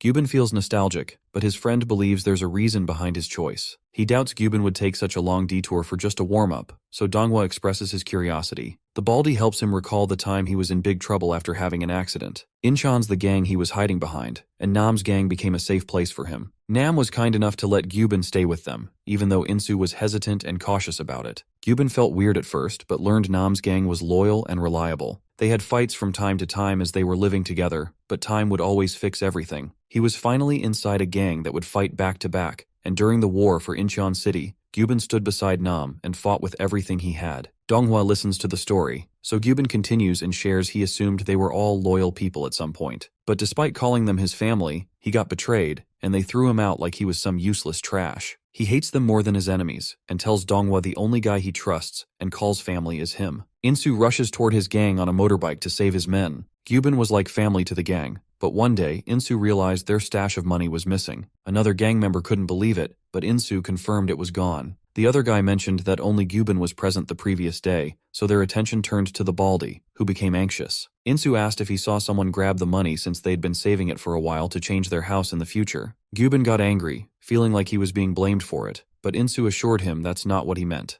A gang member came forward and blamed it all on the baldy. He told everyone he saw the guy going through their stuff yesterday. Gyubin grabbed him, and with rage in his eyes, he told the guy to cut the bullshit because he would never fall so low, even for a street goon. But the man kept blaming him and even called the baldy a snake. He made it clear to Gyubin that he was no family, just a street thug to them. The baldy lost his patience and wrecked the guy with his punch. He challenged the crappy scumbag to repeat his words and kept beating him to a pulp. Gyubin lost control and smashed a table onto him without hesitation. The others tried stopping him, but he kept pushing forward to let out his anger. Suddenly Nam entered the house and saw his goon in a pathetic state. He learned what happened, but despite Gyubin's excuses, Nam slapped the guy. Gyubin tried his best to convince him, but Nam pushed him back and told him he doubted Gyubin would do such a thing. He made it clear many times to treat each other like brothers, as they were a big family. Nam called him out for his shitty behavior and decided it was time for Gyubin to just leave. The baldy became speechless for a second, but stood up to leave. His whole life was complete trash, but when he thought he had finally hit rock bottom, he got proven wrong once again. He wished them good luck and left. In the present, Incheon starts getting cornered. Banjung hopes their leader finally arrives, or else they're all done. Suddenly everyone hears the bike rev as Insu makes a grand entry and wrecks a goon with his bike. He apologizes for appearing so late, while the gorilla motivates everyone to hang in there, as they can finally win. Insu greets his old homie, but Gyubin calls it stupid since they were never this close. Insu admits the baldy was framed. Just a few hours after Gyubin left, they found out the guy he destroyed was the real thief. But even though they wanted to apologize, Gyubin was already out of their reach, so the misunderstanding was never solved. Insu apologizes for what happened and hopes Gyubin can forgive him, but the guy laughs and calls the apology stupid after they threw him out like garbage. Gyubin doesn't let it slide, so he charges toward Insu to attack, but the guy dodges and hits him back, as he has no intention of losing so easily. Gyubin gets pushed back while Insu lets him know his brother didn't kick him out for some cash. It was because Gyubin crossed the line and destroyed his brother without mercy. Gyubin calls it bullshit, and as he got thrown out like garbage, he moves forward to attack. Insu throws a punch, but Gyubin grabs his arms with metal wires to stop him. Behind some sketchy alley, Gio admits Seong-ah is a dangerous woman. His man wonders if they're aiming to destroy Park today. Gio smiles at how daring he is, but that's the reason he trusts his men. He calls him correct but shares that today isn't the right time. He explains the real fight is happening within their group, and once the game is over, only one of them will come out victorious. That's why he wants to start by destroying the weaker ones, like Seong-ah Lim first. His lackey finds the plan perfect, as it will be beneficial later. Gio calls him correct, and they both begin moving with their plans. The gang continues to fight with determination to not back down. Gyubin uses a glove and the metal wire to pull Insu toward him. He lands a powerful punch that sends the guy flying. Insu tries to attack as well, but the wire ends up ruining his movements, so he's unable to land any punches. The metal wire cuts deep into his skin whenever he tries to move. He gets completely wrapped in it, but Insu decides to sacrifice getting wounded and pulls Gyubin in himself. The baldy manages to dodge, smiles wickedly, and lets Insu know such crappy moves won't work against him. He reveals he grabbed the lefty because it's obvious he can't do much with his right hand. Gyubin uses this opportunity and lands the critical hit, but Insu realizes his opponent is just throwing random attacks since he's tied up. Insu uses this to pull Gyubin toward him again, as he wants to turn the tide for good. He uses all his strength to attack, but the baldy slides down and pulls him so hard that the guy screams in pain. Gyubin recalls hearing them boast about friendship and standing up for each other. He doubts Insu can do all that when he can't even protect himself. Baldy frustratingly insults the guy and reminds him not to spit out bullshit he doesn't even mean. He continues wrecking the guy and lets out all the anger he had for so many years. Baldy always used to hate the word family, because to him, family were just people who would make his life worse just for looking them in the eyes. People who betrayed him, and people who would celebrate if he ever died. He would always see happy families on TV, but that made him feel shittier about his situation. Incheon wasn't anything different either, pitying him for his situation, acting like they actually cared. He used to hate them for their crap, but the worst thing was, Nam began giving him this false hope that was terrifying to him. He ended up getting used to it, but in the end, he got wrecked again, and whatever he was expecting actually happened. Gyubin's eyes were burning with revenge. He wanted to destroy Incheon, and whatever happened was enough to crush the little bit of hope he had left. Gyubin confronted his father afterward and tried to kill the shitty guy. In the present, Insu destroys his eyes with a headbutt. He apologizes again but lets Gyubin know he has crossed the boundaries and tried hurting Insu's family. For that, he's not going to back down. Insu wrecks the guy with a powerful punch. Gyubin goes flying away after such a hit. He realizes he played right into Insu's hands and ended up getting closer. He admits he's going to lose if this keeps going, so the baldy tries maintaining his distance again, but Insu doesn't let him go so easily. He grabs the guy and hits him with an elbow attack, completely destroying his head. Insu continues to hit him, but Gyubin finally frees himself and gets back his distance. Insu pulls him back once more and lands another crazy punch. Gyubin wonders if the guy trained while he was gone, as he doesn't understand how Insu's gotten so much stronger. As he's getting his ass whooped, the baldy tries remaining calm. He pulls himself back together and puts everything on the line since he never wants to lose against someone who betrayed him. Gyubin tries pinning Insu down. He grabs the guy and jumps off the edge so they both die. Insu manages to grab an edge. He keeps holding onto the metal wire so his old homie doesn't die. Gyubin frustratingly orders him to just let go, but Insu tells him to shut up as he's about to drop dead if he ends up falling down. Gyubin ignores his words as he doesn't mind dying, then getting saved by him. But Insu yells at him to cut his bullshit, which makes the guy go silent. Insu knows he's angry, but he orders the guy to just chill out for a second, or else he won't get the opportunity to continue his stupid fights if he ends up dead. Gyubin still talks back but instantly stops as he notices blood dripping down. Insu tries his best but the string breaks apart, so the guy drops into the sea. Gyubin feels satisfied with his life and guesses this type of death was just inevitable. As the guy slowly sinks in, Insu jumps in without hesitation, surprising the selfish scumbag. They both finally make it out to the shore alive. Insu feels glad his old homie is alive, but out of nowhere, Gyubin gets stunned as he sees his friend knocking Insu out with a bat. Donghua praises him for the efforts but reveals he already knew the Baldy would chicken out. Gio and his men appear as well. Gyubin realizes his friend betrayed him. The guy calls Baldy an unreliable wimp. He guesses Gyubin wasn't so useless in the end, so he thanks Baldy for giving him such an opportunity. Gyubin screams in frustration as it is hard to believe his own brother would betray him. He tries assuming the guy is doing this against his will, but his trash friend calls him stupid and makes it clear that he just wants money. Gyubin questions his situation at first, but begins laughing and calls Donghua out for his greedy behavior. The rat becomes silent hearing his words, but he loses control and wrecks his friend's face with the bat. The Baldy loses consciousness and falls down.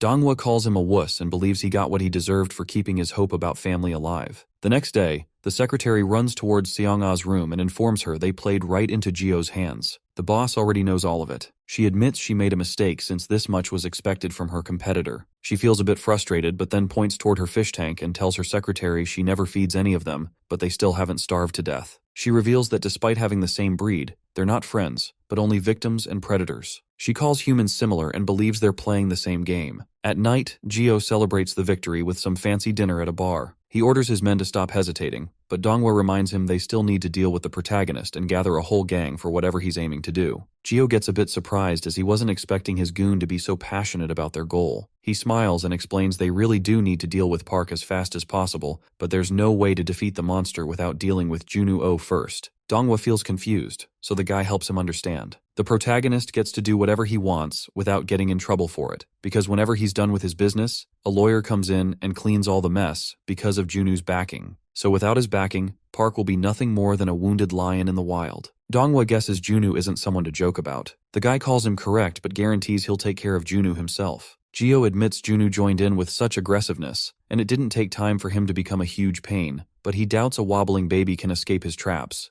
He's confident that once he starts going all out, Junwoo's career will end. Somewhere else, Junwoo reaches a building in a hurry and gets informed all the distributors are canceling the deals for some reason, which means their company's value won't hold up for much longer. Junwoo questions the reasoning behind this, but the informant shares he's still unsure as the distributors are just throwing shitty excuses. He guesses someone's pulling the strings to take revenge against Junwoo. The guy anxiously shares they need to pay 50 billion won tomorrow. He asks for a decision as they don't have any time to spare. Junwoo realizes they're starting with him first. He orders his men to check if banks can assist with the payment, but his secretary disappointingly informs that's not possible either, as the banks are refusing for some unknown reason. Junwoo admits he shouldn't have let his guard down. He tries remaining calm and thinks hard to somehow find a solution. Seong-ae appears out of nowhere and mocks him for calling himself a businessman since he doesn't even have 50 billion in cash. She greets the guy and lets him know she has the money he needs. Somewhere else, Gio believes his enemy is probably stressing about the closed distribution lines, as he was already empty after the expansion efforts. He thinks Junwoo has been defeated, so he lets his men deal with Park. The goons get ready to follow his orders, but Gio suddenly receives a video of him abusing a woman. The guy feels frustrated, but as he checks the sender, Gio grits his teeth with anger after learning it was sent by Seong-ah. He wastes no time and quickly calls the woman. She reveals she sent it through a trap phone, but finding the video that could tame him wasn't easy. She mentions more of his crimes and wonders why he's living such a shitty life. The cheeky girl threatens him with more videos and says she has a few journalist friends who might find these videos useful. He gets angry but controls himself and asks what she wants from him. The woman smiles and asks for a meetup. At night, Gio pulls up to the construction site and aggressively questions if Seong-ah is in the mood to fight him. He repeats his harsh words and reminds her that he knows some dark secrets himself, but the woman keeps smiling and believes he deserved it for getting in her way. She feels pity for him as the guy he brought with her might scare him. Junwoo comes out of the dark with an evil expression. Shio wonders why he's here. The guy assumes they're trying to flex their friendship, but Junwoo assures him that's not the case. He reveals Gio got called so he could propose an idea. Junwoo believes they're on the same boat, so they should chill out, as they both know someone might get away while they're busy fighting each other. Gio understands he's talking about Dong-ho Lee, so he lets Junwoo talk. The guy suggests they should just be straightforward so no one needs to deal with any humiliation. Junwoo thinks an all-out war with fists and only fists is a great idea, but the loser has to admit defeat and leave the game. Geo sees through his cheap tricks and questions if Junwoo holds no confidence in anything besides violence, but the guy calls him wrong and confidently lets him know he's sure about power, money, or whatever else. Junwoo mocks the guy and uses his words to make him angrier. Geo ends up going along with it out of rage, so Junwoo announces they'll fight in 3 days and lets the guy bring whoever he wants. Geo grits his teeth, but Junwoo takes his anger and frustration as a yes and smiles wickedly. At his office, Seong-ae wonders if he's confident about his victory, as the guy he's about to face is trying to build an army of his own. She reminds him he's going to lose whatever he has if he ends up failing. He knows it already, and believes the guy will just try achieving victory using his powerful goons, but he's confident the numbers are useless unless they can all fight on the same level as Cheonsu against a monster like the protagonist. Choi appears in a rush and informs Junwoo she can't get in touch with Park. Junwoo gets shocked but remembers Park shared his desire to get stronger a few days ago. He decides to go look for the guy personally and believes they can locate Park, as he has 3 days to prepare. Choi anxiously questions what he plans to do if Park remains out of reach. Junwoo calls it a stupid question, as he has already decided to fight. Donghyun feels hesitant about it, as he doesn't want them to win, but Junwoo doubts he can hold the goons off all by himself since Park and Insu are out of reach. The redhead smiles and reminds him they have another guy for this job.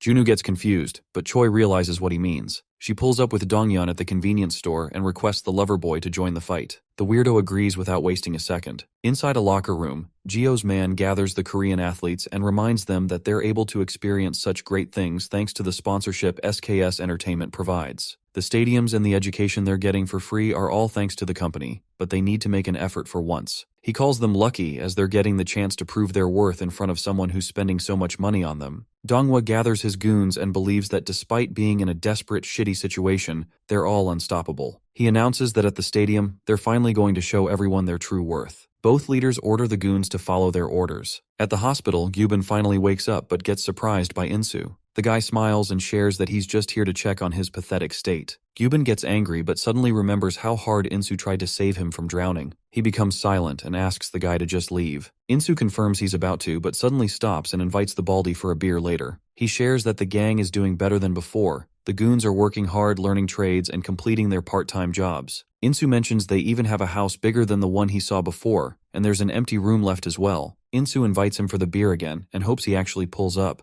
Gyubin still calls his act bullshit. Junwoo tries his best to locate Park. He reaches a jungle after learning Park was seen around the jungle at the top of the mountain. The guy barely makes it to the top. He hopes the protagonist has a good excuse ready for what he's putting the guy through. Junwoo walks forward and hears someone training. He finally finds Park and calls the guy, but our boy keeps on punching the bricks he has gathered. Junwoo finally catches a breath and reminds Park he has responsibilities to deal with. The protagonist completely ignores his words and uses all his might to throw a crazy punch. His brute strength destroys the bricks into pieces. Junwoo's left speechless, seeing his beast-like power. Park finally finishes his training. At the stadium, Seong-ae begins doubting Park's going to appear, but Choi informs him Junwoo was able to locate the guy, so there's a chance he'll make it in time before the shit show ends. The stadium lights suddenly turn on. Choi anxiously smiles as she lays eyes on Geo's huge army of gorillas. Geo confirms he brought the goons he needs, so he wonders why Park's still missing. He feels disappointed to learn he went through so much hassle just to face an apathetic gang. Jonghyun anxiously points out the number of men is a bit more than what he expected, but the redhead orders him to not be so wimpy. Loverboy understands his words but believes the men they're about to face are very dangerous, judging by the looks in their eyes, especially Donghwa and the guy in the tracksuit. Donghyun calls it his lucky day, as he's finally getting the chance to test out his strength. He confidently reveals he loves punching bags that actually fight back. Jonghyun smiles and calls the guy a worthy rival. He becomes motivated to challenge the redhead for the love of Choi. They both take a fighting stance and confirm they're ready. Geo believes they're underestimating him. He's curious to see how strong they are, so the guy challenges them to do their best without the protagonist. His goons get ready and charge toward Junwoo's men with weapons in hand. Donghyun warns the gang as he believes the fight might take the whole night to finish. Someone tries sneaking up on the redhead, but Jonghyun yells at him to duck and uses his kicks to wreck the guy effortlessly. Donghyun and Loverboy begin charging forward, destroying the men with their insane techniques and becoming unstoppable together. Loverboy advises his homie to remain cautious as they're getting attacked from all sides. The redhead assures him he's ready to get wrecked a few times whenever he enters a war. He appreciates the help, but makes it clear that Jonghyun doesn't get to lecture him just for that. The Loverboy smiles and hopes Donghyun takes the next one without complaining. Seong-A feels disappointed seeing the weak gang Geo gathered. She stops worrying and admits she's impressed, as they can achieve so much even without Park in the picture. Choi reminds her things can change in a second, as the real fight hasn't even started. She points towards the gang leaders as they begin making their moves. Banjung notices Donghua Lee and remembers Insu revealed Gyubin got backstabbed by the guy. Everyone kept believing he was just Gyubin's sidekick, but no one knew Donghua was secretly trying to cook something. Insu heard Gyubin mention that if they both went all out, he was unsure about his victory. The only reason Donghua was trying to avoid standing out was to keep his hands clean. He was aware of Gyubin's gullible personality, so he used the guy like a disposable tool. That's how he achieved so much through Gyubin effortlessly. Insu warned Banjung to be wary of the psychopath who didn't care about anyone but himself. The lover boy suddenly gets kicked in the stomach. He grits his teeth and asks the redhead to cover his own back from here on out. Dongyun lets him deal with his own business as he's busy destroying Donghua himself. He lets out his anger on the rat that betrayed Gyubin without hesitation. He tries landing a kick, but Donghua remains calm and calls the guy stupid for his overconfidence. He grabs a goon and uses him as a meat shield to avoid Dongyun's kick, leaving him speechless. Donghua uses this opportunity to throw a strong blow. The redhead begins bleeding, so it's hard for him to properly see what's happening. He grits his teeth in frustration, but Donghua believes he should spit out such bullshit with people he's close to. He reminds the redhead that he's not in his gang's circle, so if he's here looking for a fair fight, there's no way he's saving himself from this one. A few goons grab Dongyun from behind while Donghua rushes forward to end his life. He destroys the redhead with a heavy blow, while the athlete and his goons confidently believe the fight is already finished since Dongyun is out of the game. He doubts anyone can take the redhead's place. The other athlete laughs and feels disappointed, as they couldn't even get a chance for some warm-up. Jongyun and the redhead fight with whatever they have to hold off the goons, and suddenly, the doors open, catching everyone's attention. The protagonist finally enters the stadium, ready to destroy them all. His fear alone stops the lowly goons from taking a step forward. They think it's like they're facing a wild tiger. Donghua yells at them to stop staring and destroy him, so the men scream and gather all their courage to rush towards Park. A few days ago, Park's father gathered the bricks and explained that Park's punches were like a hammer, and he had been putting strength into them using his body movement and dense muscles so far. But the dad told him he wouldn't be able to win with just those against a worthy opponent. He gave Park an example and then asked how he would go about breaking the wall. The father answered his own question by focusing all his strength on a small point before punching the wall. His punch broke through the wall's back as his strength got carried towards the core with that technique. The father believed he would become unstoppable with this. The protagonist understood everything his dad explained. Back to the present, Park uses the technique he learned to effortlessly destroy multiple goons at once. The athlete calls back all the goons and hits Park with a kick. He doubts the lackeys are even worth a warm-up for the protagonist. Park blocks his kick, but as he tries to attack, the gorilla athlete jumps in and tries pinning him down. The javelin expert jumps in and sends Park flying, but our boy lands on his feet safely and admits the blows are heavy. The athlete calls whatever he's heard about Park complete bullshit. He admits the protagonist may have the upper hand against weak goons, but in front of real athletes who train their bodies for literally everything, a weakling like Park has no chance of winning. The protagonist attacks again, but he's unable to keep up with the athlete's speed. He gets wrecked again, and as the guy's about to end the protagonist for good, Park uses whatever he's learned to throw a heavy punch. Choi gets surprised as she sees him getting overpowered by the athlete despite fighting seriously. The athlete calls him slow again and dodges the attack. He hits Park with his knee and continues destroying him, so our boy dodges the last kick and decides to ignore the rules he learned. He finally lands a terrifying punch, wrecking the athlete's face. The others notice Park's movements have suddenly changed and begin wondering if he has switched strategies. Even so, they remain convinced it will not affect the outcome. One of them lands another brutal knee strike to his mouth, while others pin down his arm so another fighter can kick him directly in the face. Our boy is sent flying, and everyone watches in shock,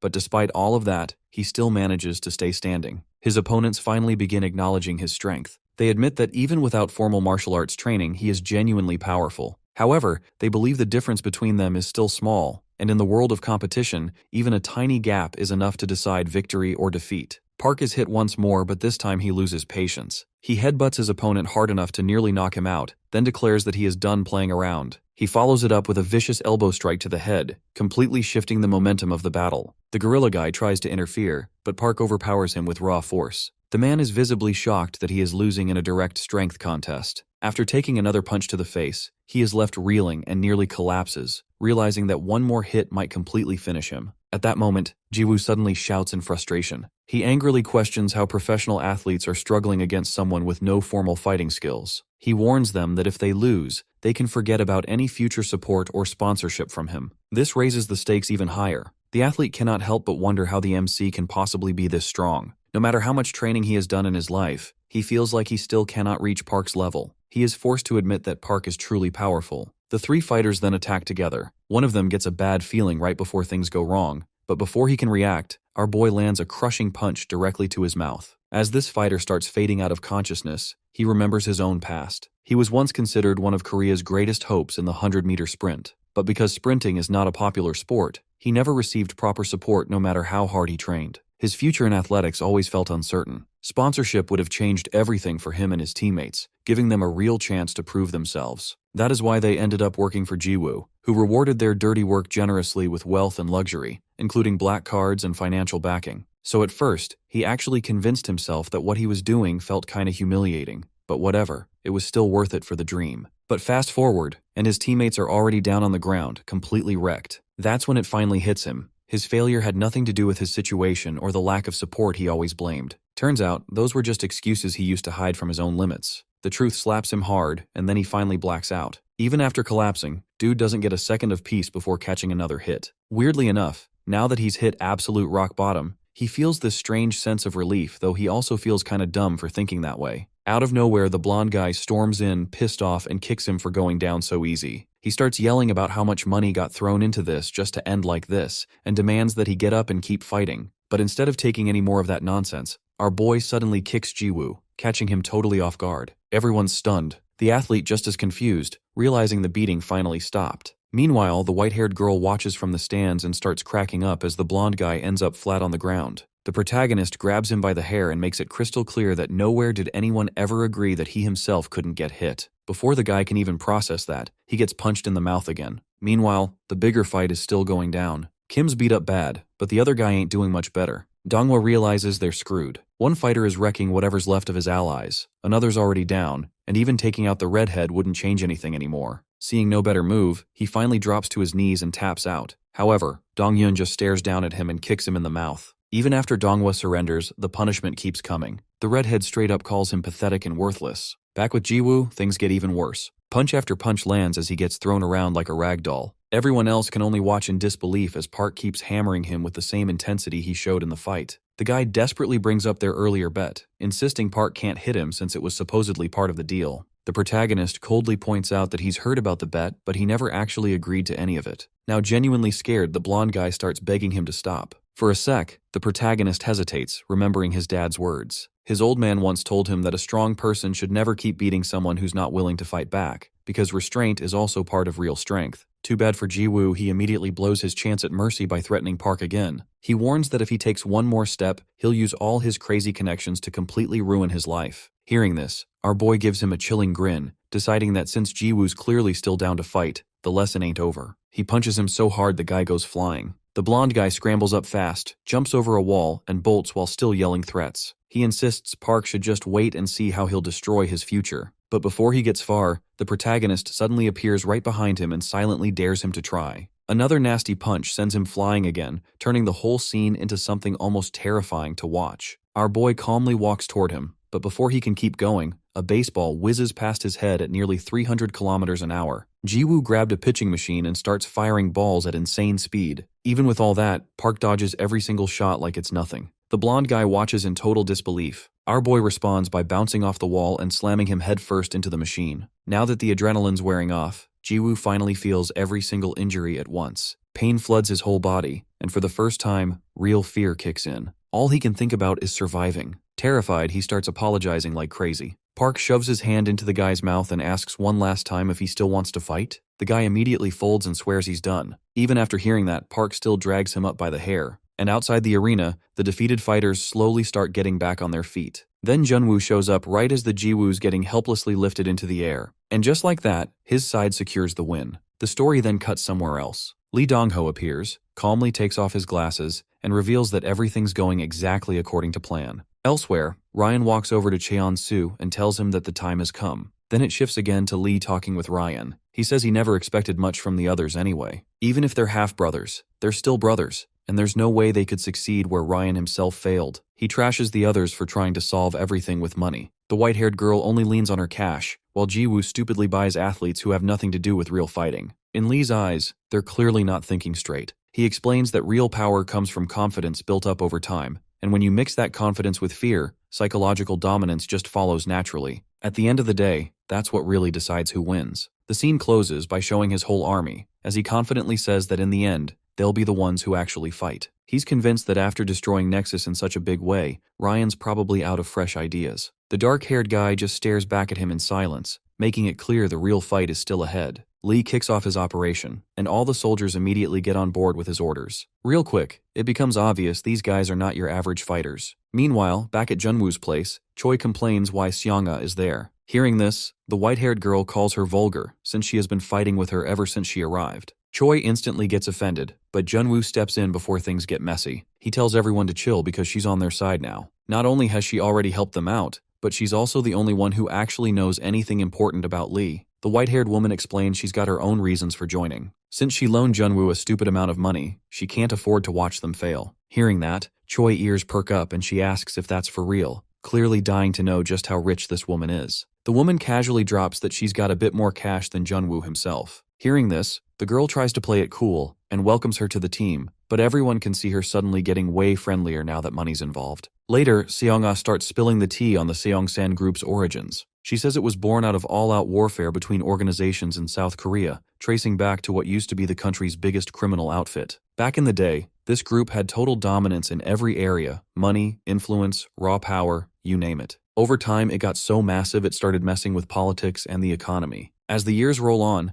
that insane power lets the organization evolve beyond just being a gang, eventually turning into a major conglomerate. But even with that shiny new look, its criminal roots never really go away. The group keeps its violent legacy alive by secretly holding onto its old-school traditions. To make sure their influence carries over to the next generation, they start training elite gangsters. These guys are carefully prepped to pass down their methods and eventually back up the future boss. The next heir is supposed to inherit not just the organization, but all the authority that comes with it. When someone asks if these people are legit elite gangsters, Seonga confirms they absolutely are. She explains the organization is always keeping an eye on talented young people. Once someone gets picked, they go through brutal, super disciplined training until they're basically turned into human weapons. Junwoo finds this weird and asks if the organization already has people training to become elite gangsters, then why was Nexus even created in the first place? She says this is directly tied to Ryan, who's second in line to inherit the organization. Nexus was basically his chance to prove himself. It was his shot at building his own rep and showing what he could do. Junwoo quickly puts 2 and 2 together and figures Lee must not have been happy with Nexus at all. He realizes Ryan probably meant to use Nexus as proof of his strength, to show the organization he was worthy of inheriting everything once the project was done.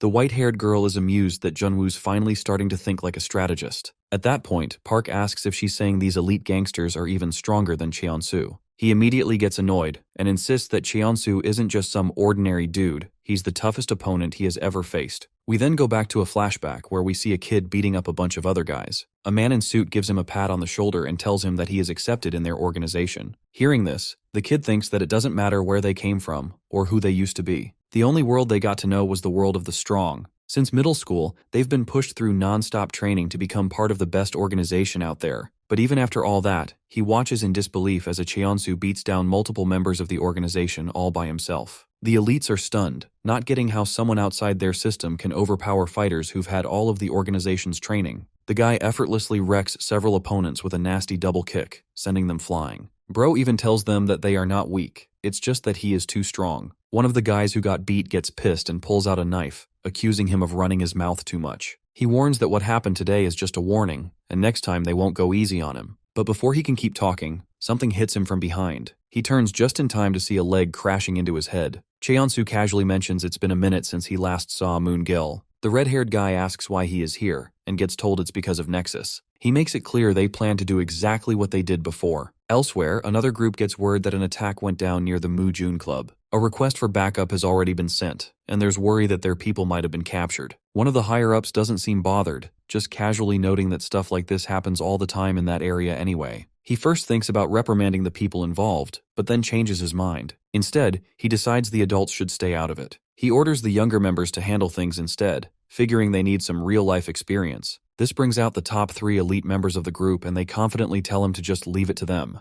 The scene then moves to a bar where a guy's getting interrogated. He nervously admits that his side got completely crushed and wonders if their enemies really think they can provoke them without consequences, since he has connections with the Seongsan group. But before he can say much more, someone points a knife right at him. The guy holding the blade mocks him, saying he clearly doesn't get how serious this is. He tells him to contact the Seong-san group immediately, explaining that they're actually the main target. Suddenly, the fat guy notices something weird and watches someone get launched across the room. The others are confused and ask who just showed up. They're told it's only 3 people, but even with those low numbers, these Seong-san group trainees managed to wipe out MT Masan by themselves. Hearing this, the guy quickly realizes these are exactly the people they've been looking for. Before anyone can even react, one of the guys next to them suddenly gets blasted and sent flying. The top elite guy steps up and shuts down all the yapping, deciding it's finally time to clean up what he sees as straight-up trash. The others get visibly pissed, while their boss remarks that these new guys must have a serious death wish if they're coming at them this openly. After a bit, the top elite is shown just casually dominating the battlefield, stepping over beaten opponents like the fight is totally beneath him. The fat guy keeps thanking him for the help, but Byung straight up humiliates him by smacking him across the face. He warns him this is the last time he'll let his mistakes slide, and makes it clear there won't be another warning.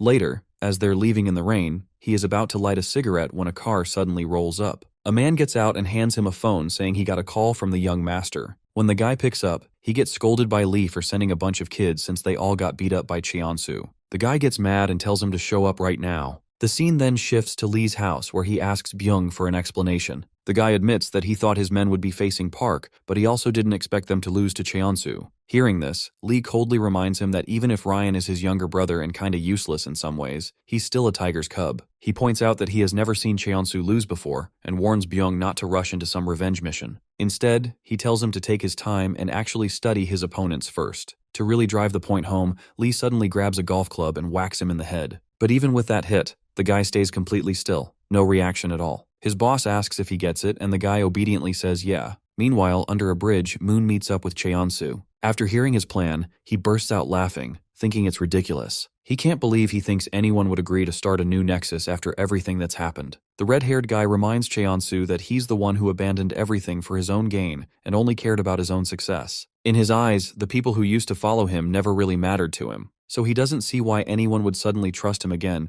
just because he's talking about rebuilding Nexus. Then, out of nowhere, the white-haired guy drops to his knees. Moon is shocked and can't figure out what he's doing. Cheonsu admits he's been selfish and mentions that only after everyone left that he finally realized how wrong he was. He genuinely wants to ask for forgiveness, but the red-haired guy immediately shuts that down. He tells him to never kneel in front of anyone again, because seeing him like that feels like an insult to everyone who once had his back. He orders Cheonsu to leave, saying there's nothing left to talk about, then walks off alone into the rain while the guy stays kneeling behind him. Elsewhere, Jongyun watches the redhead training and comments that this is exactly what he expected. He notices Dongyun's guard and overall defense have gotten way better, proving all that hard work is finally paying off. The redhead, though, still isn't satisfied. He feels like he's nowhere near strong enough yet. While training, he remembers a conversation with his master, who once asked him why he fights. His master taught him a key principle of Muay Thai that the reason for fighting has to be fully channeled through your fists. He thinks about how, up until now, he's just been a burden to Park. But from this point on, he decides he's finally going to do his part and stop leaning on others. Filled with determination, he keeps training and lands a massive kick that completely shatters a wooden dummy. His friend watches, pretty impressed, thinking this is exactly the level expected from him. At the same time, he realizes he can't afford to fall behind either. Back at Junwoo's place, he explains that from now on, everything's basically going to be a one-on-one showdown. If they move carelessly or make dumb decisions, they'll be easy pickings. Getting caught off guard would mean instant defeat, so everyone has to be super careful from here on out. The white-haired girl argues that giving the enemy time puts them at a disadvantage, especially since they're already outnumbered. She suggests going after Ryan could be a smart move since he seems like an easier target.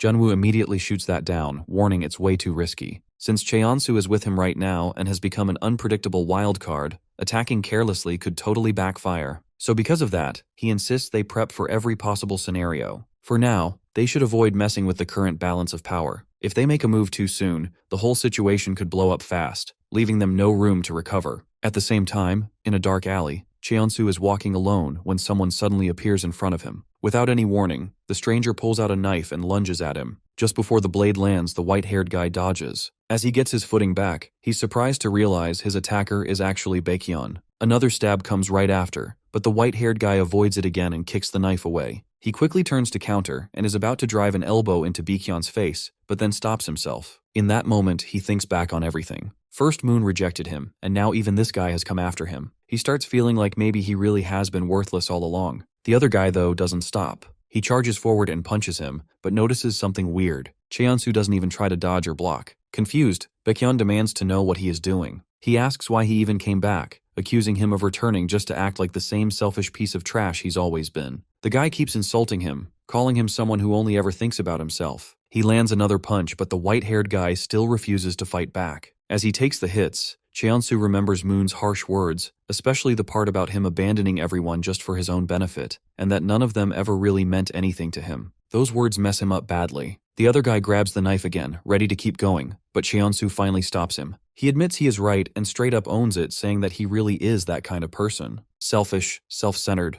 only worried about his own interests. Cheonsu tells Baekhyun that if hurting him will make him feel better, then go for it. He's not going to fight back. Hearing this, the guy grits his teeth and asks if he really thinks this is some kind of joke. But when he looks into his eyes, he realizes that the white-haired guy is dead serious. There's nothing left in him. Baekhyun slowly drags the knife across the side of Cheonsu's face, but in the end, he just can't do it. He lets the weapon drop. Seeing him in such a pathetic state, the guy admits he can't even stay mad anymore, and mentions that he manages to make people feel awful even while looking totally broken. Frustrated, Baekhyun bitterly tells him to keep being the same sorry mess he's always been, then leaves him there alone. The scene then cuts to a gym, where our boy is going crazy on a punching bag. He throws punch after punch with insane power until he finally hits it hard enough to destroy the thing completely. Covered in sweat, he mutters in frustration, clearly annoyed by everything going on around him. From a distance, someone's secretly watching him. The elite members report that they've finally located Park. Meanwhile, Cheonsu tries approaching the former Nexus members one by one, hoping to talk to them and maybe rebuild some kind of connection. But every single one of them ignores or shuts him down. At the same time, the elite members quietly watch and follow him from a distance. A report gets sent to Byung saying Park is currently staying inside the gym and isn't going anywhere. As for Cheonsu, it's confirmed that all the former Nexus members are rejecting him. After hearing this, one of the guys lights a cigarette and calmly orders everyone to start moving. Their operation is kicking off right now. At the old Nexus building, Ryan wonders if things really had to end like this. He always knew rebuilding wouldn't be easy, but he at least hoped Kim wouldn't quit halfway. He knows that without Park, the gangsters tied to his family, and the support of former Nexus members, they've got almost no shot at winning. Feeling pessimistic, Ryan admits this might really be the end. Cheonsu, though, refuses to accept defeat. Even knowing everyone resents him, he insists he can't give up no matter what it costs. When Ryan asks what he's planning to do, he doesn't give a real answer, and simply walks away. At the same time, a guy rushes to Lee with urgent news. He reports that Cheonsu is attacking them right now. Lee initially refuses to believe it, convinced Nexus couldn't possibly be back. But the guard quickly clears things up, telling him that the man is attacking alone, and he's doing it completely blinded by rage. Lee is almost amused by this and comments that Cheonsu is totally insane. At the same time, Byung walks in and tells them not to worry. In the end, the white-haired guy was someone they planned to take out eventually anyway. He adds that if Nexus had actually regrouped, the situation might have been a problem. But since everyone abandoned Cheonsu, this should be an easy fight. Meanwhile, Bro is already fighting on his own against a bunch of enemies. One thug rushes at him with a club, but he easily dodges and counters with a shot to the face. Another attacker charges in aggressively and swings at his arm, but Cheonsu blocks it hard enough to break the weapon. He hits back immediately, but before he can fully recover, he gets struck from behind. Annoyed, he grabs the attacker's arm and responds with a heavy punch straight to the mouth, then unleashes another explosive strike like he's entering a berserk mode. Back at Junwoo's building, the Seonga reports that everything's clear. She tells him that the white-haired guy is currently attacking Lee by himself. Choi can't figure out why he'd do something so reckless alone, but Junwoo quickly puts the pieces together. He realizes that Cheonsu is probably trying to regroup Nexus in his own way. He admits he originally expected their enemies to wear each other down by fighting internally, but what the white-haired guy is doing now is almost embarrassing to watch. No matter how strong he is, there's no way he can win completely alone. Because of that, Junwoo immediately orders Choi to gather everyone and announces that the next big fight is about to start real soon. Back in the action, the guy is still crazy outnumbered. He keeps dodging and countering, taking down regular enemies despite the overwhelming numbers. Even so, he keeps taking damage. Eventually, he notices something different about one of his opponents. This person is clearly not like the others. He soon realizes it's Soo-hyuk, the third-ranked elite fighter. The guy admits he is stronger than expected, but calmly says it won't be enough. In his opinion, if Cheonsu really wanted to win, he shouldn't already be this gassed. He explains that everyone he has fought so far were just disposable pawns. From here on out, he'll be facing real elite warriors. Not only that, but Cheonsu is already completely worn down. Every opponent from now on will only be harder to beat. The white-haired guy, though, isn't trying to hear it. He tells him to shut up and fight. The elite fighter calls him arrogant, claiming that without Nexus, he is nothing. Right after, everyone rushes him at once. The fight turns into total chaos as punches and kicks coming from every direction. As Cheonsu gets beaten down, he silently admits the man is right. He knows he betrayed Nexus's trust and thinks he deserves to go through all of this alone. Even while getting overwhelmed, he refuses to give up again. He keeps fighting through the pain, throwing shots at his opponents relentlessly. As he struggles, one thought stays stuck in his head. He can't disgrace Nexus any more than he already has. He thinks back on everything he did chasing success: violence, fraud, blackmail, betrayal. Every crime he committed was fueled by this obsession with winning at any cost. That obsession ran his whole life. In the end, nothing else ever mattered as long as he could succeed. That's the kind of person he became, and now he's finally being forced to face how empty that mindset really is. Cheonsu accepts that this is exactly the kind of trash he chose to become. As he gets whacked in the mouth with a stick, he thinks about how shameful his actions have been. Memories of every Nexus member start flooding his head. Even after everything he did to betray them, the last people on his mind are still his former friends. Weirdly enough, that thought alone gives him a little bit of peace. Just as another thug is about to keep swinging, he suddenly gets blasted in the chest and sent flying.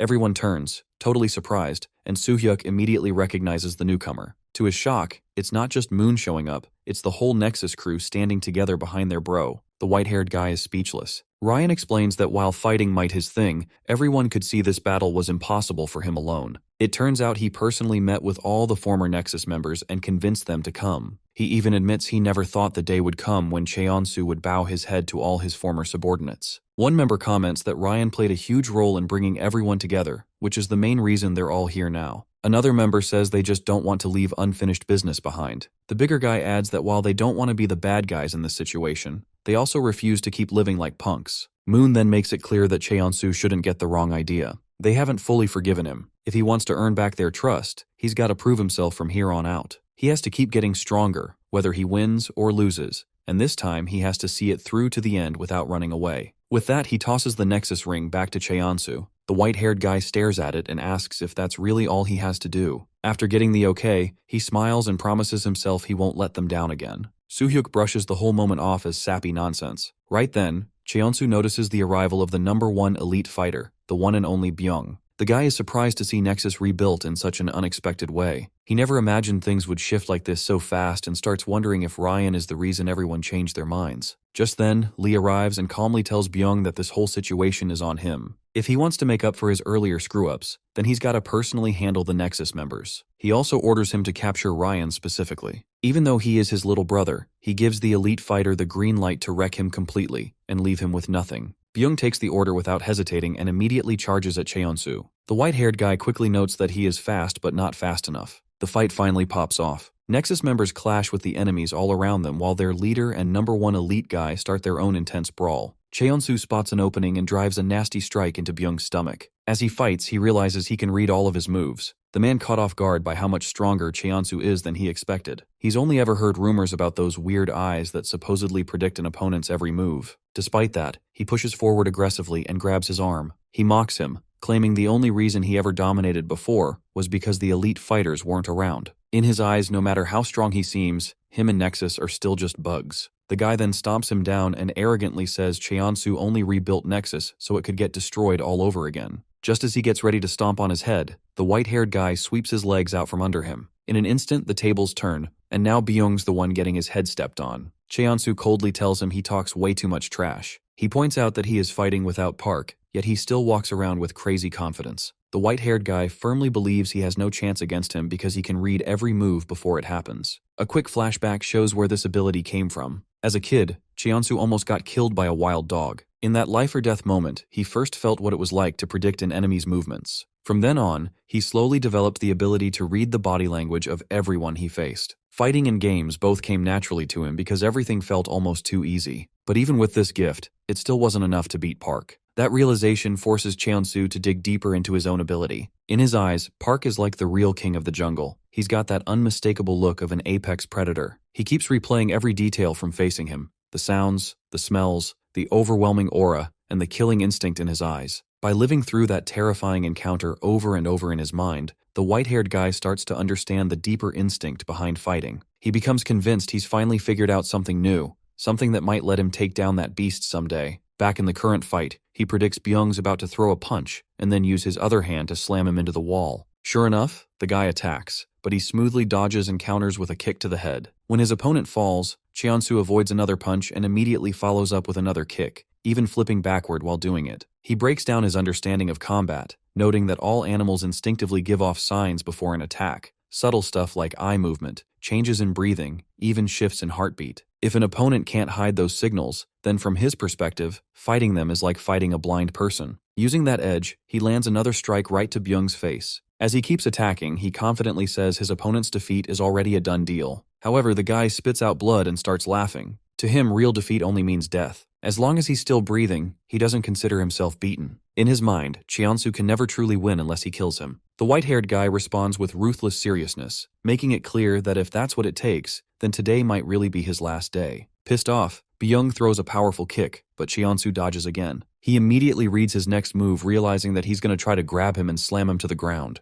As the guy reaches for him, he shifts aside at the perfect angle, knocks the attack away, blocks another incoming strike, and drives a punch straight into his face. With this, the fight gets even more chaotic. The white-haired guy tells him that just charging in mindlessly like this isn't going to solve anything, but his opponent thinks that it can still create the opening he needs. He eventually lands one clean, heavy hit. Byung insists that in a fight where you're risking your life, the most important things are strength and endurance, which he sees as his biggest strengths. Meanwhile, the white-haired guy calls that more meaningless trash talk. He leaps over the man with an acrobatic flip and crashes down with another brutal kick right onto his head, keeping the pressure on non-stop. Soo-hyuk and the other elite guy watch the fight closely and admit the situation is starting to get legit concerning. Lee starts questioning Byung, wondering if he's not even taking the battle seriously. Even though he wasn't a normal human, Lee personally picked him to stay by his side, yet he still can't take down one of Ryan's guys. The boss warns that if he really intends to lose, then he himself will personally deal with him afterward. Byung calmly tells his master he's got no plans to lose. Even so, he keeps missing attack after attack. His punches whiff, his kicks get dodged, and every mistake earns him another clean shot from Cheonsu. Despite getting hit repeatedly, he refuses to stop moving forward.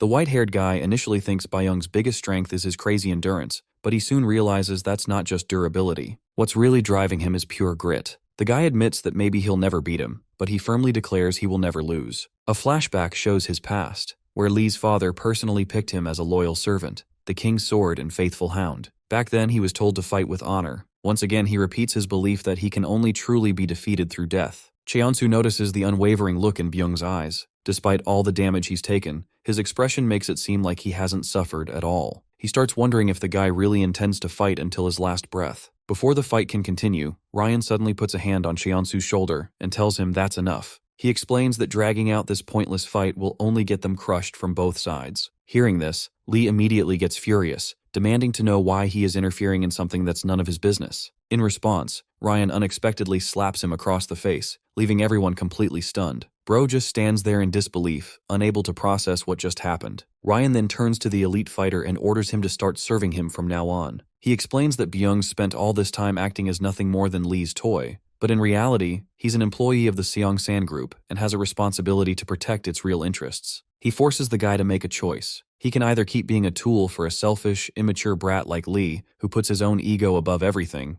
or he can stand with him and combine Nexus's strength with Seongsan Group's elite forces. Hearing all this, the man pauses and thinks it over. A flashback shows him once asking Lee's father if being the king's sword also meant being Lee's obedient dog. The father explains that although he serves Lee now, a day will come when Ryan will need him as a sword too. Since Ryan shares the same bloodline, he's destined to one day show his true claws. When that time comes, he will be free to choose which king he wants to serve, the one truly fit to lead Seongsan. Back in the present, Lee angrily grabs a club and tries to strike his brother for daring to humiliate him like this, but the guy simply smirks. Before the blow lands, Byung steps in and catches the weapon. He then calmly announces that he has chosen to follow Ryan. Lee is completely outraged. He can't believe that someone he considers a mere servant would dare make a choice against him. In his eyes, Byung exists only to obey his commands. However, his brother ignores his outburst and orders him to kneel. The elite guy immediately grabs him by the shoulder and forces him down onto his knees. Ryan then asks him if he finally gets the situation. Consumed by rage, Lee tells him that he has lost his mind. He thinks Ryan's only acting bold because he happened to win once. He insists his brother should accept his place as second in command forever because he's the true heir to Seongsan. Ryan completely dismisses this and calls him a fool. He explains that if Lee really were the sole heir, then their father would have stopped him the moment Nexus was created. The fact that their father never interfered proves otherwise. Unlike him, who's always had everything handed to him, he was given only one shot. He grabbed that chance and made it count. Now he tells Lee to give up because he's the rightful heir of the Seongsan group. Lee is left speechless and totally humiliated. Everyone there, both the elite fighters and Nexus, just watches the scene go down.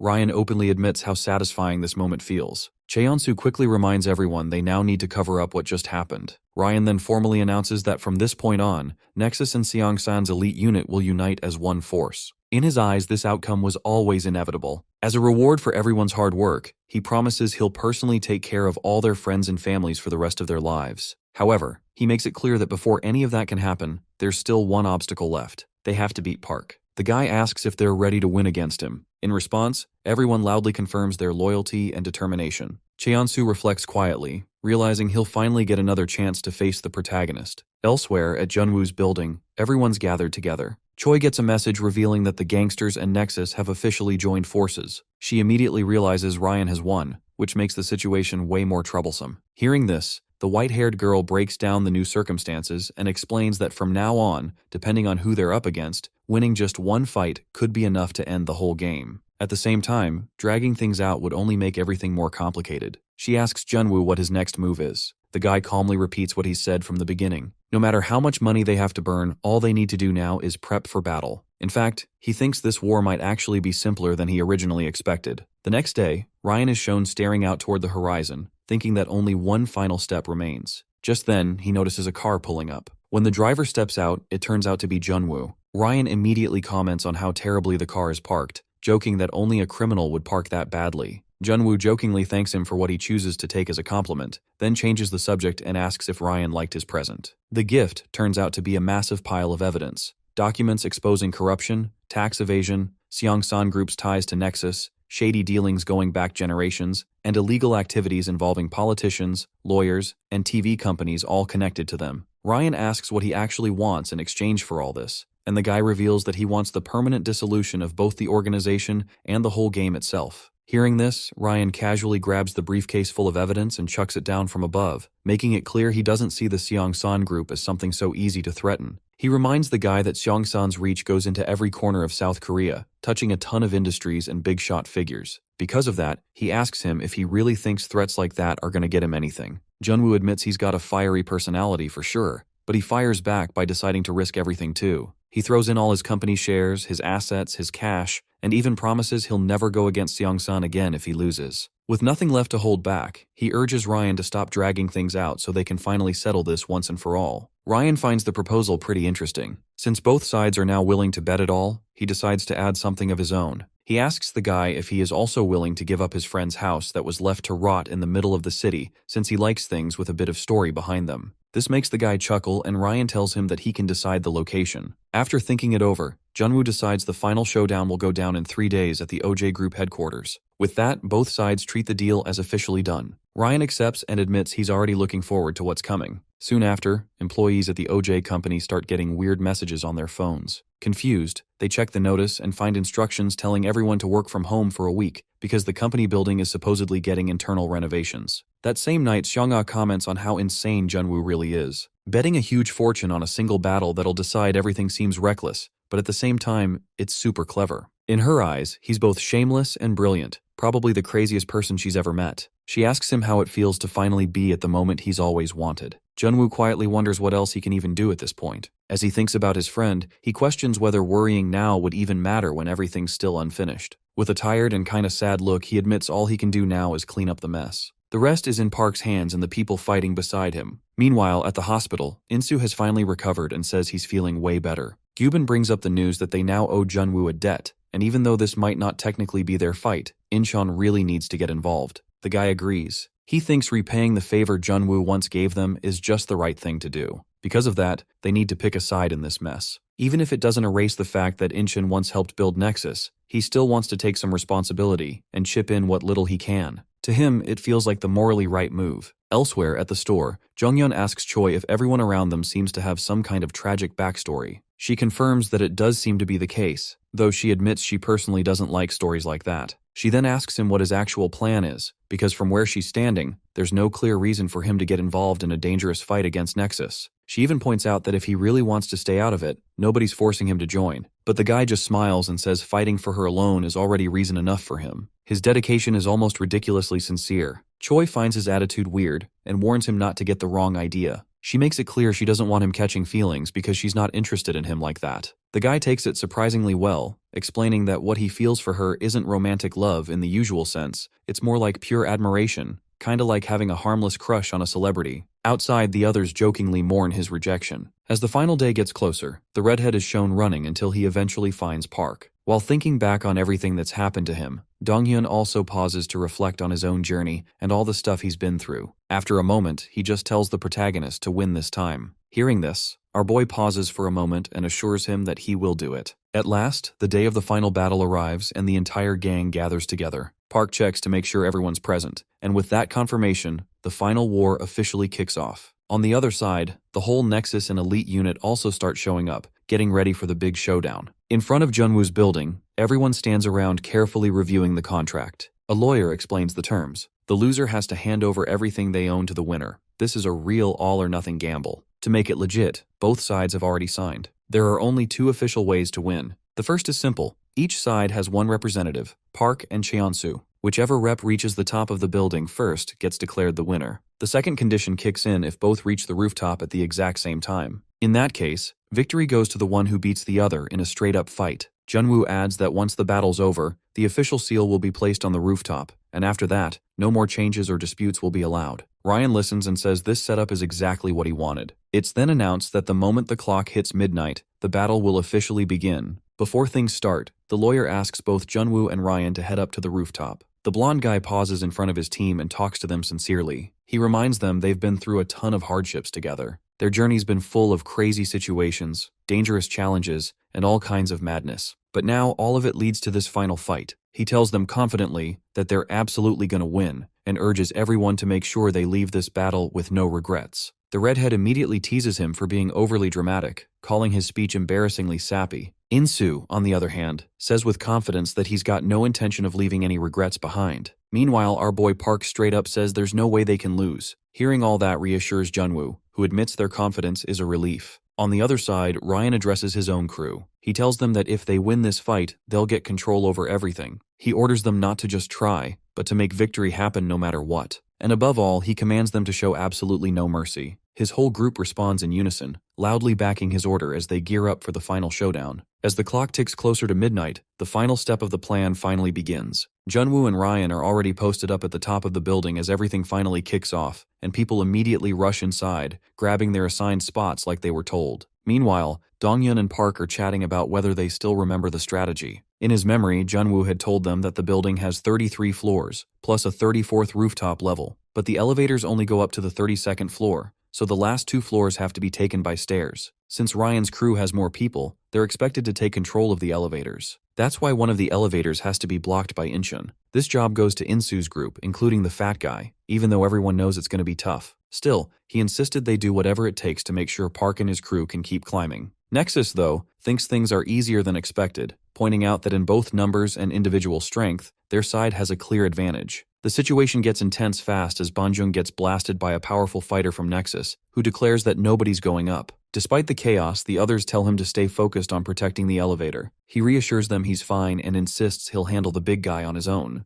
The bulky Nexus fighter challenges him, asking if he really thinks he can stop him. He fires back, telling him to shut it because they're both just pawns in a bigger game. Still, he warns the big man not to underestimate him. The opponent, though, shrugs off the warning and says it's a shame things came to this, since if the guard had just stepped aside, he could have walked away unharmed. Without hesitating, he throws a heavy punch and a full-on fight breaks out. All around, crazy combat erupts as people yell for each other to hang on. In the middle of the chaos, the elevator suddenly starts moving up. The big fighter is shocked and wonders how that's possible if nobody got in. He quickly figures out that the other group probably used the stairs and then called the elevator from a higher floor. Before he can fully process what's happening, he gets grabbed from behind. We learn that the fat guy has been a freak since birth. After hitting puberty, Bro stood at a height of 200 centimeters and weighed 243 kilos. However, right now, he is even heavier since he has gained over 30 kilos. In other words, the guy from Nexus isn't going anywhere as long as he's holding him. While fights are going down on multiple fronts, the elevator keeps rising without stopping. One fighter thinks his mission is almost done as he watches the fat guy manage to take down the big opponent, but the guy tells him not to give up,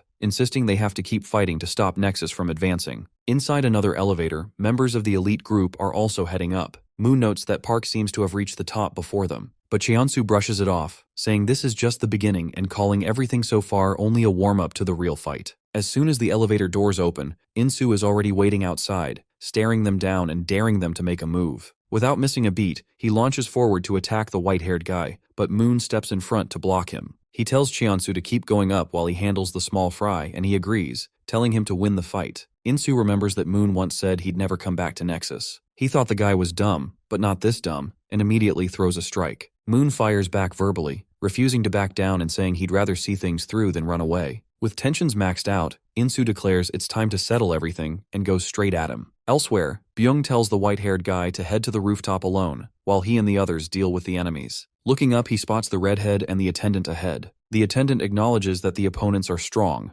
and when asked, he clarifies he's not scared, he just thinks they should take them more seriously. Byung then tells Cheonsu to move forward, assuring him they'll handle the rest, and another fight breaks out immediately. Meanwhile, the white-haired guy calmly keeps climbing the stairs, believing that everything he wants is right behind that final door. He feels confident that once he wins this fight, he'll finally get everything he's ever wanted. When he reaches the top, Park is already there waiting. The long-awaited showdown between our boy and Kim Cheonsu is about to go down. Junwoo reflects that this outcome was expected. Both of them made it to the rooftop for the final battle, where only one will be left standing to take it all. Meanwhile, Cheonsu notices his hand shaking and wonders if he's scared, but then realizes it's not fear at all. It's excitement. He's been waiting for this moment for a long time and has imagined this fight a million times. He admits it's good to finally see Park in person, but our boy fires back, calling him insane for being excited to meet someone who's about to crush him. Without wasting any time, he gets ready and charges forward, while Cheonsu apologizes with a smirk on his face and admits that he has also changed quite a bit.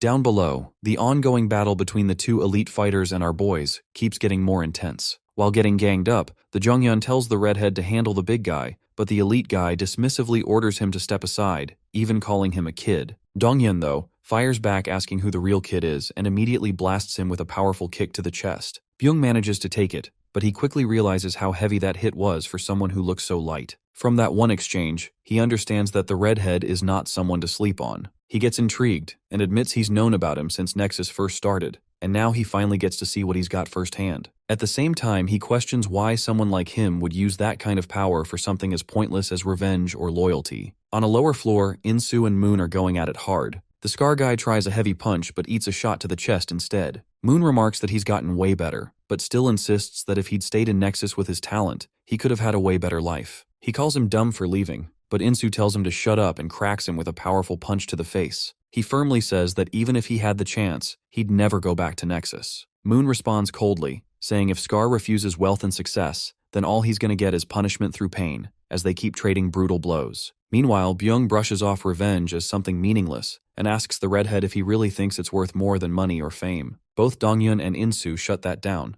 saying criminals and corrupt people don't deserve any glory at all, as the fight keeps going with insults flying on both sides. On the rooftop, Park misses his first shot while Cheonsu lands a heavy hit to the chest that briefly knocks him back, but he recovers fast with a backflip and jumps right back in. As he attacks again, the guy reads the move and dodges. Park gets frustrated, feeling that same annoying sensation from their last fight as Cheonsu keeps slipping his attacks. Then out of nowhere, the white-haired guy hits him clean in the face and sends him sliding back. Seeing this, he comments that Park looks like he's about to fall apart and asks if he was really as hyped for this fight as he said. He even tells the protagonist to take things more seriously and show the same fire he had earlier. This makes Ryan smile and he wonders what they're even supposed to do since victory seems way too easy. Meanwhile, Junwoo finds the whole thing hard to believe, especially seeing Park under this much pressure. He himself feels like something's off and wonders if Cheonsu trained hard enough to get this much stronger. Pissed off, he shouts that this is their final fight and tells Park to let loose everything he's learned without holding back. Our boy remembers the punch he trained for and gets ready to use it.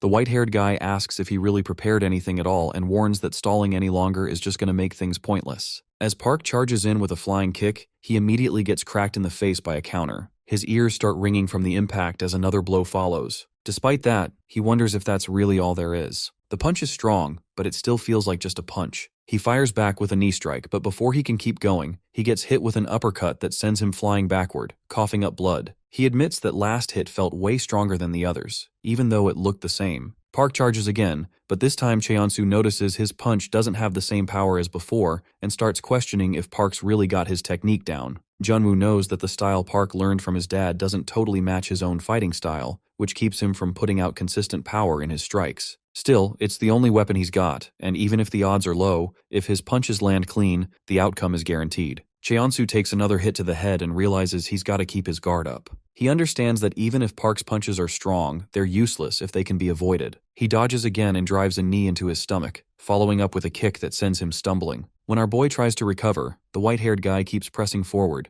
asking if that's really all he's got after all that prep. He calls Park's attacks disappointing and says he's losing interest, planning to end the fight fast. Our boy, though, laughs and points out that actually, he's the one who's mistaken for thinking he's already seen everything. Hearing this, Cheonsu starts wondering if there really is more hidden strength left. Park then calmly says he only needs 3 punches. If he takes 3 clean hits, he'll consider himself done. The white-haired guy laughs and asks if he has lost his mind, finding it crazy that he'd say that after already taking so much damage. But as the fight keeps going, Cheonsu suddenly finds himself barely dodging another attack at the very last second. The impact is so close that it only leaves this trailing force slicing through the air right by his face. We learn that even though landing this technique is basically a miracle given Park's physical condition, the style itself is something uniquely refined. He'd originally thought this new move might mess up his body, but he still trained it like crazy. Now that it finally works in a real fight, he gets why his dad was so set on teaching it in the first place. In the middle of the exchange, Park drives his arm deep into Cheonsu's gut with brutal force, sending him flying across the area as he crashes hard into stuff behind him. Park calmly counts down, believing only 2 hits are left to meet his condition. Meanwhile, on the 32nd floor, another wave of fighters rushes in and immediately goes after Insu. He dodges their attacks, counters one with a punch, slips another strike, but still ends up taking damage since he's getting swarmed. Surrounded, he gets kicked back and realizes things are getting worse. Even though his team's still holding the elevators, enemies keep finding ways to move up. Fighting Moon alone is already tough, but dealing with backup makes it almost impossible. He figures collapse is just a matter of time and immediately heads for the stairs instead. Moon watches this and assumes he is just trying to slow down the enemy's progress, thinking it's a desperate stalling tactic that's gonna fail. He also notes that Scar's allies aren't really holding their positions well, which makes their defense even weaker. Moon laughs, telling him that not even half of their fighters have come up yet. Just then, the elevator doors open behind him, and a bunch of his guys are seen badly beaten up inside. Gyubin comes out of the elevator and mentions that he just needs to make sure none of his fighters can come up. Insu is shocked to see him and asks why he showed up. The guy simply scratches his head and tells him that he just wanted to change a bit. All of this makes Moon annoyed, and he lets out an evil laugh, challenging them to keep the same attitude after this fight is over. Meanwhile, Byung keeps overpowering the redhead, while he tries to sweep his leg as a counter. The elite guy catches it easily and comments that he is super unpredictable, admitting he's one of the toughest opponents he's faced. He adds that if things had gone even slightly different, he could have been one of the strongest dudes in the country. But then he declares Donghyun's fate is sealed, and with a powerful motion, he hurls him into some nearby tables. The redhead crashes hard but manages to recover with a flip, landing back on his feet. He refuses to make excuses but recognizes the huge physical gap between them and admits he can't guarantee a win. Despite that, he tells Park to end things fast, knowing they can't hold their position much longer. Back in the main fight, Cheonsu feels the force of Park's strike and briefly wonders if this is really the technique he prepped for this battle. He figures 2 more hits would end it, but instead of fear, he feels excited and starts climbing the stairs fast with agile moves,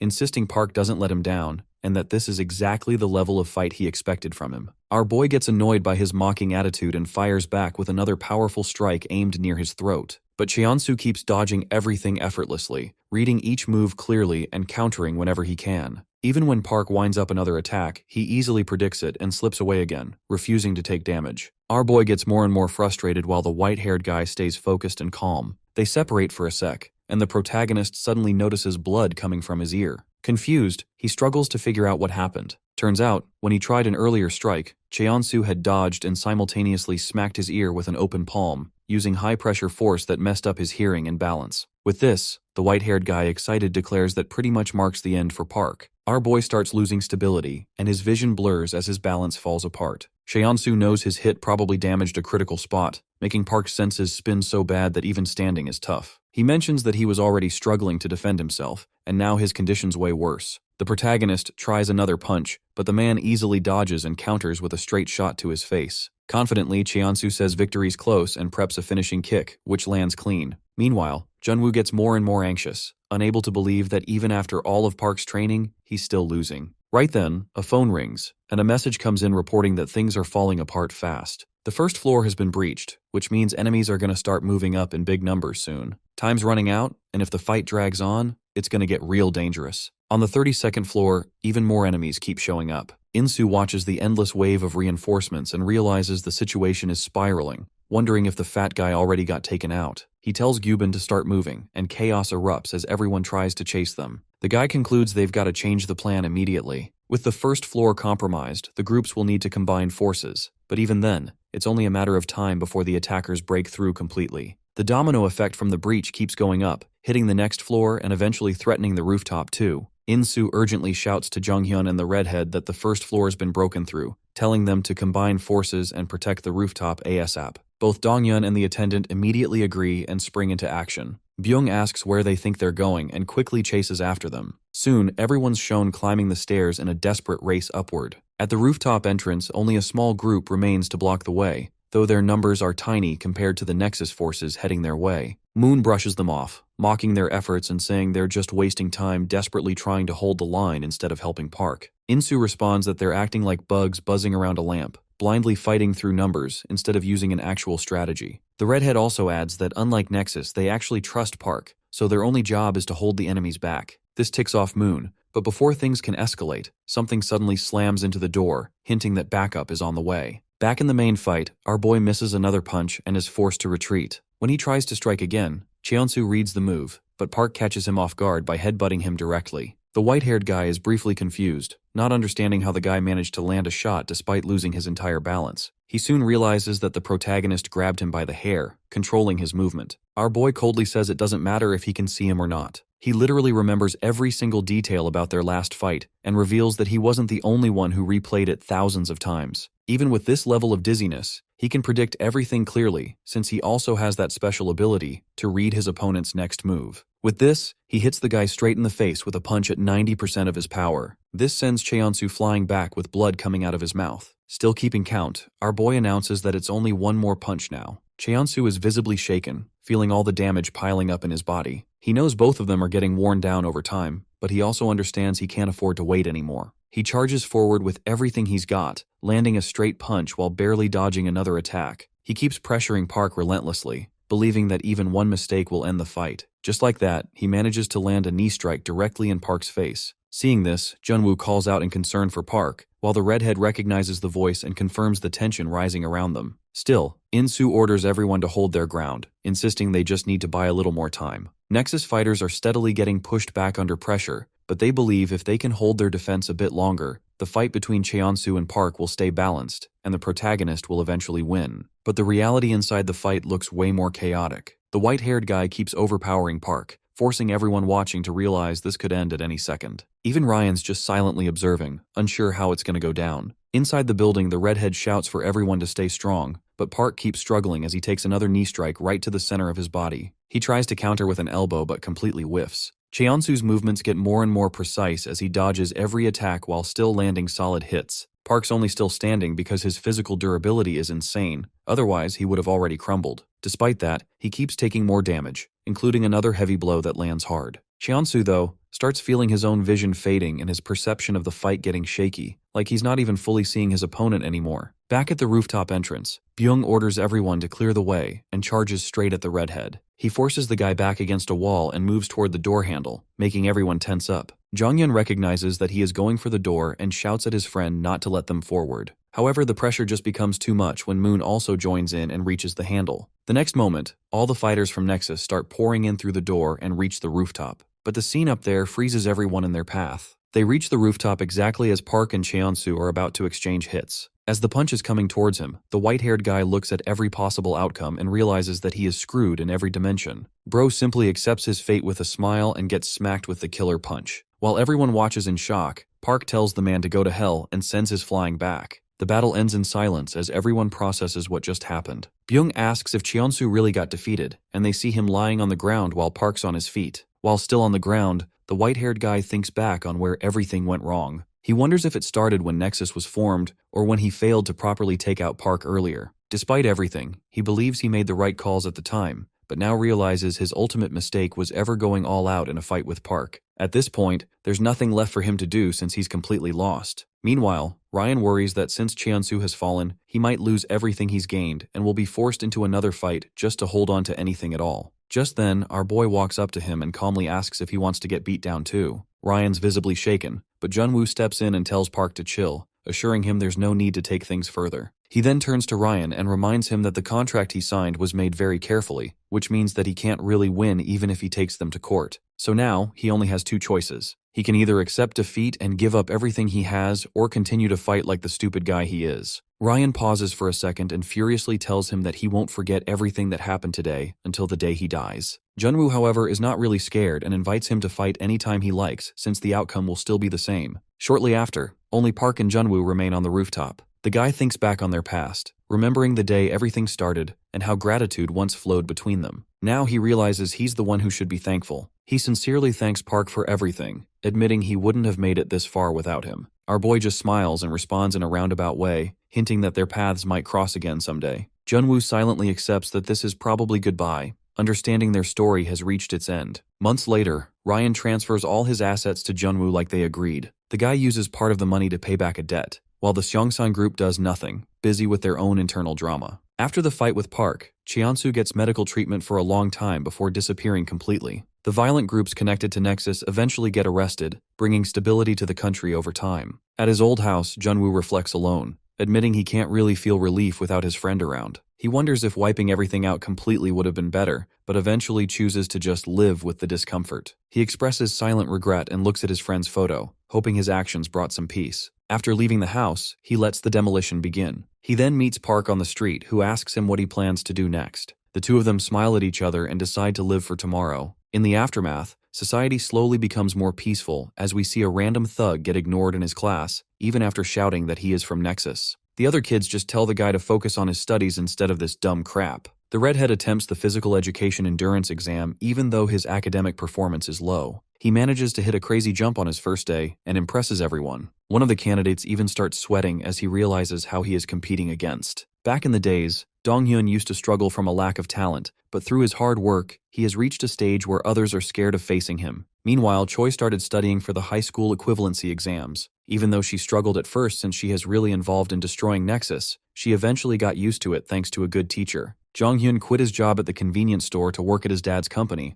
but also quit that job after 3 days. He eventually ended up as a mango farmer in Jeju along with a bunch of other friends. Bro was just trying to find anything to overcome the pain of breaking up with Choi. Insu returned to Incheon and passed all the certification exams he had been studying for. He even learned a lot of other skills while working on site and added a new family member. Gyubin, however, doesn't think that he belongs in Incheon anymore since he spent too much time outside. Just then, the athlete arrives and asks him why he is worried about things like that. He mentions that once he comes to this place, he will belong here forever. After finishing his work, Junwoo quit his job and started traveling around the world since he was trying to find something to do in his life other than revenge and money. However, while traveling, he finds Seong-ah in the seat next to him. The two of them eventually get married. Meanwhile, our boy wasn't the type to be doing things, so he spent some time literally sitting at home doing nothing. Sometimes he would stand in front of the punching bag and sit back down. He kept repeating it until he finally made up his mind and told his dad that he wanted to become a fighter. This makes his dad smile, and with that, the story ends on a happy note.